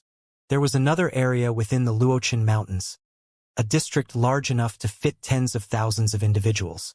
There, a huge spell formation had been carved into the ground, which was being guarded by over 1,000 cultivators. Moments ago, it had begun to glow with bright light. The ground began to quake, causing all of the various Spirit Stream sect disciples in the mountains to look up. Then, 3 massive pillars of light shot up from within the spell formation, reaching high up into the heavens. The Luochen Mountains were shaking as the pillars of light distorted the air around them. Moments later, the light faded away, and tens of thousands of people became visible on the spell formation. Bai Xiaochun was among them. This was the 4th wave of cultivators to be teleported into the mountains. Teleportation was often an uncomfortable thing, and as soon as the group of people appeared, various reactions could be seen on their faces. Bai Xiaochun's face went a bit pale, but other than that, he didn't seem affected. Instead of gaping around at the mountains around him, he located Hou Xiaomei in the crowd and hurried over to her. Because of his status, it was easy to make his way through the throngs of people. No one got in his way. Soon, he was in front of Hou Xiaomei, whose face was ashen as she swayed back and forth unsteadily. Zhou Xinqi was there, holding her arm. As soon as Bai Xiaochun reached her, he poured some spiritual power into her to help her acclimate. "You'll be fine," he said. "Teleportations are usually like this." When he saw her pale face, he felt hurt inside. For some reason, his time in the Bloodstream sect had made him a lot more sensitive on an emotional level. Zhou Xinqi looked at Bai Xiaochun, and then stepped back to let him take over. Shangguan Tianyu was also nearby. Eyeing Bai Xiaochun coldly, he snorted. Ho Xiaomei breathed in and out a few times, and soon recovered. Looking over at Bai Xiaochun, she suddenly felt a bit disquieted. She had been working very hard at her cultivation, worried that she might not be able to keep up with Bai Xiaochun. However, he only seemed to get further and further away. She feared that if she let up even the slightest bit, that he might get so far away she would be forever separated from him. She reached out, grabbed his hand, and squeezed it tightly. Now that Ho Xiaomei had recovered, Bai Xiaochun looked around at the Luochen Mountains. Clearly, they had changed. On his way back to the sect, he had sensed that things were different, but hadn't been able to pierce through to see the true details of the matter. However, now it was very clear. Everything looked different. He saw the powerful figures hovering high up in the air. He saw the glittering shield. He saw all of the spell formations powered by disciples of the sect. He saw the war chariots, the stone puppets, the tower shields. He saw familiar faces everywhere, even Big Fatty Zhang and his other friends. Other disciples began to guide the fourth wave cultivators to their places in the various spell formations. Everyone had an assignment. Of course, the fourth wave consisted of tens of thousands of disciples, so the arrangements took time. Most of the new arrivals had to wait patiently until they were told what to do. It was the same with Bai Xiaochun, who simply stood there looking at everything, shaken. Clearly, the preparations for the battle were not yet complete, and he could only imagine how awe-inspiring it would be when they were. The sight of everything caused his heart to tremble, especially considering that there were many things that the Spirit Stream sect normally kept secret, which were now out in the open for everyone to see. For example, when Bai Xiaochun looked at the outer sect disciples drilling in their spell formations, he could easily see the similarities between their formations and the Violet Chi Cauldron control art and Heavenspan Elephant control art. Clearly, anyone who cultivated either of those two techniques would have no problem participating in the spell formation. The only thing they would need to work on would be cooperating with the others who were part of the formation. Furthermore, Bai Xiaochun could tell that the outer sect spell formations weren't simple, and that they contained the potential for numerous transformations and variations. As for the inner sect disciples, it was similar with them. Although the Spirit Stream sect might seem soft on the outside, they were really a sect born for battle. Only a battle sect would have the fortitude to defy the Bloodstream sect, despite being weaker than them. They would rather go out in a bloody battle than yield. As for the Luochen Mountains, they were even more marvelous than he'd realized. In addition to increasing the battle prowess of the Spirit Stream sect, there also seemed to be something else lurking within them, something shocking. Bai Xiaochun opened his Heavenspan Dharma eye, and was instantly taken aback. Inside of the mountains themselves existed a spell formation that caused Bai Xiaochun's scalp to tingle. It was a self-destruct spell formation. It was a trap, designed to send a message to the Bloodstream sect in the event that they won. You may be able to defeat us, but you will feel the pain down into your bones, an agony that you will never be able to forget. Bai Xiaochun took a deep, alarmed breath. Meanwhile, Ho Xiaomei stood next to him, trembling, clearly shaken by what she was seeing. She looked over in the direction of the Bloodstream sect, but from her vantage point, could see nothing but the crimson lands stretching out as far as the eye could see. Big Bro Xiaochun, she said softly. I heard that everyone in the Bloodstream sect is like that Blood Master Knight Crypt from Middle Peak. They're brutal and kill people like scything wheat. They usually spend their time in their sect fighting and killing each other. If you're not careful, you'll get cut down in an instant. You have to be careful when you fight them. According to her understanding, the Bloodstream sect was a place rife with an aura of death. That was especially true considering the shocking tales of Night Crypt which had been circulating recently. It was only natural for her to point to him as an example of what the sect as a whole was like. Bai Xiaochun's astonishment from before was giving way to more negative feelings now. Slapping his chest, he stuck up his chin and said, Don't worry, Xiaomei. When Bai Xiaochun is around, Night Crypt wouldn't dare to show his face. As far as he was concerned, that was no exaggeration. In fact, it couldn't be closer to the truth. Ho Xiaomei smiled in response, and although she didn't quite believe him, she pretended that she did. As always, her eyes were filled with an adoration that left Bai Xiaochun feeling quite comfortable. Even as he reveled in the lovely feeling, he looked over at Zhou Xinqi and said, "Sect niece Xinqi, fear not. I'll protect you." Zhou Xinqi almost couldn't reconcile this version of Bai Xiaochun with the one she'd seen on the bank of the Heavenspan River. Sighing, she said, "You still have it in you to brag, even here? What's the point?" Shangguan Tianyu gave a cold harumph. Eyeing Bai Xiaochun, he slowly said, "Bai Xiaochun, Night Crypt belongs to me. I'm going to cut his head clean off of his shoulders." That soured Bai Xiaochun's mood immediately.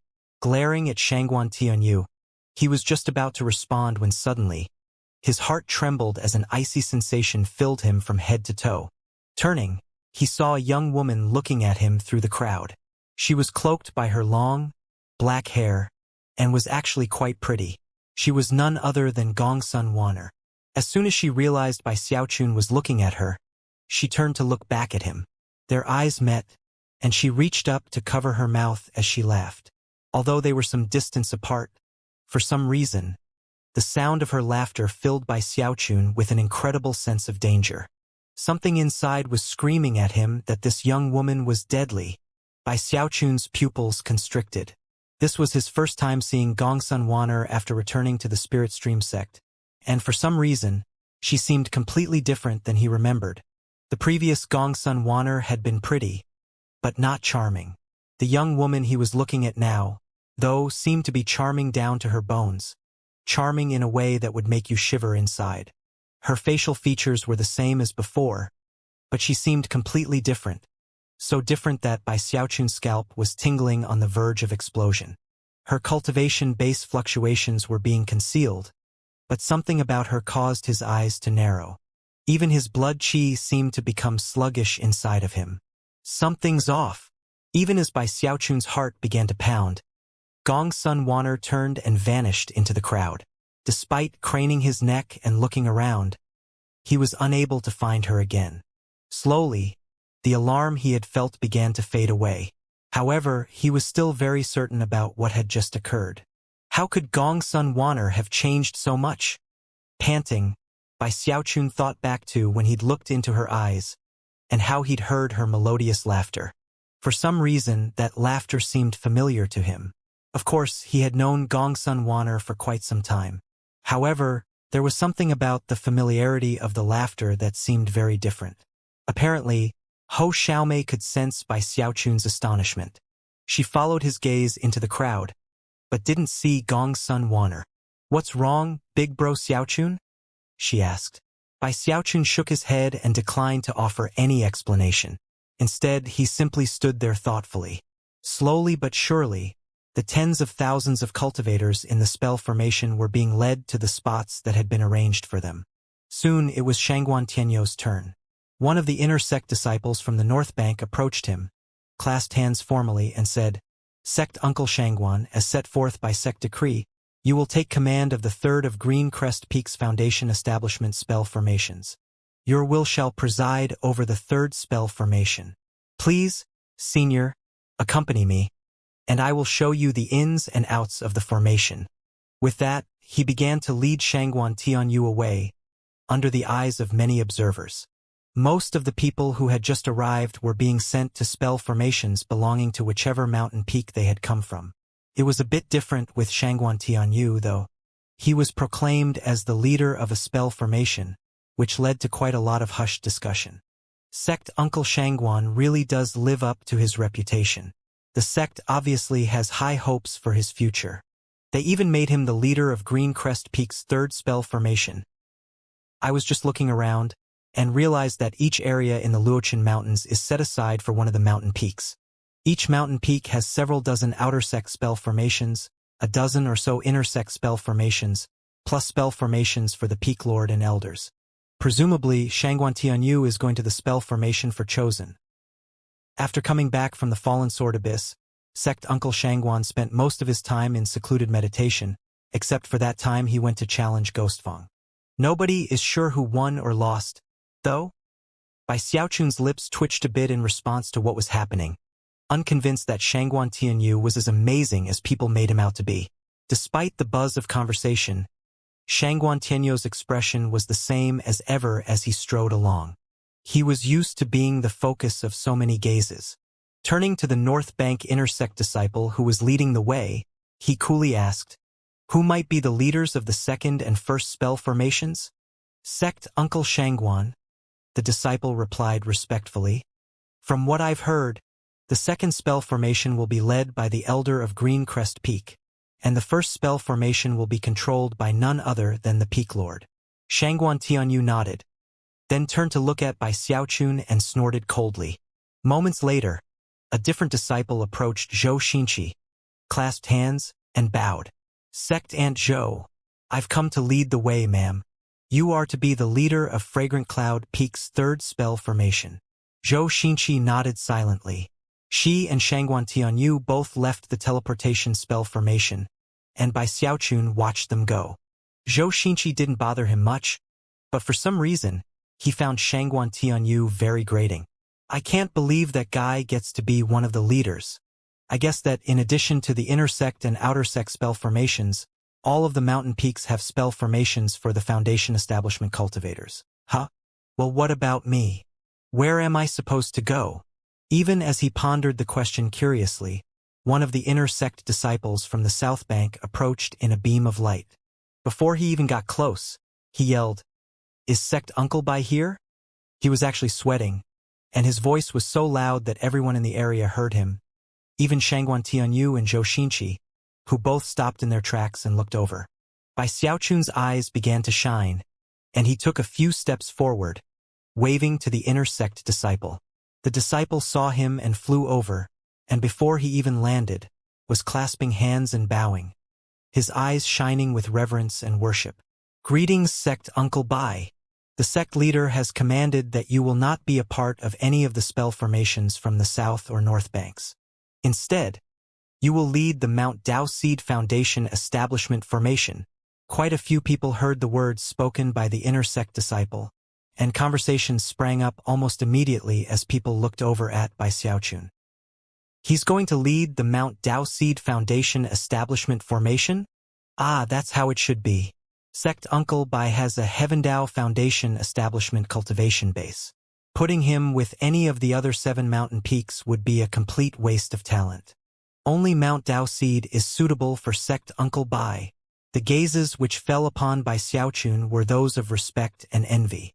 Clearly, Bai Xiaochun was very important, so important that the sect valued him far more than people like Shangguan Tianyou and Zhou Xinqi.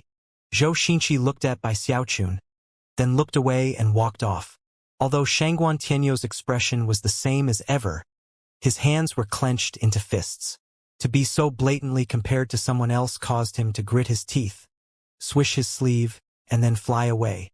Bai Xiaochun felt wonderful. Although Ho Xiaomei was sent to a location with other South Bank outer sect disciples, Bai Xiaochun and Ho Yunfei arranged for her to be sent to a central location, and also be protected at all times. With that, Bai Xiaochun followed the South Bank inner sect disciple away. Soon they were in the middle of the ranks of the Spirit Stream sect forces, where 9 large spell formations had been burned into the ground. Each of the spell formations was fully 3,000 meters across, and emanated intense ripples and blinding light. They even seemed to be in sync with the grand spell formation that filled the entire mountain range. Hundreds of disciples were working away busily at the spell formations, making adjustments and preparing them in various ways. The auras of the spell formations only continued to grow more and more shocking with every moment. There were already quite a few people seated cross-legged in most of the spell formations. As for where everyone sat, those positions had already been decreed by the sect leadership, and couldn't be altered. Closer examination revealed that within each spell formation, 8 positions for cultivators were arrayed in an 8 trigrams formation. In the middle were 3 other positions for the leaders. Bai Xiaochun recognized most of the cultivators in the various spell formations. They were all Foundation Establishment elders, and many of them nodded in greeting when they saw Bai Xiaochun look their way. Bai Xiaochun was assigned to the 9th formation. The one difference between that spell formation and the other 8 was that it only had 1 leadership position. According to the orders of the sect leader, Sect Uncle Bai, You are the sole leader of the 9th spell formation, the Mount Daoseed formation. The disciple who had been leading Bai Xiaochun clasped hands respectfully and then left. Bai Xiaochun made his way into the 9th formation and sat down in the spot in the center set aside for the leader. At the moment, no other foundation establishment elders had arrived to fill in the other spots of the 9th formation.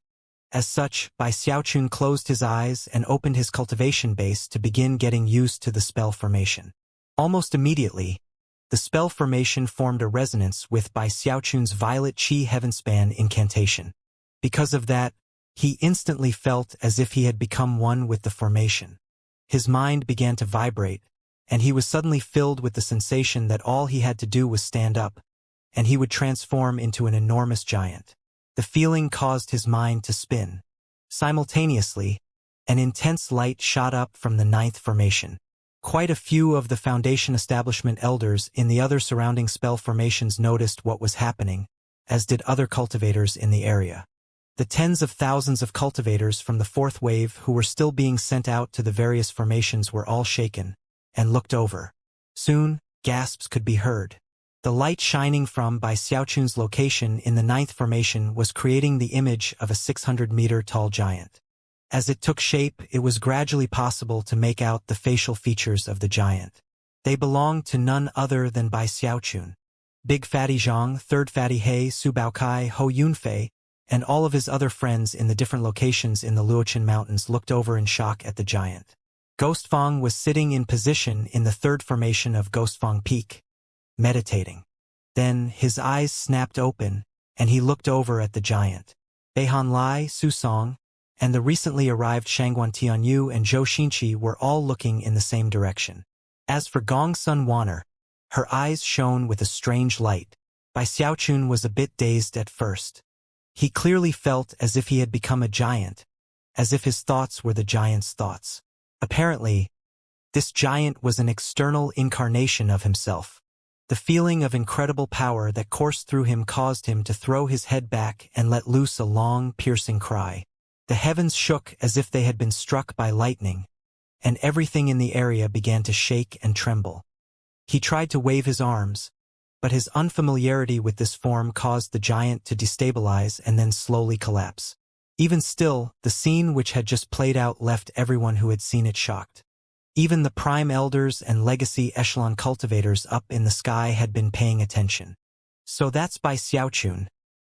He only just stepped into the spell formation, yet can already unleash its power in an external incarnation. It seems Bai Xiaochun's techniques can form a direct resonance with Spirit Stream sect spell formations. No wonder the sect leader arranged for him to have sole leadership of the 9th formation. Normally, 3 cultivators are required to create the spell formation incarnation.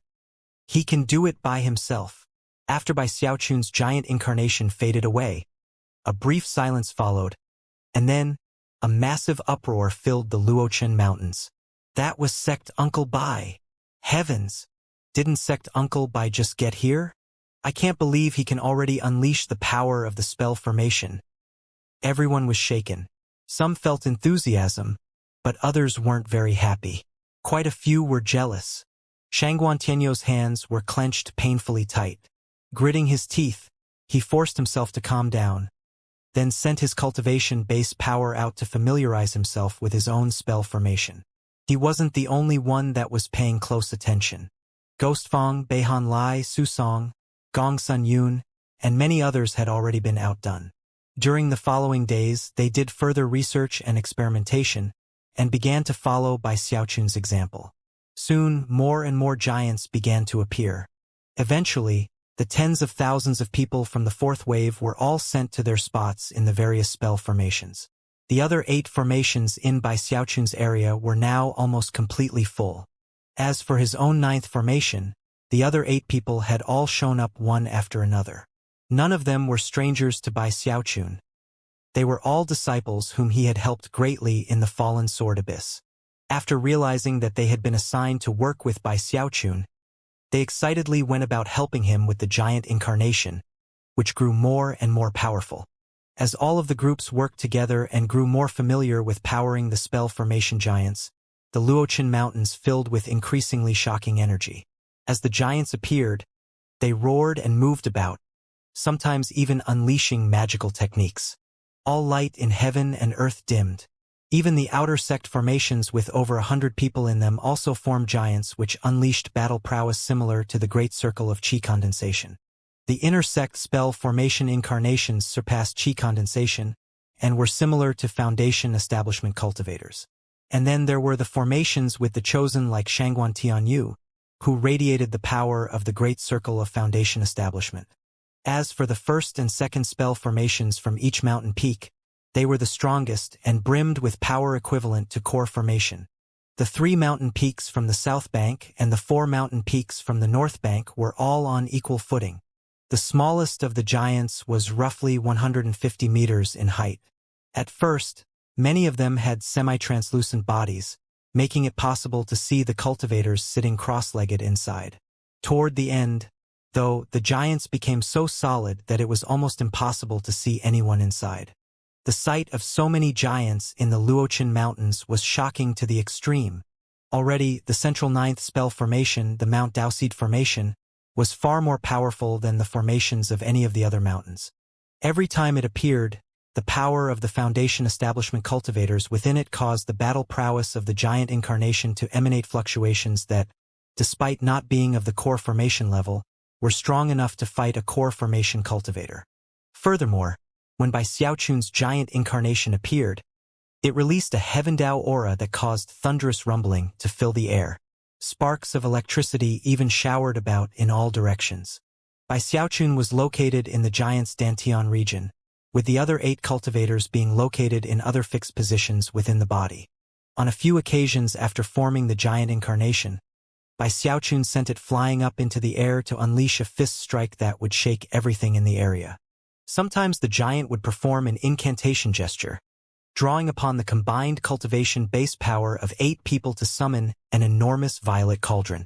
Based on the terrifying power, it was obvious that this giant could fight toe-to-toe with the core formation stage. Bai Xiaochun had never experienced anything like this before, and he could only throw his head back and let out a piercing howl. Another 3 days passed. At high noon, the sky vibrated, and a column of light shot up into the air that far surpassed the light which had accompanied the cultivators of the 4th wave.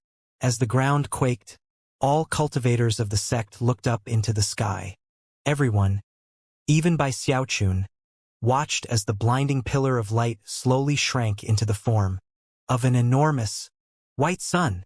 The instant the white sun formed, all of the surrounding air twisted and distorted, filling with fissures and rifts.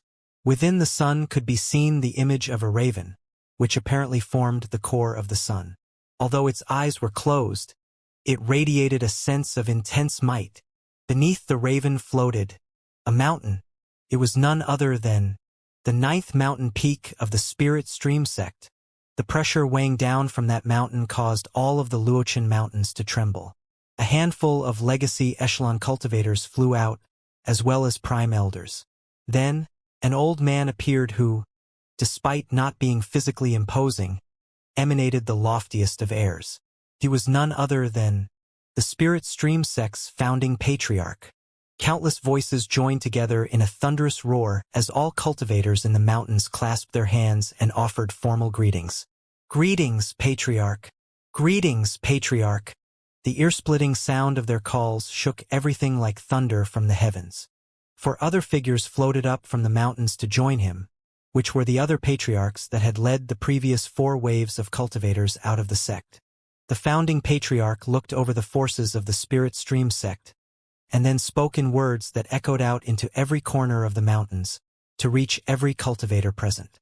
The Bloodstream sect has already fully mobilized. They will be here soon. Everyone, including Bai Xiaochun, felt shaken upon hearing those words. There will be deaths in this war. Even I may perish. However, any of us who fall in battle will be heroes of the Spirit Stream sect for all eternity. This war is a fight for the survival of the Spirit Stream sect. This war will determine the peace and security of our sect for the next 1,000 years. This war is something the entire world of cultivation is paying attention to. The Spirit Stream sect may go out fighting, but we will never live a life of humiliation. Power up the final formation. Let's show the Bloodstream sect exactly how strong and decisive the Spirit Stream sect is. The cultivators felt their blood boiling in response to the founding patriarch's words, and joined together to shout, "Fight!" Now that the founding patriarch had officially declared the war to have begun, the spell formation which filled the Luochen Mountains sprang to life, sending boundless light shining up into the sky. Ruiyuayumbal. Up in the sky, the 9th mountain peak towered high, seemingly capable of propping up the heavens. It was surrounded by 9 shining magical symbols, each of them different, but all of them fully 3,000 meters tall. Lightning danced back and forth across the symbols, casting out light that filled the sky. At the same time, countless fist-sized magical symbols also appeared, spreading out like waves to cover the sky above the mountains. Amidst the lightning and the magical symbols were nearly 100 ancient figures, all of whom emanated shocking auras. These were all of the Spirit Stream sect's prime elders. The prime elders all had serious expressions on their faces. They looked like transcendent beings, their cultivation base fluctuations causing heaven and earth to dim, and causing a powerful wind to kick up. However, even more eye-catching than them was a group whose numbers had slowly been filled over the past 10,000 years. The 17 legacy echelon cultivators, Li Qingho among them.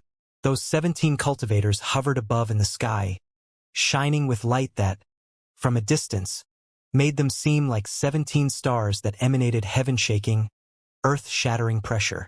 Above the 17 star-like legacy echelon cultivators were the 5 patriarchs who lived on the 9th mountain peak. Each of them possessed a Dharma idol of incredible stature, something that could easily suppress prime elders or legacy echelon cultivators. The power they exuded seemed capable of crushing the heavens and shaking the earth. It was godlike. The founding patriarch's Dharma idol was clearly visible. It had 3 heads and 6 arms, and seemed as tall as the sky. The founding patriarch alone seemed far more glorious than all of the other 4 patriarchs combined. Now that the spell formation had been fully activated, the shield of light that rose up to protect the Luochen Mountains began to crackle with lightning. As the lightning spread out to fill the shield, it transformed into an enormous wall of lightning. On the surface of the lightning wall could be seen 9 faces, each one of them 300 meters tall. Their eyes were closed as if in meditation, and they seemed to radiate solemnity and power. If you looked closely, you would see that, unexpectedly, one of those faces was Bai Xiaochun's. Bai Xiaochun almost stopped breathing when he saw that. Now that the Luochen Mountain's grand spell formation was fully activated, Bai Xiaochun could sense that his 9th formation was somehow fused with the mountains as a whole. The sight of his own face on the wall left him shaken and completely shocked. The ranks of war chariots were now complete. There were hundreds of them, and the black spikes which jutted out from them emanated terrifying power that seemed capable of exploding out at a moment's notice. Also present were numerous stone puppets that all seemed poised on the brink of unleashing their power. With a single command, they would leap onto the battlefield and wreak havoc. As for the countless battle beasts of the North Bank, they were everywhere, filling sky and land, with the 4 spirit beast guardians of the 4 mountains leading them. Then there were the enormous tower shields, which were now completely arrayed, creating an impenetrable defense for the Spirit Stream sect disciples who remained behind them.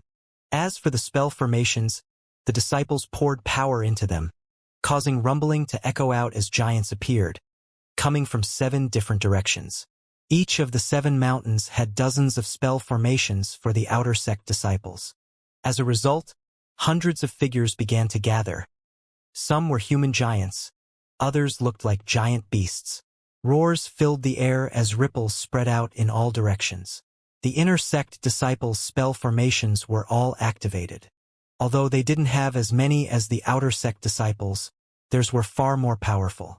That was especially true of the spell formations set aside for the chosen, which were even more shocking. Just as the south and north banks were different, the incarnations of the spell formations were different, some taking the form of human giants, others of giant beasts. The 9 centrally located spell formations also erupted with terrifying fluctuations as they were powered by Foundation establishment cultivators. There were also hundreds of Foundation establishment cultivators not assigned to spell formations, who were prepared to either fight or join the spell formations as their comrades fell. If that were all there were to it, it might not be very impressive. But now that the Luochen Mountains spell formations were all activated, a shockingly bright light began to shine out above the 9th mountain peak. 2 beams of light appeared, both of which were magical items. The first beam of light was a profoundly ancient violet cauldron. As soon as the cauldron appeared, intense pressure weighed down on the entire area, causing everything to tremble. Within the second beam of light was a sword. It glittered with silver light that indicated that it had benefited from a 10-fold spirit enhancement. It was the Heavenhorn Sword. 10 silver designs covered the body of the sword, making it dazzlingly shocking. The mere sight left everyone shaken, and it was obvious that once this sword was unleashed in attack, it could shatter the heavens and decimate the earth. A roar echoed through the air as an enormous dragon appeared. It was pitch black, with protruding scales and blood-red eyes. It seemed completely and utterly ferocious and deadly. It was none other than the Heavenhorn Ink Dragon. Bai Xiaochun was completely shaken by what he was seeing, and all of the other disciples of the Spirit Stream sect felt their minds reeling. Whether it was the 9th mountain peak, the White Sun, the Legacy Echelon Cultivators, or the Spell Formation Giants, all of them were things no one had ever seen before. These were the true reserve powers of the sect. This was what the power of a sect truly looked like. Even as everyone was trembling mentally, the black raven that sat within the White Sun suddenly emitted a deafening cry. Wah! It almost sounded like a crying baby, and was so loud that rumbling sounds filled heaven and earth. An arc-shaped shockwave shot through the Luochen Mountains, speeding across heaven and earth toward the territory of the Bloodstream sect. The shockwave was like an invisible blast of fury that swept across everything in its path. It flew onward for about 30,000 meters until it seemed to hit an invisible obstacle, whereupon cracking sounds filled the air. Suddenly visible was a mirror-like object which shattered into countless pieces. In response, enormous blood clouds billowed out in all directions. Even the air collapsed as the true world beyond that 30,000-meter mark was revealed. Blood clouds churned relentlessly, connecting heaven with earth, and within them, countless howling sounds could be heard. Vicious faces were visible within the blood cloud, faces of both men and women. As the blood cloud neared the Spirit Stream sect, the howling reached a thunderous level, and blood-colored light spread out near and far, staining all creation with the color of blood. A rain of blood began to fall, and lightning crashed. Where the rain fell, seas of blood rose up, like a massive flood. Soon, rumbling sounds could be heard as blood-colored battleships became visible on the seas of blood, sending blood splashing about as they surged forward. At the same time, an army became visible, an army filled with refined corpses and gargoyles. The Bloodstream sect had arrived. Bai Xiaochun's eyes narrowed slightly as he peered at the world of blood outside the Luochen Mountains. Within the swirling blood clouds and boundless blood sea were not only battleships, but endless numbers of blood-colored war chariots. The Bloodstream sect's war chariots were different than the Spirit Stream sect's. They were made from bones, and were terrifying and bizarre in appearance. The blood-colored war chariots were manned by countless outer sect disciples, all of whom abounded with killing intent. Madness flickered in their eyes, and as they closed in, they stared at the Spirit Stream sect disciples, whose hearts trembled in response. The bloodthirsty gazes of the Bloodstream sect disciples were filled with such brutality and murder that anyone who saw them would be shocked.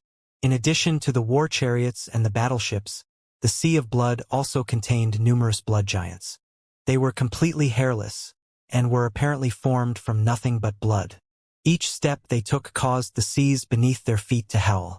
Clustered around the blood giants were countless other disciples of the sect. A seemingly endless army filled heaven and earth. It was a spectacular sight. Up above were the blood clouds, and down below were the blood seas. Between them was endless darkness that seethed and churned as if it were alive. It was only when lightning shot down from the clouds that the darkness was illuminated, to reveal dozens of ancient and barbaric giants, clad in battle armor, faces expressionless. Atop the heads of the giants sat cold-faced cultivators who emanated the fluctuations of core formation. Furthermore, the feeling they gave off was not that of ordinary core formation. The blood chi that rippled off of them was especially intense, and at a single glance, Bai Xiaochun was able to tell that they surpassed the level of the blood masters. And yet each and every one of them showed signs that, in the past, they had been blood masters. Bai Xiaochun's eyes went wide as he realized that these were cultivators whose position in the sect surpassed prime elders.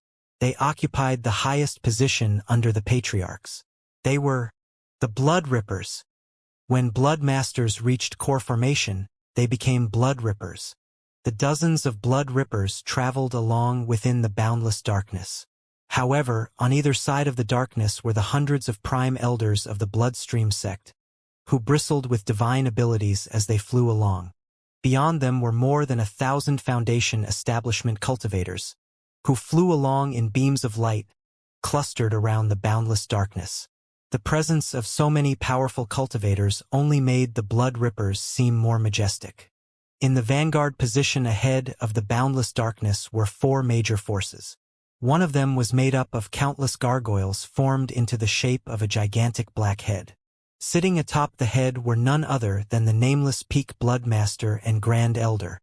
The second major force was an enormous coffin, surrounded by countless refined corpses. Atop the coffin could be seen the Bloodmaster and Grand Elder of Corpse Peak, who sat there cross-legged, looking around with expressionless eyes. The third major force was an enormous hand formed from blood and flesh that emanated shocking fluctuations of power. Sitting cross-legged in the palm of the hand were the Grand Elder and Bloodmaster of Lesser Marsh Peak. The final major force was made up of an enormous blood sword. Matchlessly sharp, it emanated a blood-colored glow, and seemed capable of slashing rifts into the air itself. Atop that blood sword could be seen a single person.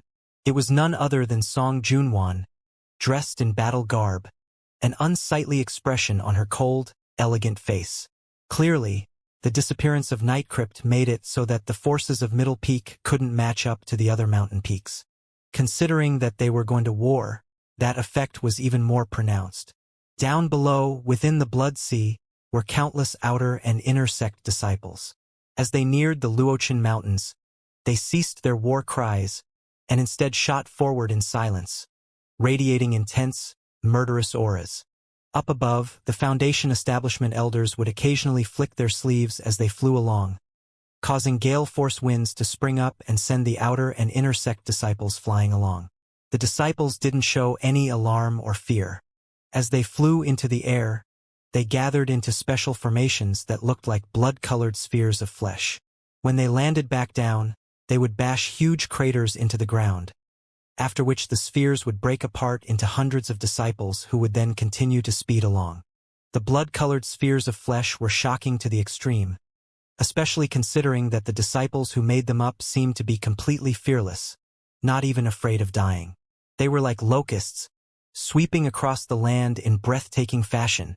These blood spheres were one of the bloodstream sect's powerful battle magics. Bai Xiaochun's scalp was tingling. As the Bloodmaster of Middle Peak, he knew a lot about the bloodstream sect, and yet he was shocked to discover that the sect had many secrets even he was unaware of. When he looked at Song Junwan sitting proud and alone atop the huge blood sword, mixed emotions filled his heart, and he felt anxiety rising up within him. Clearly, the bloodstream sect was already more impressive than the spirit stream sect, and yet that was only their ordinary disciples and cultivators. Their true power reserves, and the patriarchs, were within the blood clouds up above. Vicious faces were concealed within those clouds, including 8 figures who could shake heaven and earth. They were breathtaking people who no one would ever think to look down upon. Each of those 8 people had vortexes spinning around them, causing anyone who looked in their direction to see nothing but terrifying distortions. Within one of the 8 vortexes was a gargantuan, pitch-black gargoyle, atop whose head sat an old man with eyes like lightning. In another of the vortexes was a grand lich, the same terrifying corpse which had been awoken recently. On the shoulder of the Grand Lich was none other than the bloodstream sex Patriarch Droughtflame. Patriarch Limitless was in another vortex, his body surrounded by 100,000 blood swords that could slash forests and destroy moons. The Song Clan Patriarch could be seen in another of the vortexes, standing atop a blood-colored banner. The banner was inscribed with golden magical symbols that pulsed with an electric, blood-colored light that spread out to fill the blood cloud and the blood sea. All 8 of the bloodstream sex patriarchs were present. One of them, the one in the lead position, had taken the form of a blood-colored giant. Most noteworthy of all was that the giant's right hand clearly resembled the hand that the bloodstream sect was built upon. That patriarch was none other than the bloodstream sect's current archpatriarch. The bloodstream sect had 8 patriarchs, but the spirit stream sect only had 5. And yet, the terrifying strength of the bloodstream sect had yet to be fully revealed. Surrounding the archpatriarch was an enormous, blood-colored tree, which radiated boundless ancientness. That tree was one of the bloodstream sect's most precious treasures. There was also a blood-colored mirror, fully 300 meters across. Countless images could be seen within the mirror, and all of them seemed to be emitting soundless howls, and were on the verge of bursting out into the open. Then there was the bloodstream sect's third precious treasure, 2 blood-colored lodestones which had been linked together into pair of blood-colored manacles. The bloodstream sect's precious treasures also surpassed the spirit stream sect's. However, their ultimate reserve power was even more bizarre and fantastic. Perched high above the army, above the patriarchs and above the blood clouds, was a shocking scarecrow. At first, the scarecrow looked ordinary in nature, but closer examination revealed that it held a patch of human skin in its right hand, and had a steelyard balance in its other hand.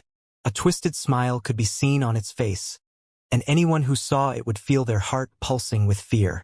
The arrival of the bloodstream sect included blood clouds in the sky, blood seas on the ground, and a swath of mysterious darkness. It was a terrifying sight to behold. It was as if a fiendish devil were looming over the Luochen Mountains, emitting intense pressure that could crush anything it encountered. Anyone who got in the way of the bloodstream sect would be destroyed in body and soul. The cultivators of the spirit stream sect felt their minds spinning, and yet, there was no time to unleash any emotion other than their explosive desire to fight. Their will seemed to fuse with the Luochen Mountains, exploding out to join the magical symbols and lightning in the air, causing intense rumbling sounds to instantly fight back against the terrifying aura of the bloodstream sect. Bai Xiaochun looked out at the bloodstream sect, at all of the familiar faces.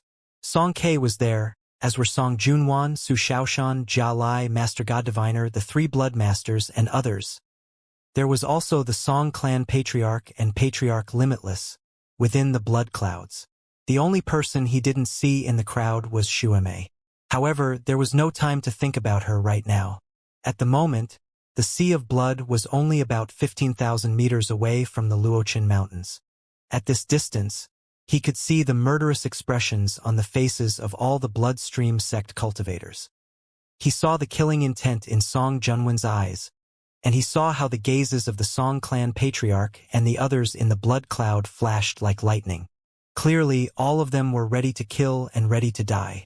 It was in that moment that the light of spell formations rose up from the spirit stream sect. The giants roared, and the hundreds of war chariots emitted blinding light as they vibrated on the verge of springing into motion. Bai Xiaochun looked over and spotted Big Fatty Zhang in one of the giants, and although he couldn't quite see his face, based on what he knew of him, he knew that it was covered with a ferocious expression. Lightning danced in the air above the spirit stream sect forces, and the magical symbols glowed with dazzling light. The 17 stars that were the legacy echelon cultivators floated there majestically, and the prime elders were already preparing their divine abilities. The founding patriarch slowly raised his right hand. When it fell, they would attack in full force. The host of cultivators from the bloodstream sect was just as prepared. Within the blood cloud, the archpatriarch, the old man in giant form, stared at the Luochen Mountains, his eyes glinting with ferocious light. Clearly, He was on the verge of giving the final order to attack. The distance between the two armies grew shorter and shorter. 15,000 meters, 9,000 meters, 6,000 meters, 3,000 meters. The fighting would break out at any moment. The founding patriarch's arm was just about to fall. The arch-patriarch's mouth opened to speak. And within the Dantian region of the Ninth Formation's giant incarnation, Bai Xiaochun could be seen, his eyes completely bloodshot, his heart twisting with anxiety. He did not want these two sects to go to war, nor did he wish to see people die. From a young age until now, all he cared about was living forever. He wanted to keep on living, and he wanted all the people he knew to keep on living with him. His anxiety began to turn into madness, and in that moment of deep apprehension, he howled a howl that could shake heaven and earth. He had already decided it was time to put his life on the line. Just as the two sides were about to clash, he shot out alone from within the Ninth Formation giant. Nobody could ever have anticipated that he would fly out alone in such a way. In the heat of the moment, when everyone was focused completely on the fighting which was about to take place, no one could have imagined that they would see Bai Xiaochun flying out of the Ninth Formation in a beam of light, a pair of wings fluttering at his back as he sped out of the Luochen Mountains. The glowing shield that protected the Luochen Mountains was designed to defend against the Bloodstream sect, and would do nothing to members of the Spirit Stream sect.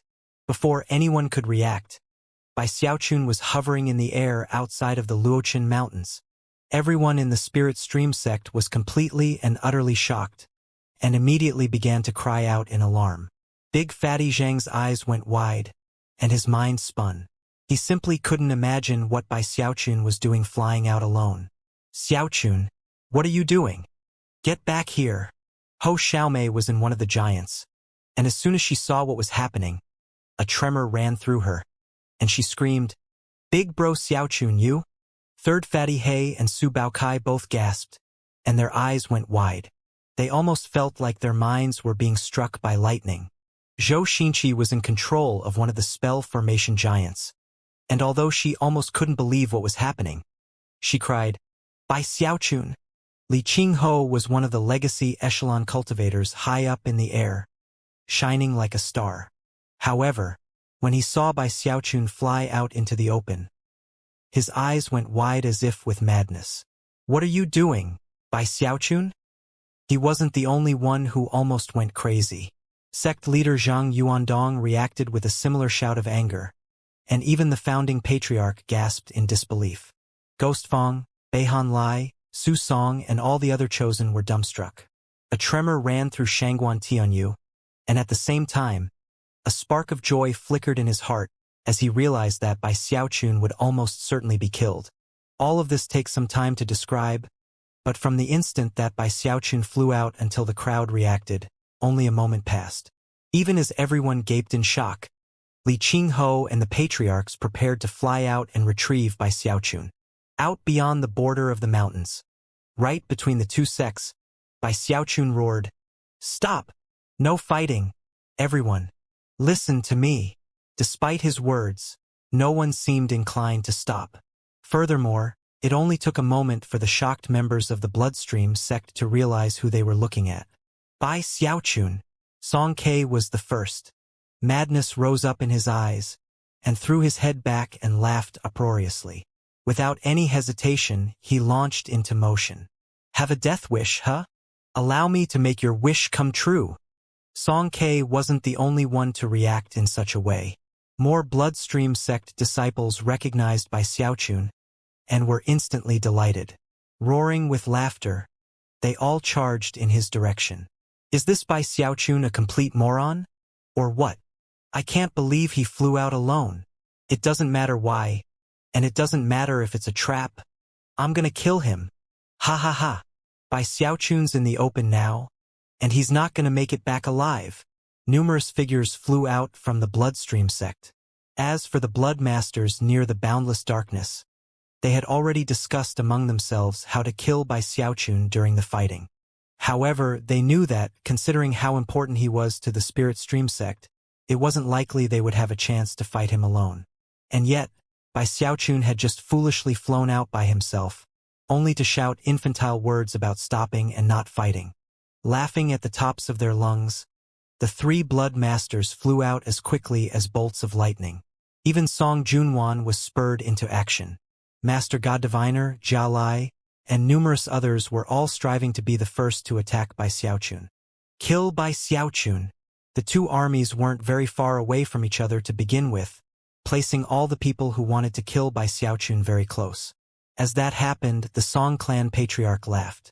Very amusing, he said, taking a step forward.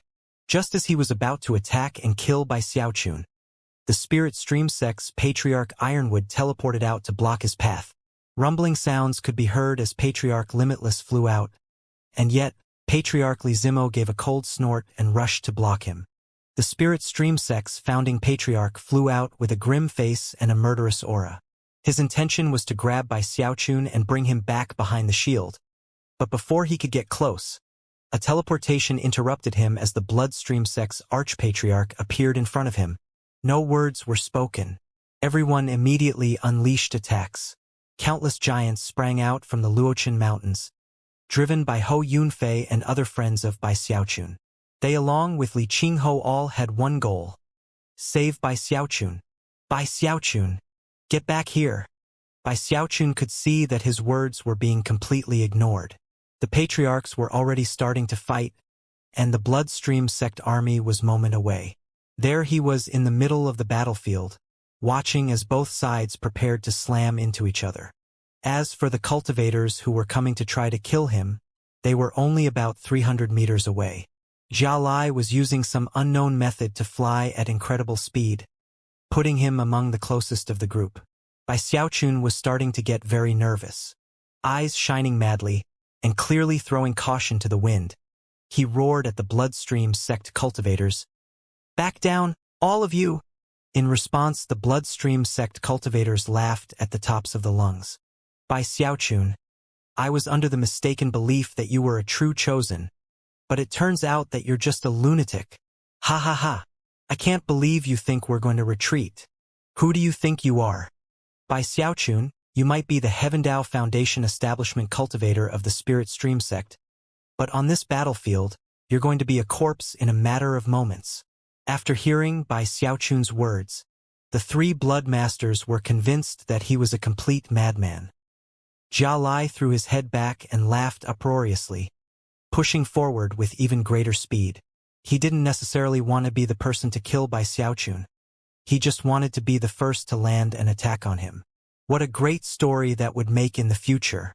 Are you kidding me? Jia Lai cried. You Spirit Stream Sect scoundrel.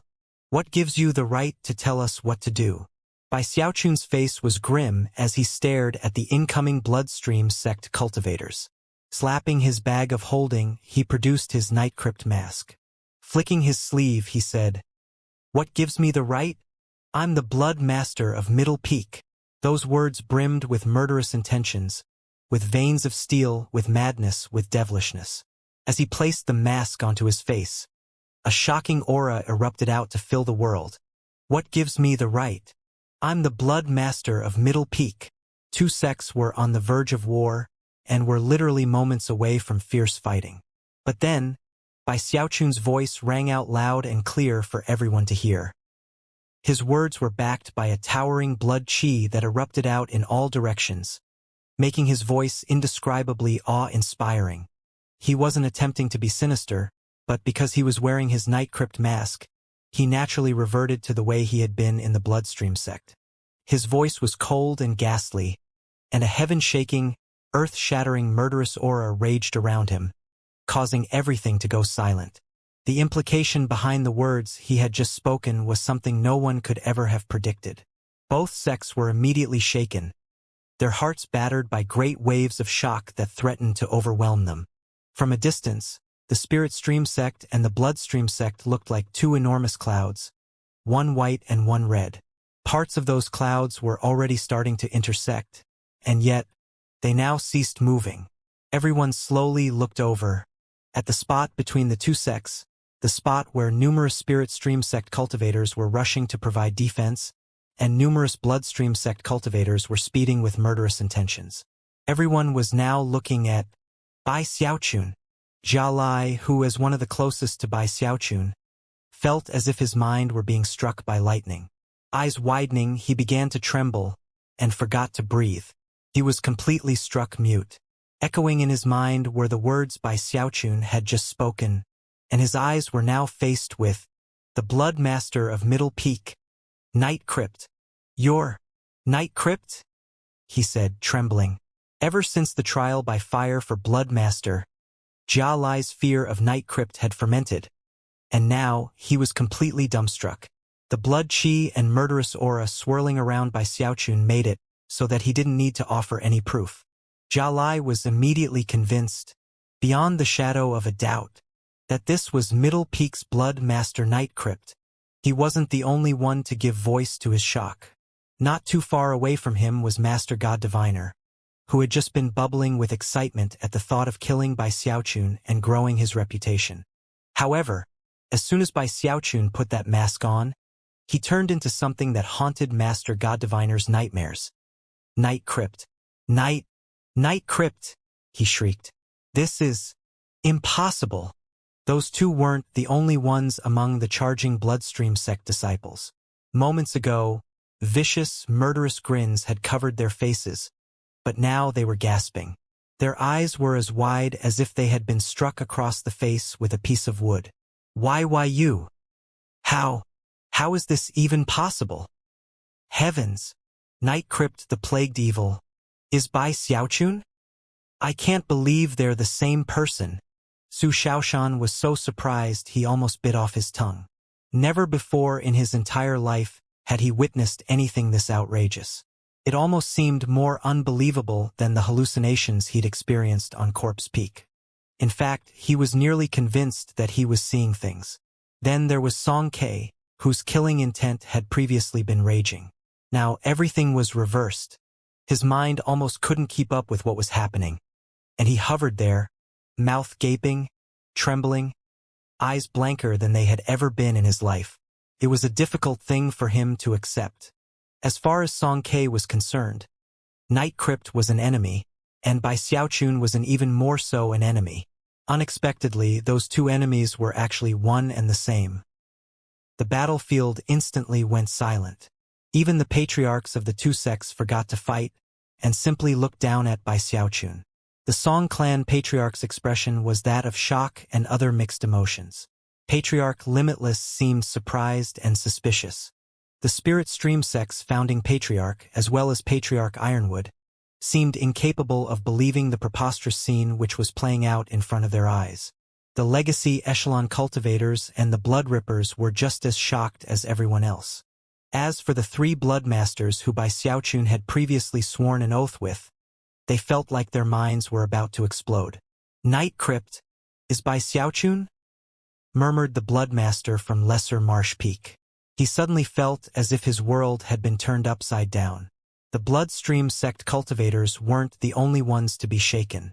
Once Bai Xiaochun put on the mask and turned into Night Crypt, the Spirit Stream sect cultivators felt as if lightning and thunder were bashing their minds.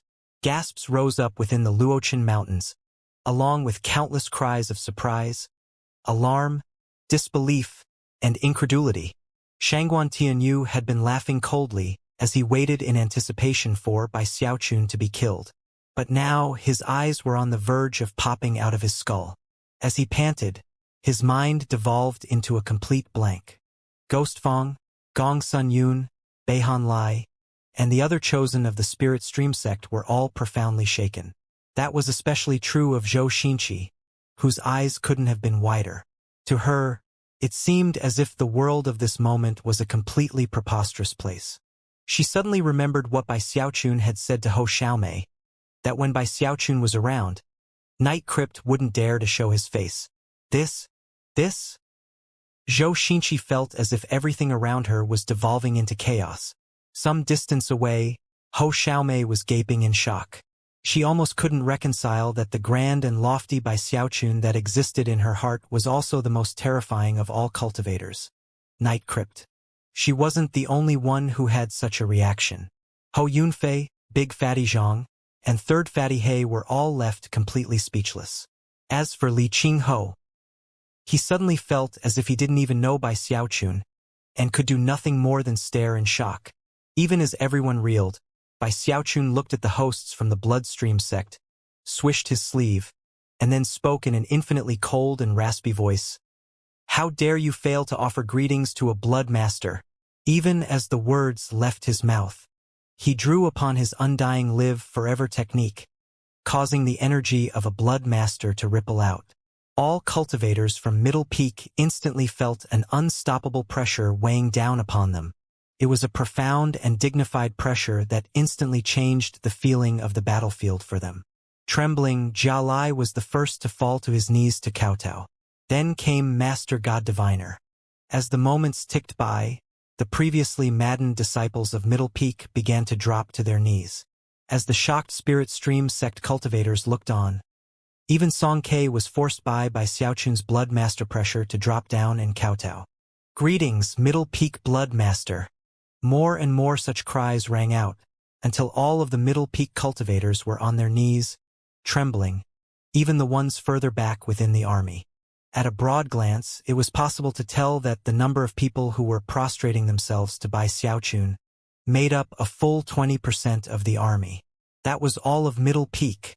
There was only one person that Bai Xiaochun didn't cause any pressure to weigh down upon. That person was about 30 meters away from him, trembling, eyes filled with disbelief, pain, and other mixed emotions. She was the Grand Elder of Middle Peak, Song Junwan. Her reaction was different from the reactions of the others. Mostly, she felt pain. After Night Crypt had gone missing, she had barely been able to sleep. She had poured all the resources at her disposal into searching for him. She had even implored the Song clan patriarch to help. Just when the war was about to be fought, she had sat alone atop the huge blood sword, thinking about Night Crypt and wondering where he was. From the moment he had gone missing, her heart had been filled with a bitter melancholy. Never could she possibly have imagined that it would be on this very battlefield, under these circumstances, that she would once again lay eyes on him. Everything was quiet as Song Junwan looked at Night Crypt. After a long moment, she spoke, her voice laced with bitterness and pain. "Just, who are you? Are you Night Crypt, or Bai Xiaochun? Who are you?" She was trembling, her eyes were bloodshot, and it was impossible to prevent the emotions she felt from ringing out in her words. Bai Xiaochun didn't respond immediately. Even he wasn't completely sure how he felt about Song Junwan. However, when he saw the tears welling up in her eyes, he softly replied, I'm both." Song Junwan's tears flowed down her cheeks, then dropped slowly down to the ground below. "You're both? So everything was a sham." She felt like a fool. As she thought back to everything that had occurred between herself and Night Crypt, her heart filled with stabs of pain. Weakness flooded through her, and she began to weep like a helpless child. Bai Xiaochun gritted his teeth and looked up at the patriarchs of the two sections. Raising his voice, he said, "I am Bai Xiaochun, Legacy Echelon Designate of the Spirit Stream Sect. I'm also the Blood Master of Middle Peak, Night Crypt. Patriarchs, stop this war. Fighting isn't the only way to solve the problems we face. Both sides need something that can be a basis for trust between the two sections. Well, can't I be the basis of that trust?" His words spread across most of the battlefield, and the cultivators who heard them said nothing in response. The Song clan patriarch hovered in mid-air, hesitating. Although he couldn't quickly accept the fact that Night Crypt was Bai Xiaochun, one thing was for certain. It didn't matter who Night Crypt was, he was still the Blood Master of Middle Peak, and he cultivated Middle Peak's magics. However, despite how much the sect cared about Blood Master Night Crypt, they wouldn't allow a Blood Master to interfere with matters that could affect the survival of the sect as a whole. The Song clan patriarch was just about to say something when Patriarch Droughtflame suddenly began to laugh coldly. Eyes glittering, he cried out in a sinister voice, "Blood Master Night Crypt has been captured by the Spirit Stream Sect. What a vile and shameless act, Spirit Stream Sect. How dare you attempt to use our own Blood Master against us? Today, I will eradicate you, destroy your legacies, and exterminate every member of your sect. Men, bring the Blood Master back into the blood clouds." With that, he waved his sleeve. The fighting was now about to break out again.